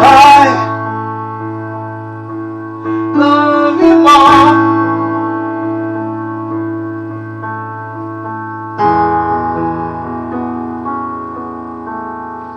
You said goodbye. I thought you lied. I waited by the phone and cried, but you never called. Yeah, I know I'm flawed, but did you know your absence could scar? Well, I love you more. I guess I love you more.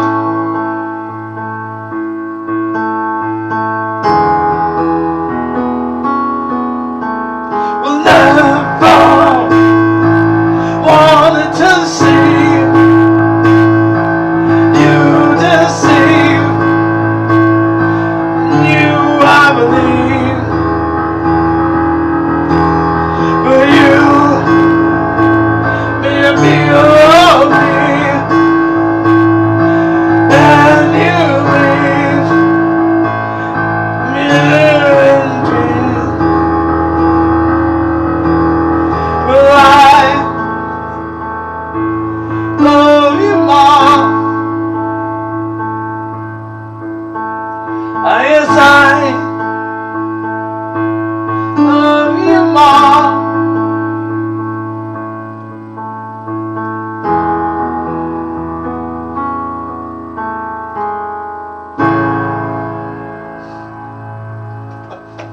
I butchered that one too, man. Oh well. Oh well. Oh well. John Rock, I Love You More is recorded. Do you have that keyboard song recorded? You play the most of that big crescendo. Yeah, John, I Love You More is recorded. It's on my Reverb Nation site. So, yeah, that's that. I'm so sorry for butchering all these. I really have to practice more. I really do. There's no doubt about that. We'll play this. This one is 25 years old, I think.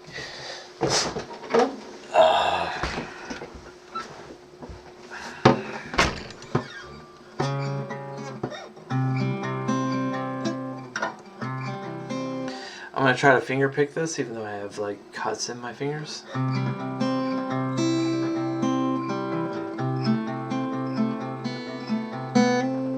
You know what, John? Here, let me see if I can find it for you, bro. My Reverb Nation site is totally free, of course, and you can get music from it. But hold on.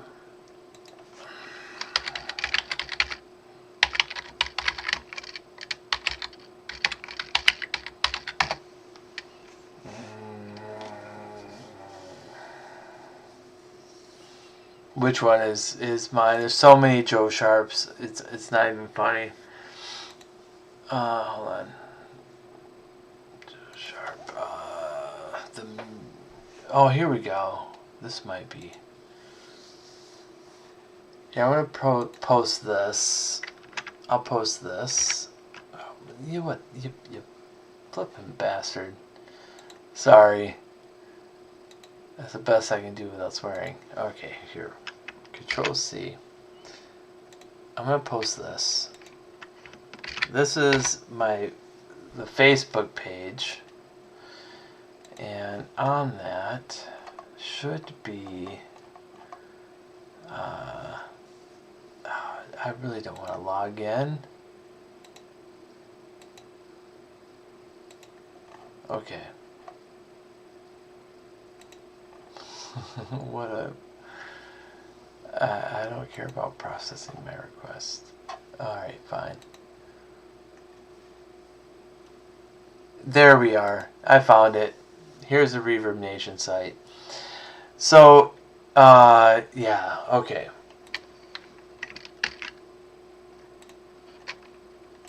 No, don't do the Facebook thing. Do this one, John. So that one has, does it have I Love You More? It has This Is Us, Violet November, True Lover, and It's How We Go. No More, Hail the Fallen. Does it have... Yeah, it has I Love You More. Okay, but you have to search for it for I Love You More.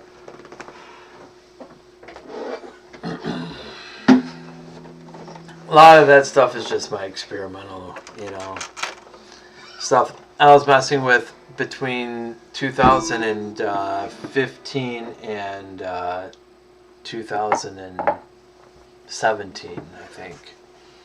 And I want to get back into making music, but the little kid on drums is me, John Ruck.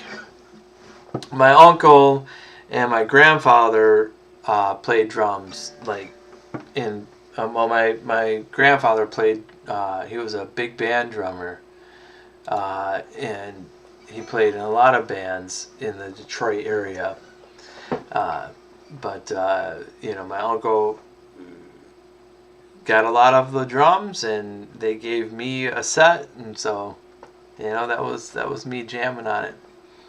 Oh yeah.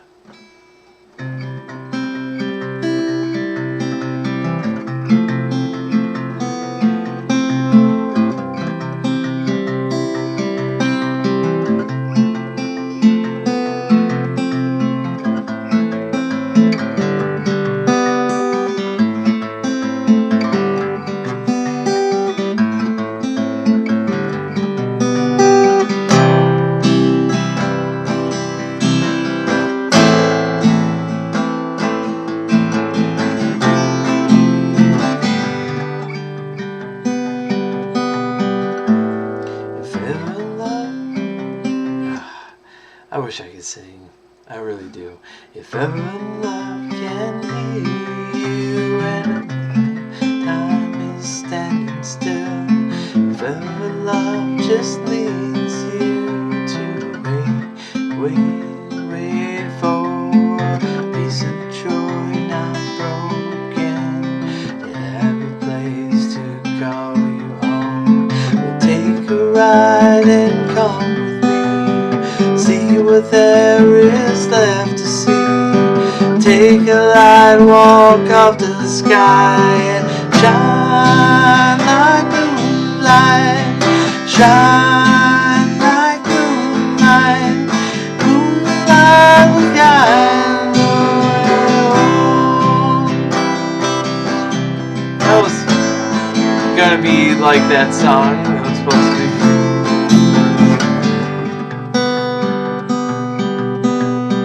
Everyone gets lost before they turn the gaze to another side.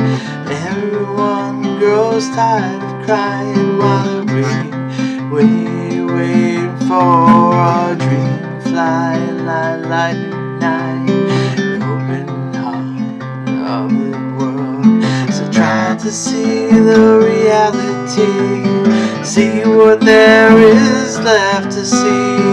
Take your light, walk up to the sky and shine like moonlight, shine like moonlight, moonlight will guide the way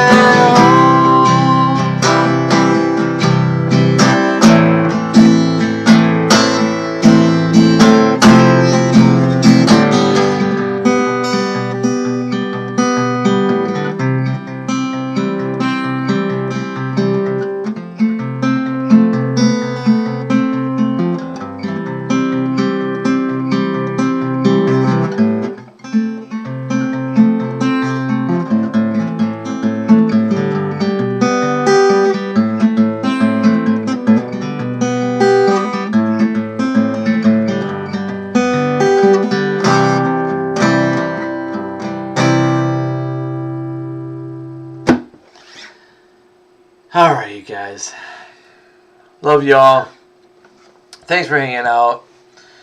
Hope you had a good time. And I've embarrassed myself enough to be perfectly frank. I will be deleting this tomorrow.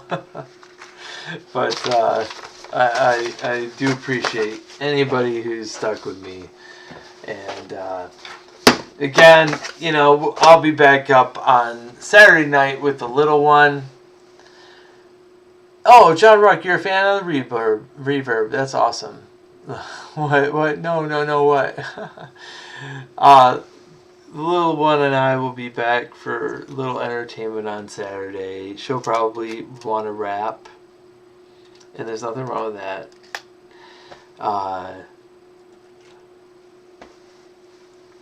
And we'll do like a little auction. I don't know what I'm gonna sell, but you know, like I said, it's gonna be an auction light.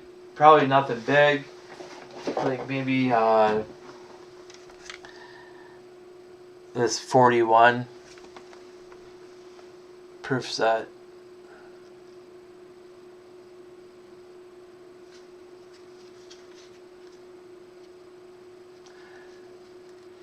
Oh, Xander, you stayed with us this whole time. God bless you. Thank you. Thank you too, John. Yeah, we'll do like an auction light or something. You know, the little one is for her, right? Because she knows what Daddy does, right? I work in real estate. I make music. And I love coins. So she's been part of this journey since then, and she feels a little left out when, oh, you were doing an email and listening. All right, that's cool, thanks.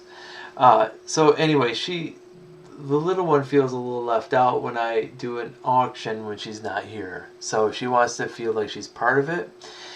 And I know that my attention is not going to be entirely there.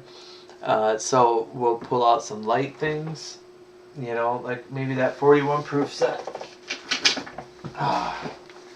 What's this? This is a 64. Right here. Let me move this.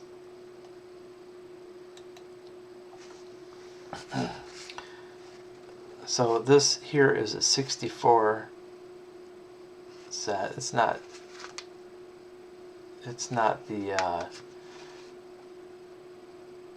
the one with the accentuated hair. So we have 41 proof set. We have all these proof sets.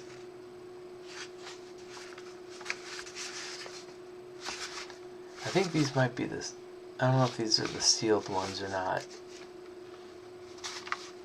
I'll have to open this packet up. But it starts at 57. 57 to a 64 proof set.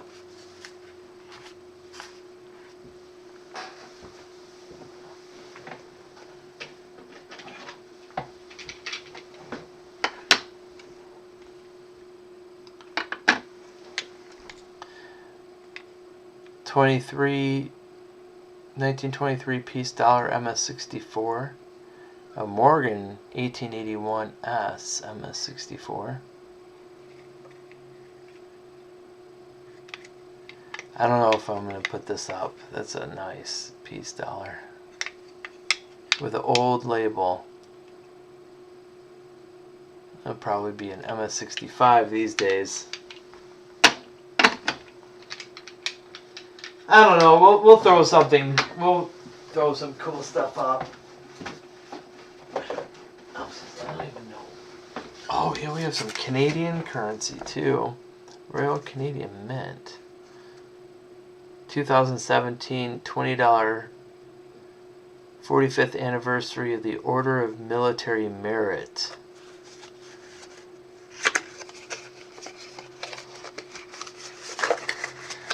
Oh yeah, the luster on that piece dollar. Well, both of them actually. But look at that. Wait, I'm sorry. Let me turn the light away. I can't stand direct lighting on this, but right. This is all ambient lighting here. Well, I gotta put it up this count.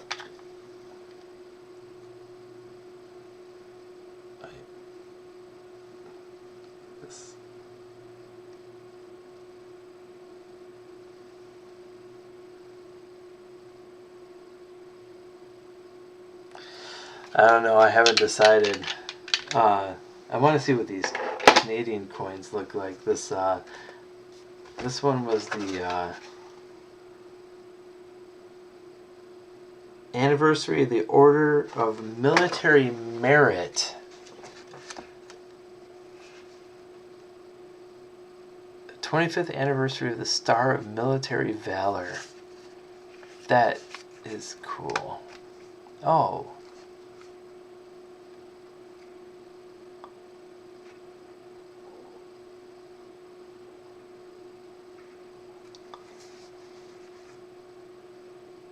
Holy shit. That is something special.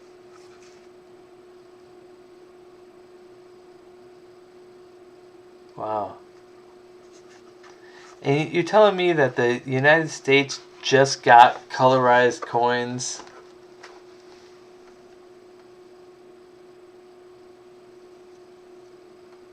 There's the Queen.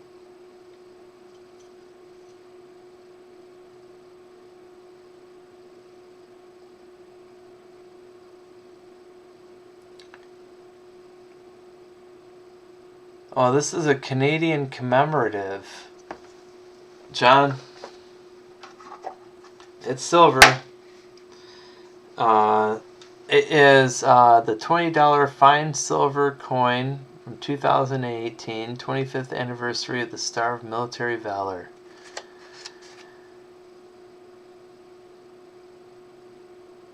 Struck by the Royal Canadian Mint. It has a limited mintage. I don't know what the mintage is. Oh wow. Only 5,500. This being 2,436. 2,436. That's cool. I don't think I'll be putting that up. It just happened to be laying there, and I'm like, what's that? And this is like another Canadian thing. This is the 2016 Haunted Canada Bell Island.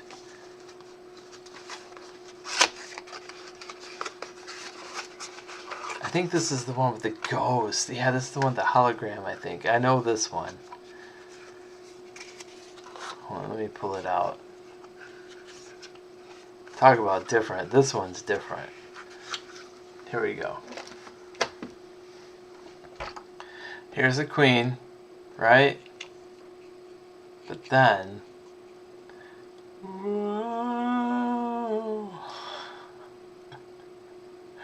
But it does, it's a holographic. You can't see it that well on camera. But I don't know, look at the girl's face behind the guy who's running. It will change. Hold on. Let's see if I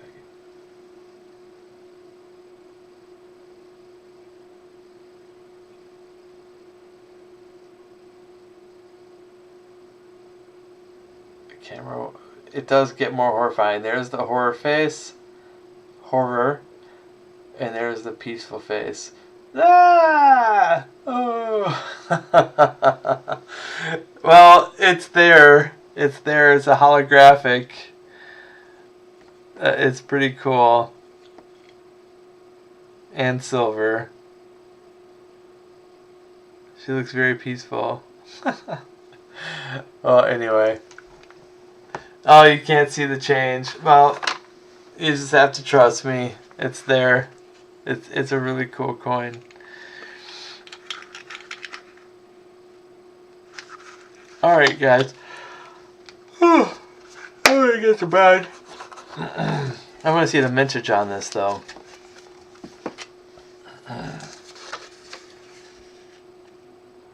Oh, there's 20,000 of this one. This one being 9,200. That's cool. Cool. I'm glad I picked these up, actually. I'm really happy I picked these up.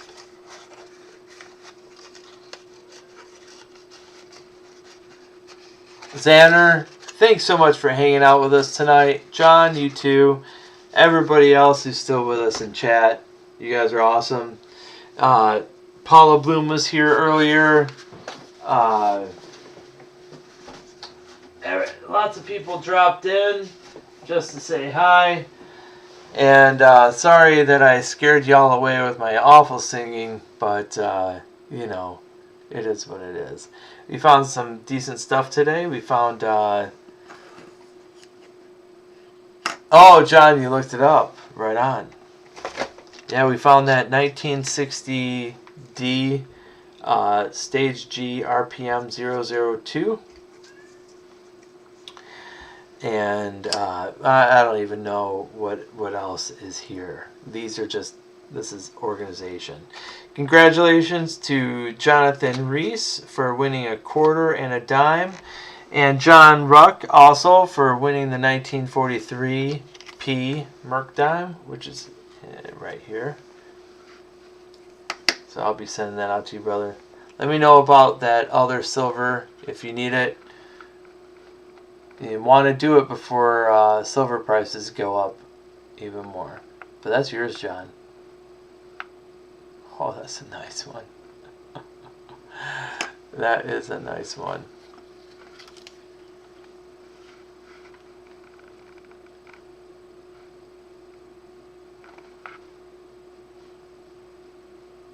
Yeah. Congratulations. Alright, you guys. Good night. It's getting pretty late here. Xander, I'm in the same time zone apparently. So I didn't expect to be streaming this long, but that's how it goes sometimes. Love y'all. Take care of yourselves. Take care of each other. Alright, and I'll see you soon.